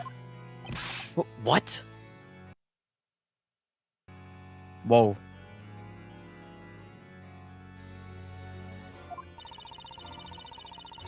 My existence was too strongly connected to a memory of her fire. Afterwards, I returned as Darklaw, a stranger to Espella. But even if you were doing this for Espella's sake, that's just going too far. I made that choice. I do not regret it the past 10 years. Meanwhile, my father was supporting Labyrinthia from behind the scenes, in his own way. Do you mean his contribution as an alchemist? My father's knowledge of medicine was indispensable for this town to function. The hallucinogenic ink from my father's work, as well. So it was. Newton and Eve sacrificed more than anyone for the sake of Espella and this town. I will forever be indebted to them. We wanted to save Espella just like you. But then, there's still something I don't understand. Why were you trying to destroy this fake world? In the end, you chose to betray Espella and Mr. Cantabella. Oh, but I've already told you, have I not? It was your revenge against the Mr. Cantabella and for choosing to end the story, right? I wonder whether that is the true reason. Professor? What's happening? Would Miss Belduke really betray them merely because she didn't want the story to end? I dare say there was another, considerably more important reason. She had another reason? No need to frown in dismay, Mr. Wright. Please leave this one to me. Well then, let's hear what the Inquisitor has to say. What other reason led to his death? Your father's death. This letter was Miss Belduke's real motive. What is this? I think I've seen this before. That's the letter that Mr. Belduke, written by Mr. Belduke for Mr. Cantabella. It's also Mr. Belduke's suicide note. My dearest friend, I hope you can forgive me for leaving this world on my own will. What I have done cannot be forgiven. I cannot escape from it. Something was tormenting Mr. Belduke. It became too much for him to bear and drove him to suicide. These past 10 years, I thought my father was glad to be helping Mr. Cantabella. But little did I know, He was suffering terrible anguish all the time. Cantabella twisted the lives of so many people for the sake of his daughter. Was the story not glorified? Was the story not but a glorified lie, stripping so many of what little happiness they have? All those years, my father racked by some crushing sense of guilt. His agony culminated in the incident of three months ago. Mr. Belduke's death.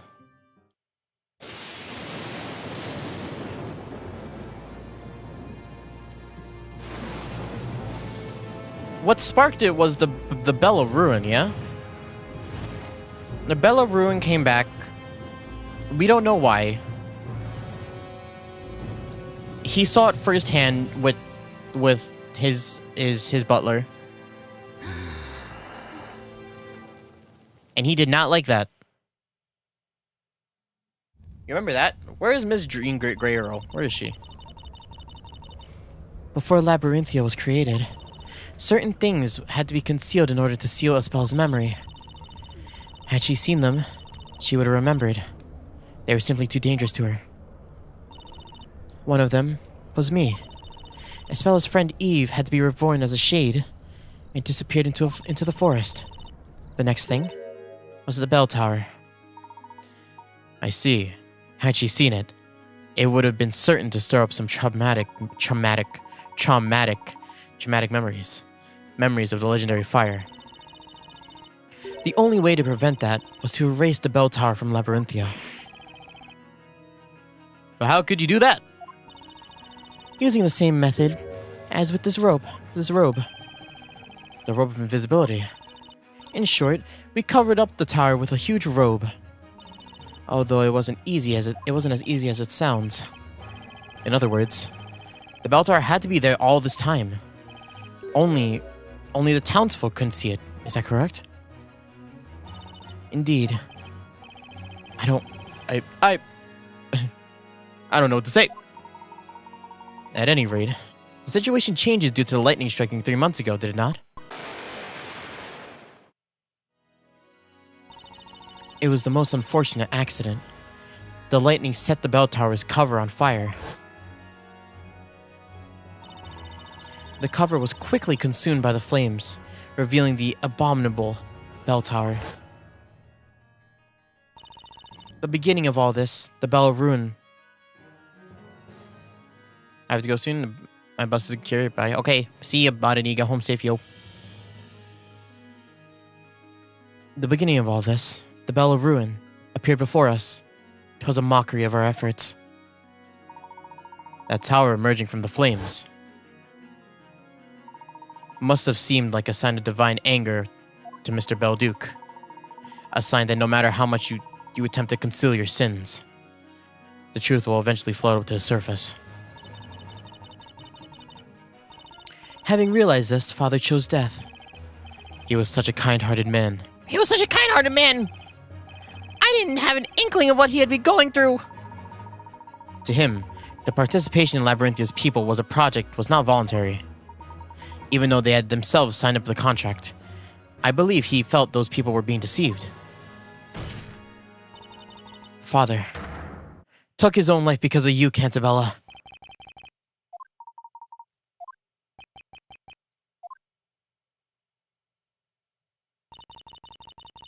Now you know why I did what I did. I lost my father 3 months ago. That day, my revenge began. Your revenge? The first step of my plan was to rewrite the story. What did you say? As president of Labyrlum Inc., you had spent most of your time in London. Over the past few years, you were coming to Labyrinthia only for the parades. So naturally, I knew you would never notice if the story changed slightly. That explains it. I couldn't help thinking there was something strange going on. Mr. Cantabella was Espella's father, after all. He wouldn't have made Espella a witch in his own story. Espella was a witch? When did that happen? How could you have known, after all? Let me fill you in on the details. Espella has already been tried once within the Witch's Court. Impossible! Why? How could you? You knew the risk that would carry. Look at you. What a fine author of that grand story you are. You left all the work of Labyrinthia to me. Meanwhile, you were making millions for yourself in London. What a pathetic excuse for a father. You didn't even notice that your precious little Espella was in danger. Ah! Miss Belduke, why did you do that to Espella? Do you even need to ask? I did it to unlock her memories. You mean, when the legendary fire took place, Espella was so traumatized that she closed herself off to the world. We were just little girls then. That tragic accident was too much for us to handle. This fictitious town was created as a facade to keep the truth away from Espella, but the weight of all the lies led my father to his suicide. Despite that, the person responsible for all this carried on as if nothing had happened. I couldn't forgive him. As Belduke's bereaved daughter, I had to have my revenge against both the Cantabellas. Judge, that is the whole truth. Now you know the true identity of Bazella. What the fuck is happening? What the fuck? You say that this is the whole truth, but is that really the case? Professor, what are you going on about now? We have been provided with a clear picture of what happened to Espella not so long ago.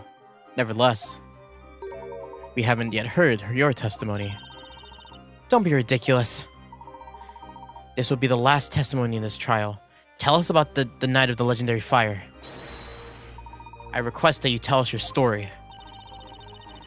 Who do you think you are, Inquisitor? I am merely one of the supporting characters within this tale. However, I am very much interested in this truth. This has been a very long trial. You fucking said it, Judge. This has been a fuck ride of a trial. We've just been riding on this trial for so long. Of which this shall be the last interrogation. The court demands that the single other witness of the legendary fire provide us with their testimony. Very well. There is only one truth. Nothing can change that.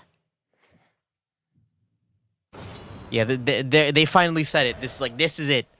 This is the final testimony. Espella wanted to ring the bell no matter what, so we went up to the belfry. The festival celebrations had already started. The mechanism for the ringing bell was already at height when we can reach it.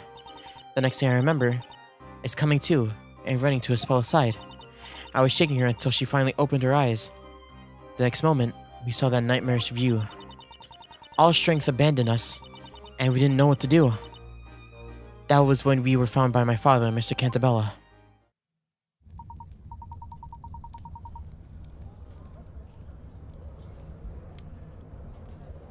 We're running out of time. Straight up, I'm like, I'm reaching my limit, dog. I'm like, my brain is empty. Like, I don't have any like more commentary to put in, you know? Like, I'm just reading the story to read the story at this point. The bell could only be rung by a special mechanism? That's right. It was made in such a way that even a child could use it. It was probably constructed by my father. I suppose he wanted to make it possible for anyone to ring that bell. In light of the events that followed, that was clearly a foolish decision. A mechanism for ringing the bell. I noticed something like that on the pillar when we went to the belfry earlier. I better make a note of the court record.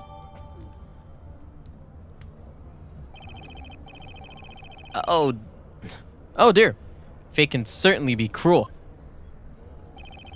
I have to agree. If only we had not discovered those ruins and brought that bell to our town, or if only we had deciphered those ancient writings a little earlier, Moreover, if the groundwater in this area didn't cause that strange condition.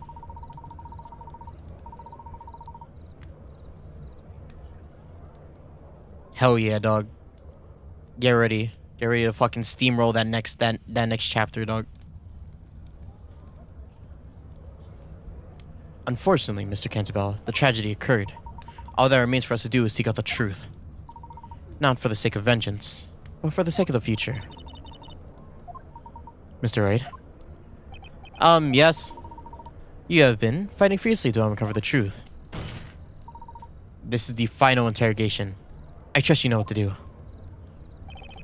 Leave it to me. To be honest, I have no idea what lies ahead. But whatever it is, there's no question we need to get to the bottom of it. There's got to be light at the end of this tunnel.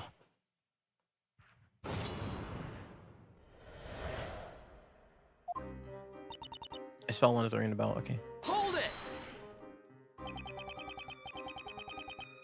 You needed both pendants to access the belfry, correct? Espella asked me to bring my mother's pendant, so I did. That was the only requirement. However, you also needed to solve the puzzle in order to use the contraption. I've always been a master puzzle solver. For me, it was child's play. Literally. She solved it when she was a little girl? What's your excuse, Nick? Hey, I have different talents, alright? Espella and Eve were best friends at the time. Eve is 2 years older than Espella. She used to be like a big sister to her. So, the two of you went to the belfry. What happened next?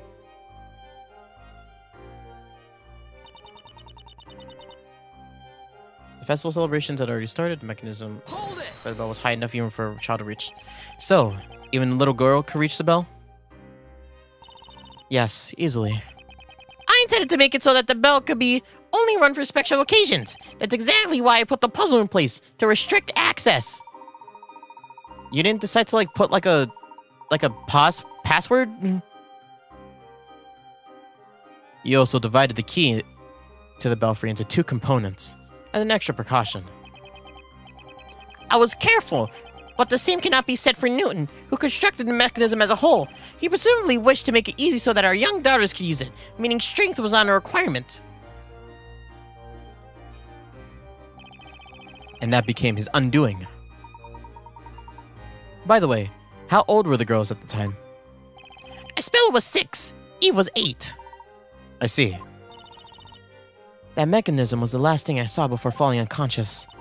And then...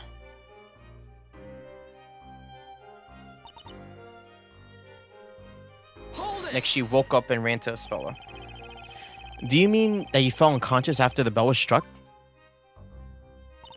Yes, I believe so. Our peculiar condition caused an instant reaction. The brain probably doesn't even have time to register the sound before unconsciousness is lost. It was almost as if a slice of time had been stolen from my life. When I opened my eyes, I was laying on the floor. I lifted my head and saw Espella lying nearby. I sprang to my feet and ran to her side. And what about the situation in town at the time? I was preoccupied with Espella, so I didn't notice it to begin with. At the time, was Espella still unconscious? Yes. I panicked a little and took her in my arms, hoping she'd wake up. I was shaking her until she opened her eyes, and then we saw that nightmarish view. So it was you who woke Espella up, witness?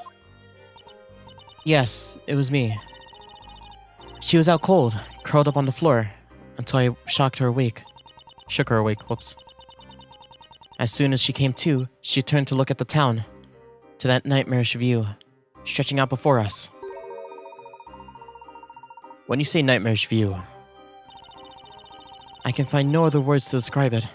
We froze in terror at the sight. It took us a while to notice that smoke was creeping up at the bell tower, too. Our eyes were filled up with tears and we couldn't stop crying. Perhaps because of the smoke. The town seemed like a fire dragon's playground. I was trembling with terror unlike anything I've known before. Dear me. Merely imagining it now raises the hairs on my beard. All the strength had abandoned us and we didn't know what to do. That's when we were found by my father and Mr. Cantabella. You didn't leave the belfry until their arrival? Of course not. We were paralyzed with fear. It was an event so traumatizing, it still haunts us. Espella fainted again when she saw the fire dragon. I was crying and wailing until our fathers found us. We went to the bell tower, as it was a good vantage view. We weren't expecting to find our daughters there. Of course, neither suspected at the time that the disaster could have been caused by the Bell of Ruin. Eve was in tears, sobbing violently. As for Espella, she was in a daze. Her face frozen with the expression of disbelief. She didn't know what was happening around her. I cannot say with certainty, as my memories are still a little vague. But I think I was trying to protect her. Hang on! What's happening? You have something to say? Mr. Cantabella? I remember that very well, as if it happened yesterday. Cantabella? Would you mind telling us what you saw?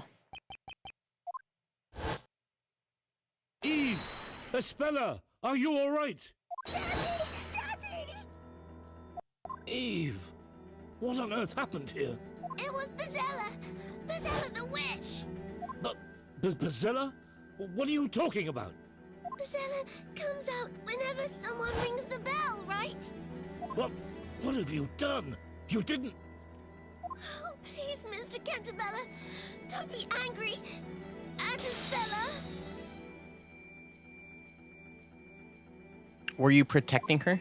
Or were you blaming her? Eve said it with the most serious look on her face. Please! Mr. Cantabella, you can't be angry at her! When she said that, I grasped the situation. I realized what had transpired in the belfry. And I thought to myself, I must protect these children. Eve. I'm so sorry, Eve. Espella. Espella, sweetie. Dad, please forgive me for all this. For me. Espella, you're with us again. All this for me. Well, well. At last, it appears we are one step away from the truth. Professor, you seem to already know what the truth is. Do I? That remains to be seen. Continue the interrogation and all shall be known. Very well. The court agrees with Inquisitor Layton. Witness, continue your testimony. As you wish. What?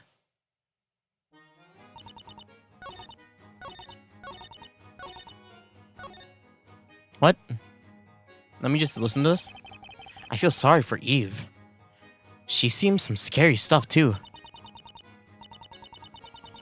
She might not be showing it, but I bet it's painful for her to talk about all this.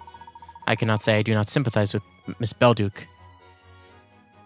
However, the truth is our utmost priority. It must be exposed, even if it may come to a surprise to the witness herself. Huh? You think Miss Belduke isn't aware of the truth? I'm sure the professor has... I'm not sure what the professor has in mind, but let's trust him on this one. I'm sure we'll unravel this mystery together. Alrighty, let's do our thing and grasp the straws. Grasp the truth.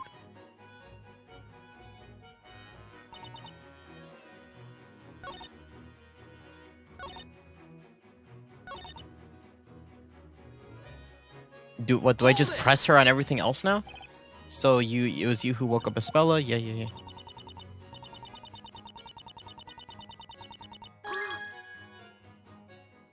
Hang on! Oh wow, I found it immediately. Holy crap. Excuse me, Espella?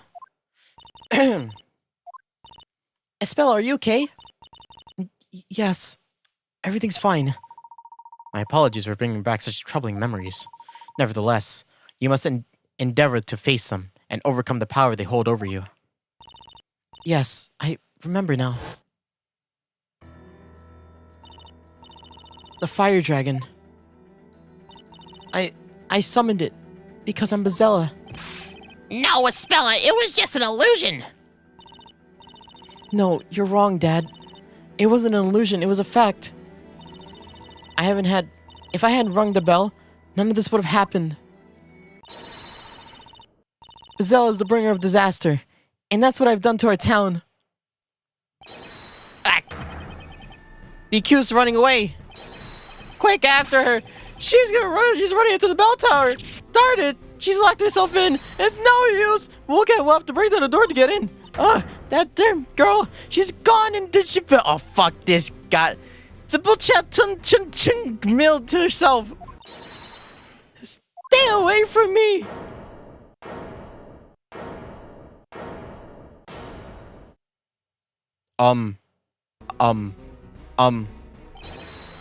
Espella! Espella, be careful! It's dangerous up there! Please, Espella, come down! I'm sorry, everyone. I have no right to be here anymore. Nick, Espella's going to do something crazy! I can see that. What the heck am I going to do? Espella, please don't make any hasty decisions. Mr. Layton. The truth is close now. Be brave for a little while longer. The truth? As if it wasn't clear already. If I hadn't rung that bell, everything would have been fine now. Objection. You may be mistaken. You still don't know the whole story. Huh? Isn't that so, Mr. Wright? I had the same feeling as I was listening to Eve's testimony. I did? Sure I did. Holy crap, this epilogue is crazy long. I felt something wasn't right. Really? I thought that was pretty much it. The piece of the puzzle that doesn't yet fit are themselves the hint to the solution. No way. You mean Espella didn't ring the bell? What? Nonsense. Of course she did. As it stands, it's hard to say for sure that she didn't ring the bell. However, we've got evidence that will clear any doubts. Show us your so-called evidence to prove this claim. What do you think proves Espella didn't...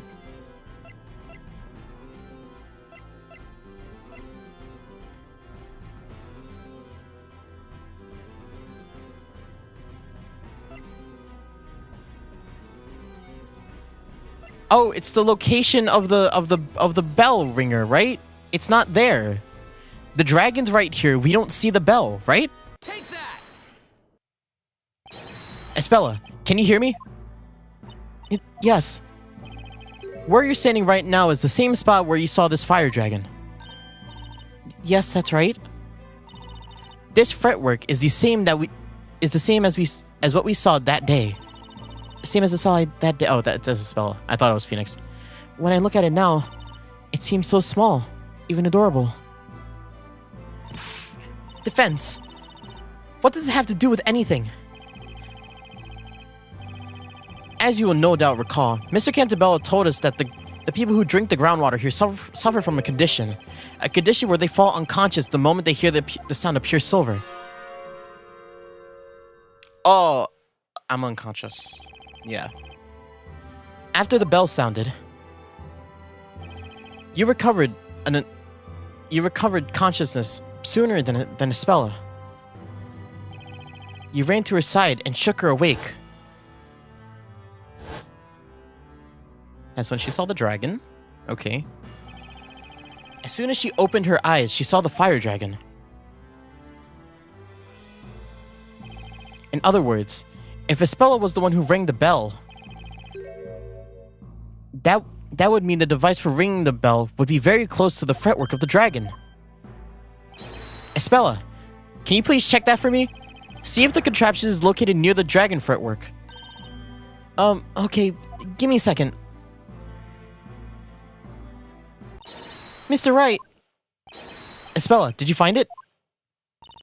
I don't know if it's the right thing, but there's something on the other side of the belfry. The contraption with the handle. That's a new face. What? On the other side? That's right. I figured there was something weird when we went up to the bell tower, but I couldn't put my finger on it. No way. You see where I'm going with this, don't you, Miss Belduke? If it was Espella who rang the bell, there's no way she could have seen the fire dragon when she woke up. No, this can't be right. An excellent deduction, Mr. Wright. Miss Darklaw, it seems that everything is clear as day. What do you mean? Why, of course. I mean that the answer to the question of who rang the bell. It was her. It has to be. What do you say, Mr. Wright? It looks like we've arrived to the same conclusion. Fucking really? Wait, so there's like another lie on top of it. Eve has been lying this entire time. It was Camilla all. Oh. Camilla.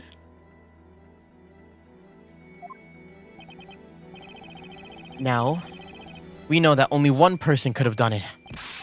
Oh, wait! What good will saying it out loud do? Is there a problem, Mr. Cantabella? It wasn't your daughter who rang it. Should that not lift some burden off your shoulders? Are you not curious to know the name of the true culprit who pinned the blame on your daughter all this while? Ugh.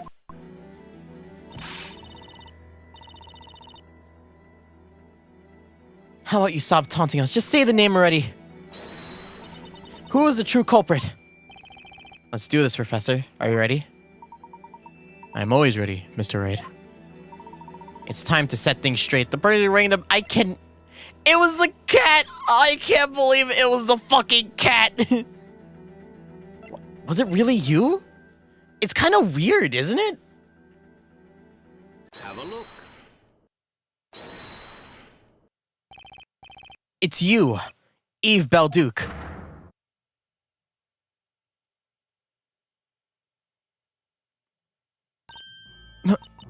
Me? But there were only 2 of you up in the belfry at the time. You know that better than anyone. And as it wasn't Espella who rang the bell, it had to be you. That preposterous. That can't be true. It's an extremely traumatizing event for both you and Espella. Your friend's memories have been altered from the shock without her even realizing it. She believed she was a witch who rang the bell and summoned the dragon, which incinerated the town. However, Miss Belduke, Espella wasn't the only one whose memories were warped by the horrors you two witnessed. You were affected as well. No. It wasn't me. Espella, she rang the bell. It was her, not me. But why?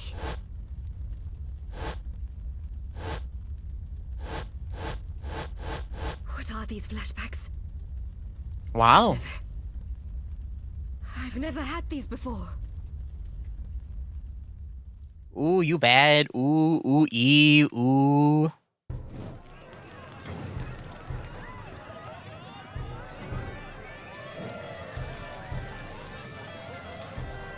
Yo, look at everybody jamming out. Yeah.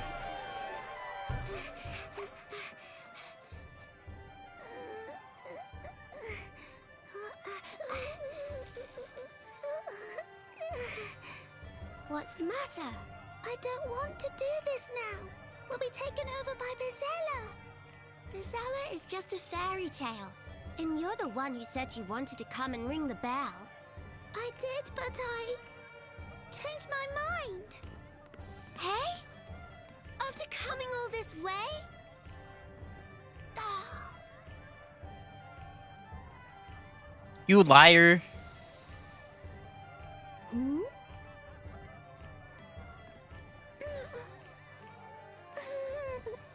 Bing. Bing bong.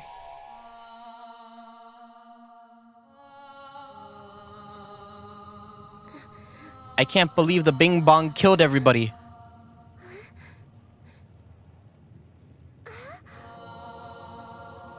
You're lucky she didn't fall over. Isabella! Right? I'm like...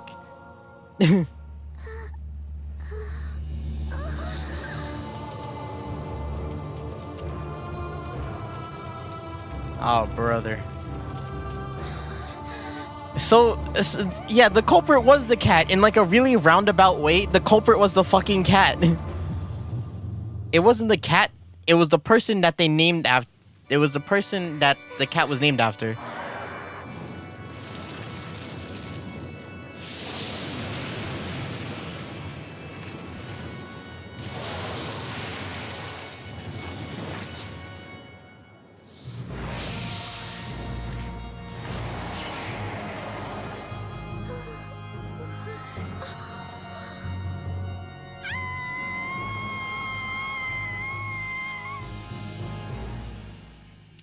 Man, you killed like a couple hundred people, dog. Look, I was so vibing, That dog. nightmare was too much for two young girls to take in.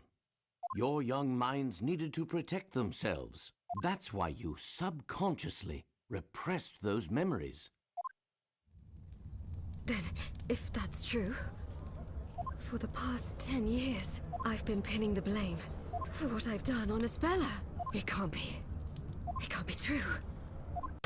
It's impossible! Not her running. Darkloss just disappeared! Oh no, she disappeared. Yeah, she's running. She's donned the invisibility robe. Hi, Inquisitor Darklaw. She's run away. But did you hear that? It was her that wants to destroy this town. Our lives are been so messed up. We don't need this now. She's got the paper what she did. Capture her. Guys, really? Oh, Nick, look at the bell tower. Isabela's gone! No, she's on the roof. Why are you on the roof? You don't blame Eve. It really doesn't matter anymore who rang the accursed bell. This town was all created for me. It's my fault you've all been used and suffered so much. Isabella, what are you saying? How did you get up there? Come down right now. You haven't done anything wrong. It was all my fault. Dad, I know that you did this for me. You've been so kind to me. And what did I do? I selfishly ran away from home. Isabella. I will finish your story for you. Wow. The evil witch will be gone forever, and everyone will live happily ever after. Dad, thank you for everything you've done for me. Holy crap, she's crazy. Don't do it. Don't do it. Don't do it. Wait! Don't do it, Isabella! Oh God. Oh. Don't hold my arm. I gotta get her. Never mind.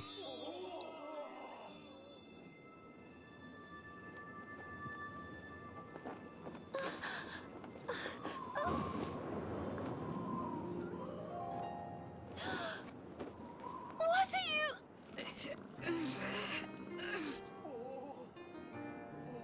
Isn't that Darklaw? Why are we just standing here? Naive. Why would you? I finally remembered everything I've done. You're not the only one who remembered. You still have the pendant. Yes, of course. That's because somehow I always knew it was important to me. Isabella. You kept your pendant as well, didn't you, Eve? For some reason, I just couldn't let it go. Isabella! Miss Darklaw! Quick! They'll fall if we don't do something! Let's go. We have to save them. No, you won't make it there in time. Why? The wooden handrail Eve's holding onto is rotted through. We need some sort of magic to save them. No way! Oh man, if only magic. Oh wait, we have Layton here. You say? Where's Luke? Got an idea, Professor? Where's Luke? If a bit of magic is all that's needed to save these two young ladies, then perhaps that is something I can arrange. What? You can? The professor's so cool.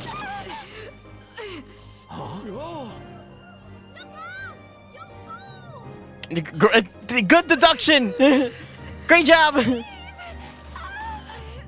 have to let go, otherwise you'll fall too.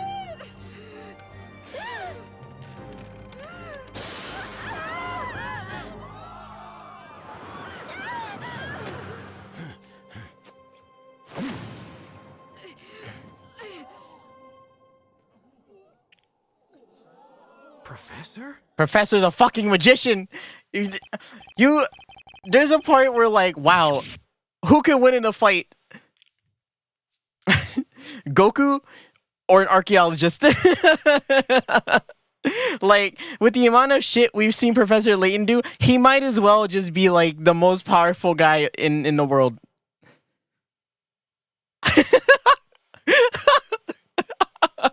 I cannot believe it. He pointed and he was like, "Stop!" And it must be like a giant, like invisible cloth, no? Like the rope.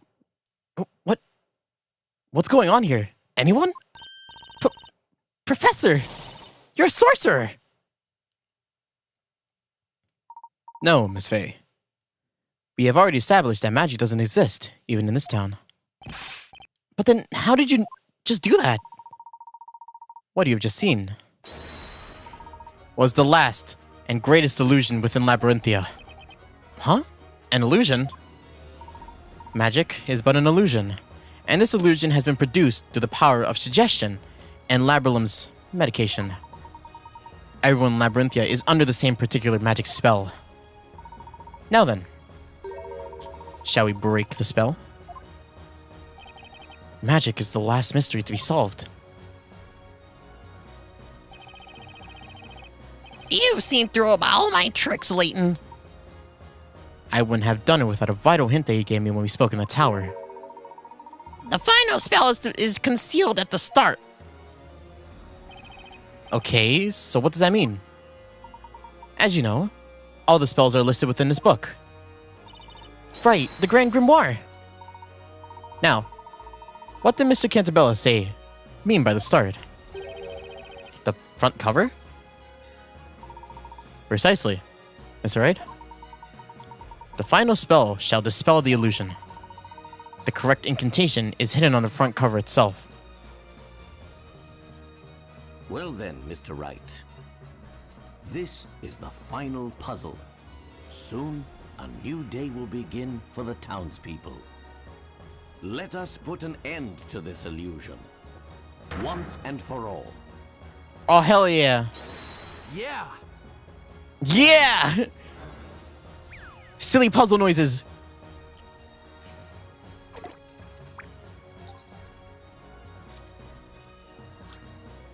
Hidden on the cover of the Grand Grimoire are characters that spell out the true magical incantation.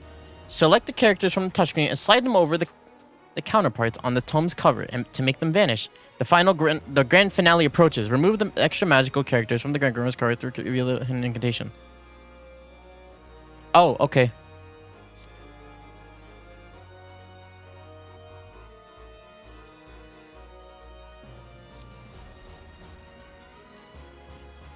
Yeah, I miss Barnum. I miss Barnum. Where's my boy? This is right here. This is here. This is here.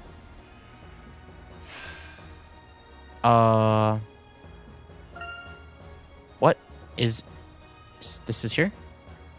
Yeah, okay. Some of these are hard to see. This is here. You go down here. You're right here. Man, this is a pretty intense final puzzle, am I right, guys?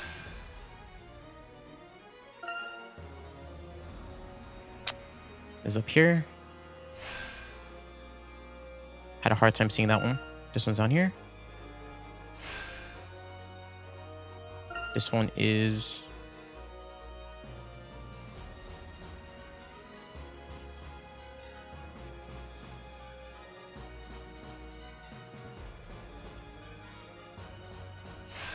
I was about to say, I'm like, where is this? Okay, let's give it a shot. No objections. Yeah, you just give me a second. We need our congratulatory puzzle solving theme. Okay, back to intense. The sun is rising, and when it does, its light will reveal the truth behind Labyrinthia's mysteries. Now, Professor? Yes. Shall we, Mr. Wright? Objection.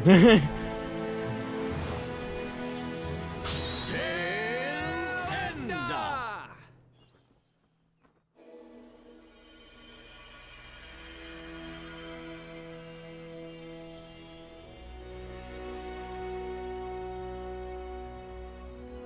Holy fuck. Oh my god. Look at this place.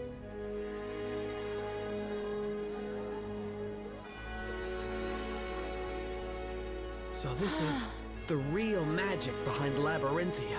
Excellent work, my boy. Is he operating the crane? Hey, it's Luke. He is.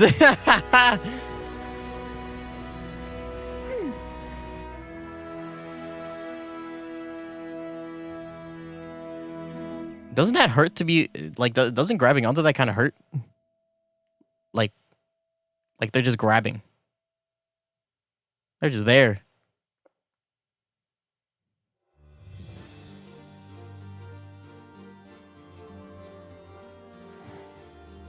This Hang on a second. is the true The Labyrinthia. town's full of machinery? So much for magic. It was all done with these machines. That's right.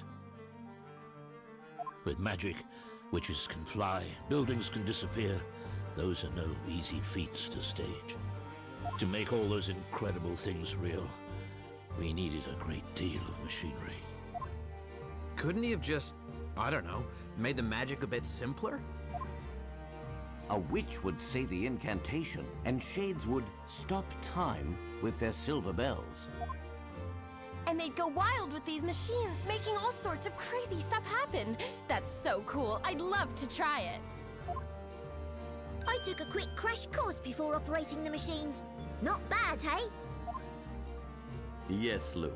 What would we do without you? I was wondering where he So was. when's my turn? I want to pick something up off the ground and make it fly through the air. I wish you'd stop looking at me when you say that, Maya. Well, in any case, I think we should head back to the courthouse. Right you are, Professor. The judge might have fallen asleep waiting for us. He was just waiting? He didn't come with us? What a judge he is. What the hell, man? I'm actually The falling. sun Oh. has risen above Labyrinthia and has shown us our town's true form.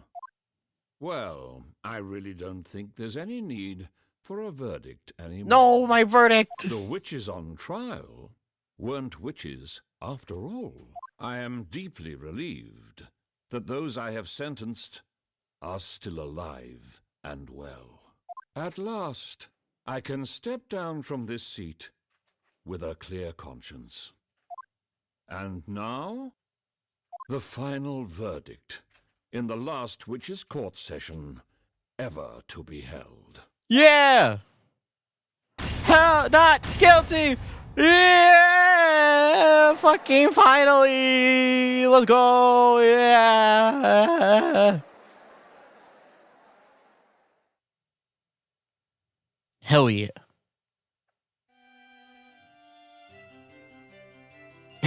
Hell yeah. That's the whole verdict. I'm very grateful for the help, Professor.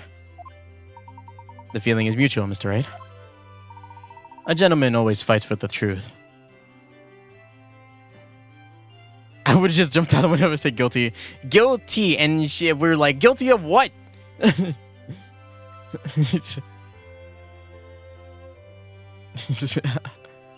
A gentleman always fights for the truth. I could not have done otherwise. Holy fuck. Jesus. Judge. Guilty of the truth? Yeah, hell yeah. I'd like to congratulate the two of you. You both did splendidly in the court. Jesus, Judge. We have a overworld judge model. Oh, it's the judge. You brought light to the truth and of the sound. Although I find it astonishing. And we cannot see all of it. Who are we murdering? They're still alive. I cannot even begin to imagine how it was achieved.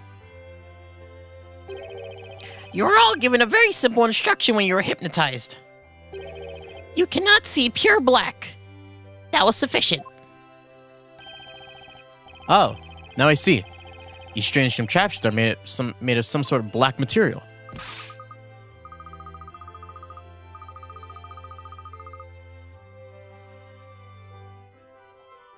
No, though they got sent to a forest where they were turned into like pawns of the Great Witch.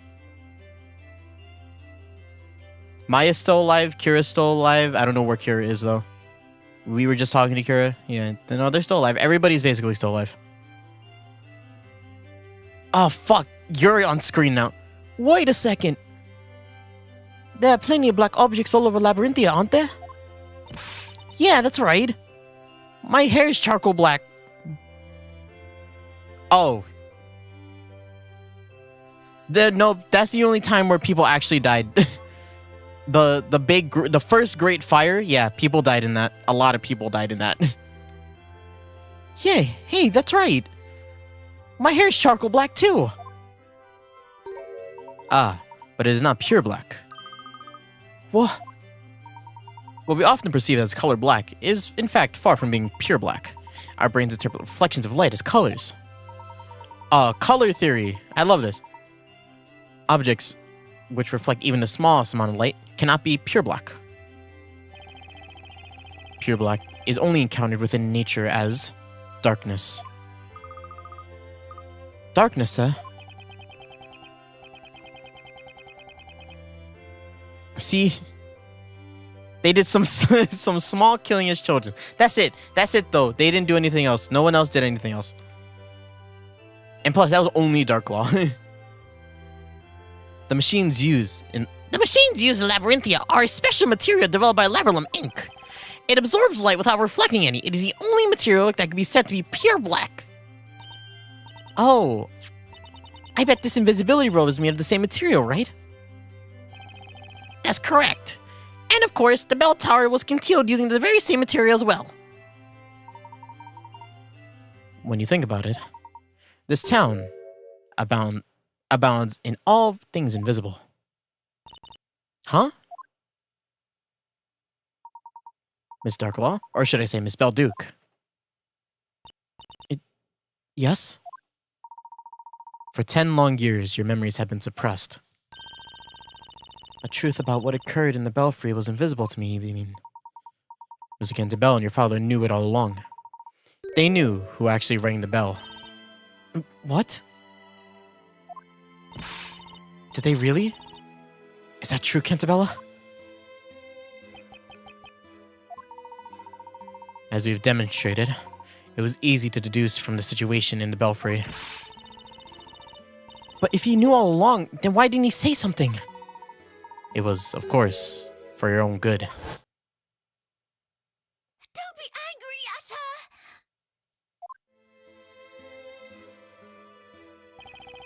You were trying to pin the blame for that disaster on Ispella. Yes, I was. And if you knew that, why'd you keep it quiet about it? If only you had scolded me back then for lying, maybe Ispella wouldn't have suffered such trauma. It was your eyes, Eve. Wrong voice, my bad. It was your eyes, Eve. Your eyes weren't those of a liar. You believed in what you said. You truly thought it was a Spella. What you saw was too much for you to bear. Your mind blocked all the real memories from what happened in order to maintain your own sanity. Had I called you a liar then, You would have probably suffered a mental breakdown. Mr. Cantabella and your father created this town. You are mistaken in thinking it was purely for Ispella's sake. It was also for you, Miss Belduke. Remember what your father wrote in his suicide note? This is we're finally coming back to this. Only two concerns. The first is my daughter. It pains me to be leaving her alone in this world, although she probably doesn't think of me as her father. Yeah. I had an argument with him as to someone he was always thinking about the town and paid no attention to me. so you moved out and broke off contact with him. But you were wrong about your father. Not a single day passed without him thinking about you. He helped to make the story I was reading a reality, for your sake. Fucking great job, Darklaw. I've been so ignorant. I was so convinced my father was driven to suicide by you. Am I allowed to say that? Sure. Your father couldn't bear the sense of guilt as he accumulated over the past 10 years. Even though he killed himself in the end, I believe that you were always the most important person to him.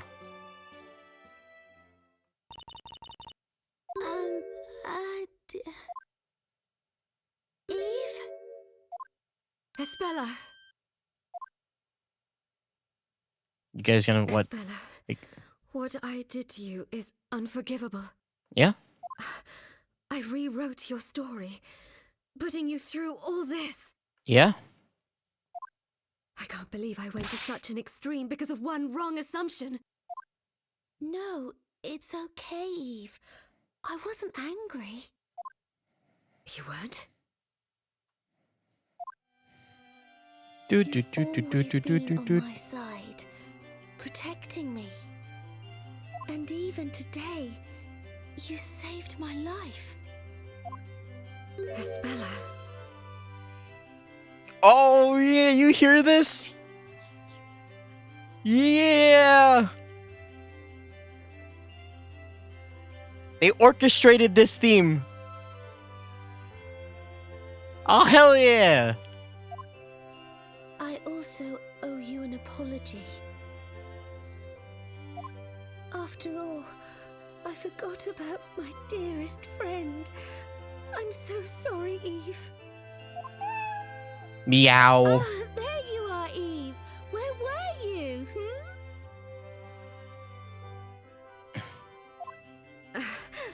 Your cat's called Eve. You know what I've just noticed? You two are very much alike. You and Eve the cat. What? It's all in your head. It looks like Eve has taken a liking to the other Eve. You've got that right, and the similarity is really striking. Oh dear.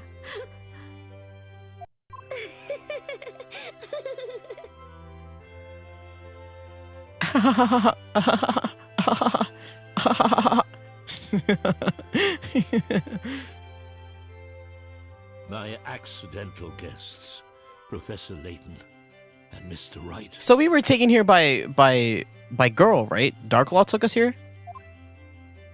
Yes? I must say, I am indebted to you. Don't mention it. You know, when I started planning my revenge 3 months ago, Mr. Layton was a part of my plans. I needed to lure him to Labyrinthia. Why me? You were famous in London, and word of your skills reached me even here.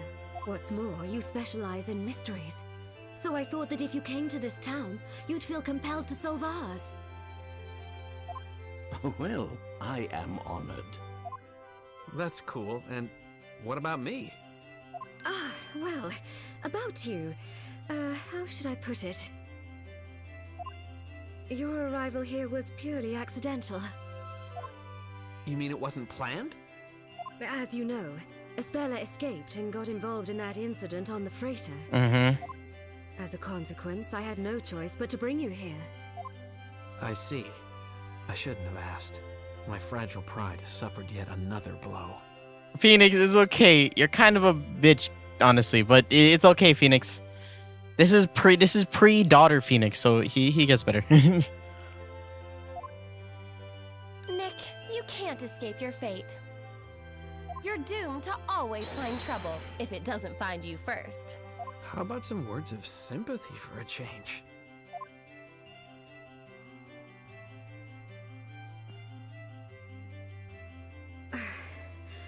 I am terribly sorry.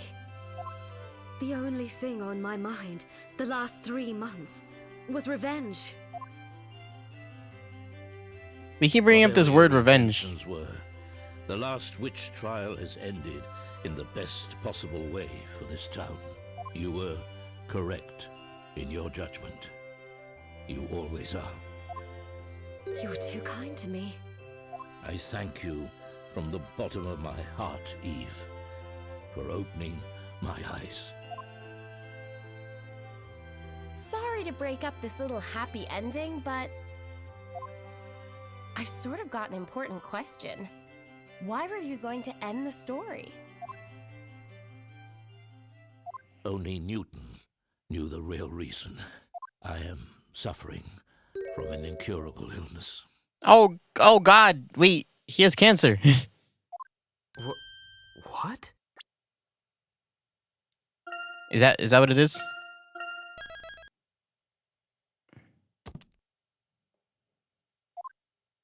Dad, you're ill. Is it serious?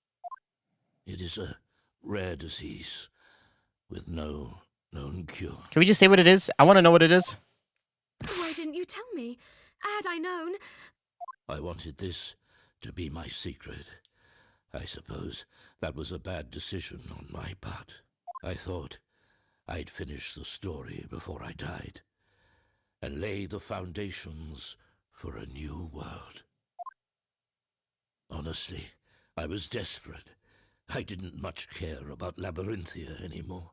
Dad, why did it have to happen to you? Especially now that we're finally back together. Cheer up, Espella. How can I? Labrellum's new drug development center contacted me a short while ago. They have succeeded in creating a new medicine, thanks to Belduke's research. It's a top-secret wonder drug for my illness. Are you sure? A wonder drug? Newton had been working on finding a cure for my illness until the very end. It would seem that the cure was his final gift to me. My father. Newton was the truest friend I ever had. Oh, right. So Newton is like dead, like actually dead. Like he's like, okay, yeah. Add him to the kill count then. Okay. All the people in the fire at the start, right? All the legendary fire people. Me, you fennel, fit. So he actually killed himself. Okay, good. We have the count set out. Not good that he killed himself. Why'd you do that? Don't do that. I'm going to undergo surgery. Do not fear. I shall return. So stop making that sad face, Espella. Dad, will everything be back to how it once was? Of course it will. And Eve, will you still be my friend? Why are you still crying, girl?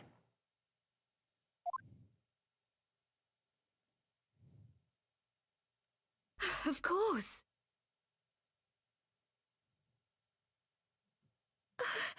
Thank you.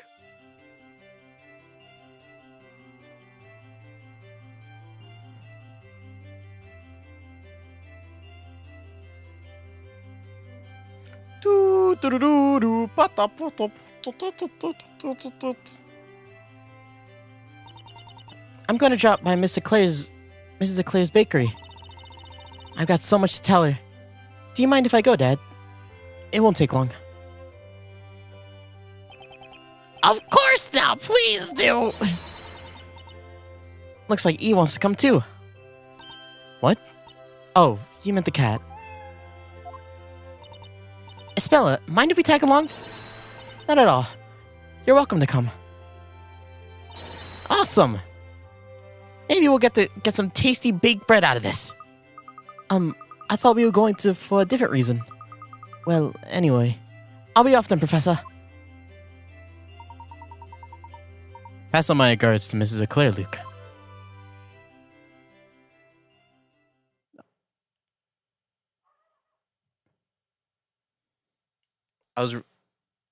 Oh, we don't go with. Oh, thank God we don't go with them. I can't fucking voice Luke, dog. So, what's gonna happen to the town? I've released everyone from hypnosis. They will soon recover the memories from their lives before Labyrinthia. As of today, Project Labyrinthia is over. Ah, I see. They are free to leave if they so wish. I imagine they will make a run for it. This place will turn into an uninhabited ruins, just like it was 10 years ago. I have some doubts about that. Yo, Judge. Your Honor.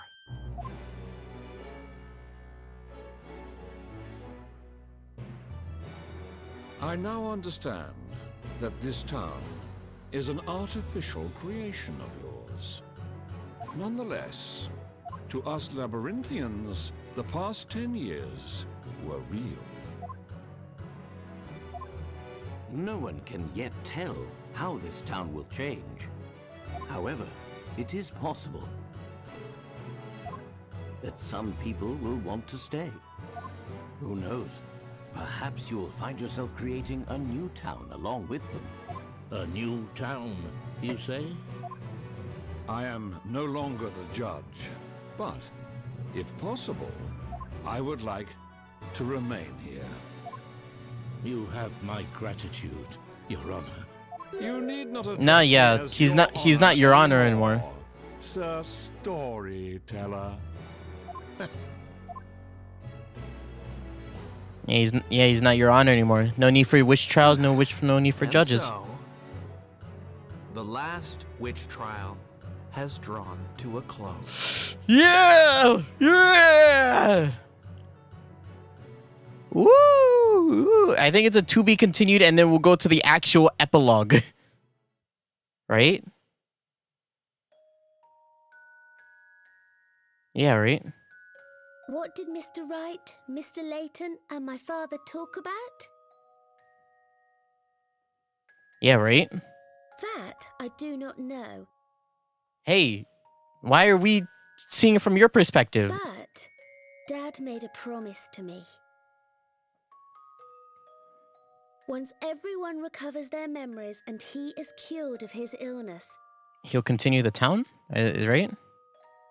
he will return to write a new story with everyone's help. Ah. This time, the story will be real without any lies or illusions. Hell yeah.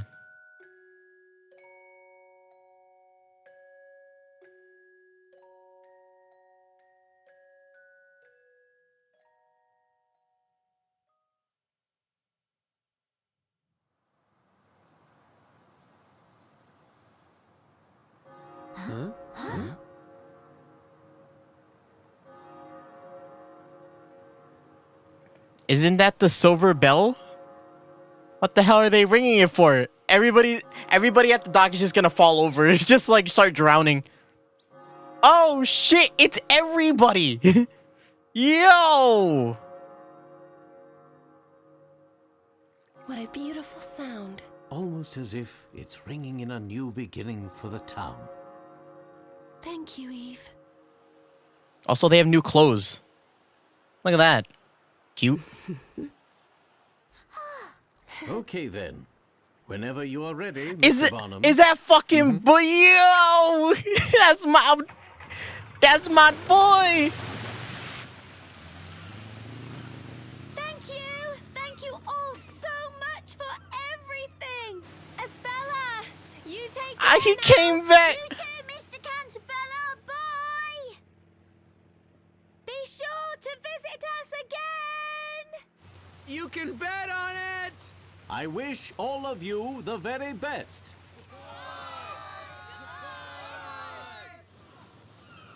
Mr. Wright, I knew I could count on you to stand your ground and fight me to the very end.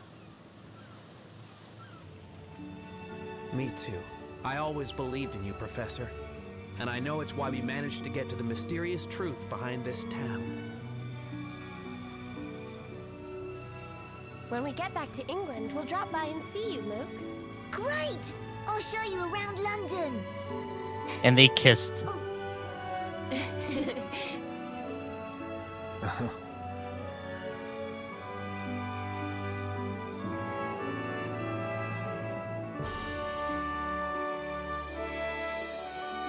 And that is the end of the story.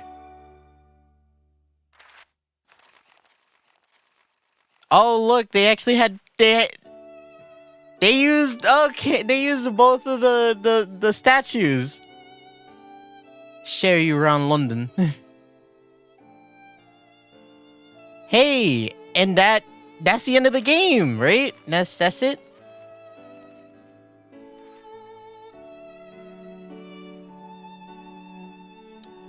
Look at them. They look so cool in like casual clothes, don't they?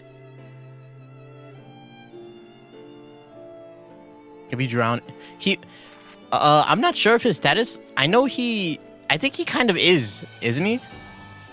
I haven't played any of the Layton games, so I won't know.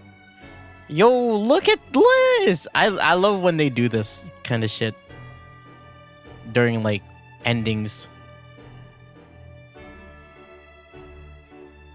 Also, it looks like most of the people decided to stay, huh?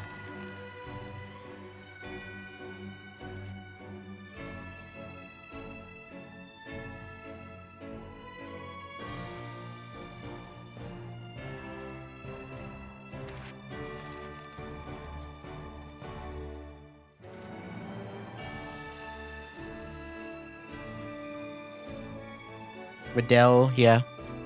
It's the thieves, it's the sculptor guy, it's Rouge, it's the kids. Why are the kids hanging out in the bar? Look, it's Robs and Mugs. They are still alive. Oh shit! Oh my god, all the vigilantes are in the fucking crowd, and then it's Bartle, Foxy, and the judge. Look at him! Oh, he's fucking crazy!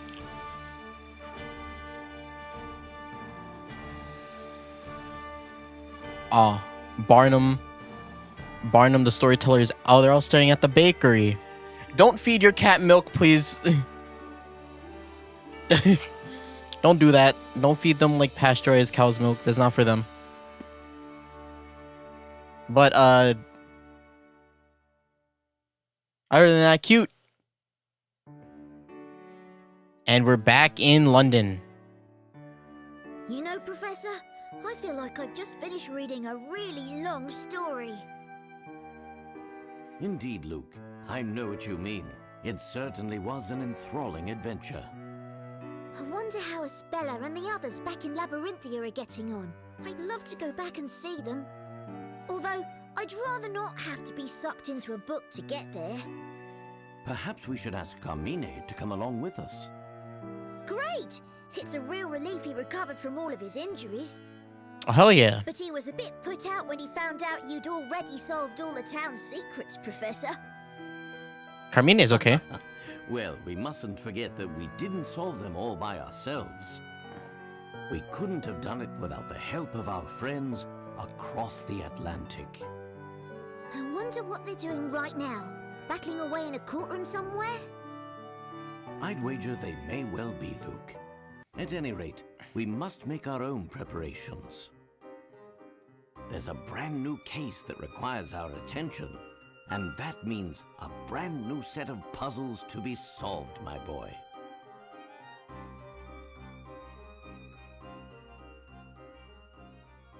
And what, we're flashing to Phoenix and Maya? Phoenix and Maya?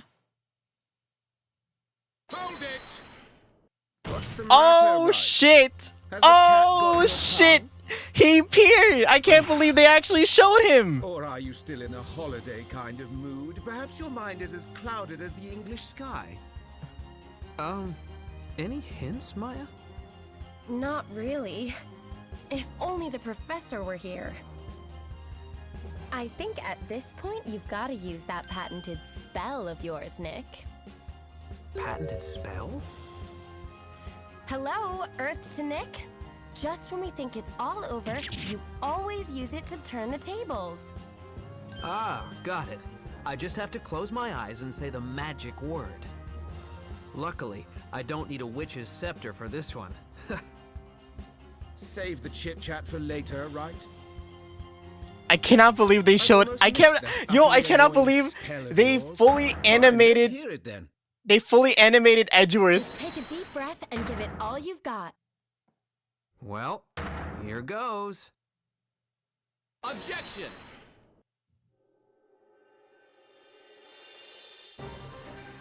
Yay!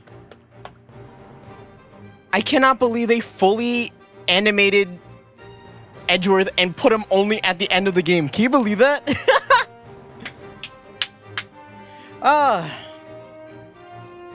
But yes, we got the happy ending that we wanted, and then we never saw those characters again. But that's okay. I think they got their happy ending. The legendary Ace Attorney. I wish, dog. The Great Ace Attorney. I wish I could play that. I don't. I should have bought it when it was on sale, but I didn't. So it's okay.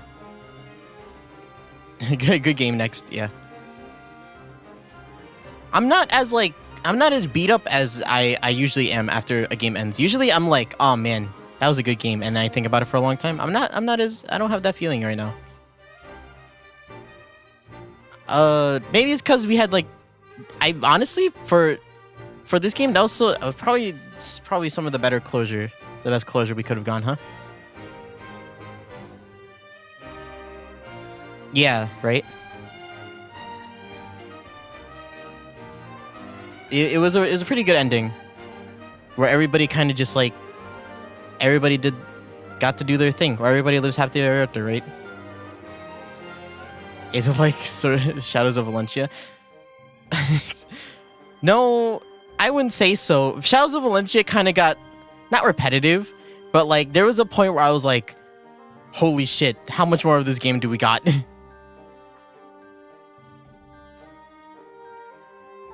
And it was mainly because I was going really slow with it, so I'm not blaming the game for that. It was a lot of me just fucking around.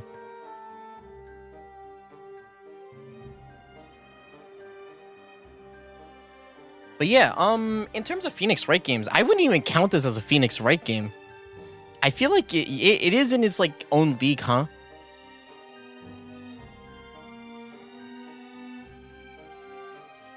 I mean, considering how often you crash. Oh right, yeah, that was a big proponent to that. I forgot about it just crashing every once in a while. Yeah, thank God I didn't have to do that for this game. But yeah, Phoenix Wright. A regular Phoenix Wright game, in my eyes, just feels very it's episodic almost. You go from one point to another, and they're Phoenix and them are just kind of different every time. Barring it's just them in different situations.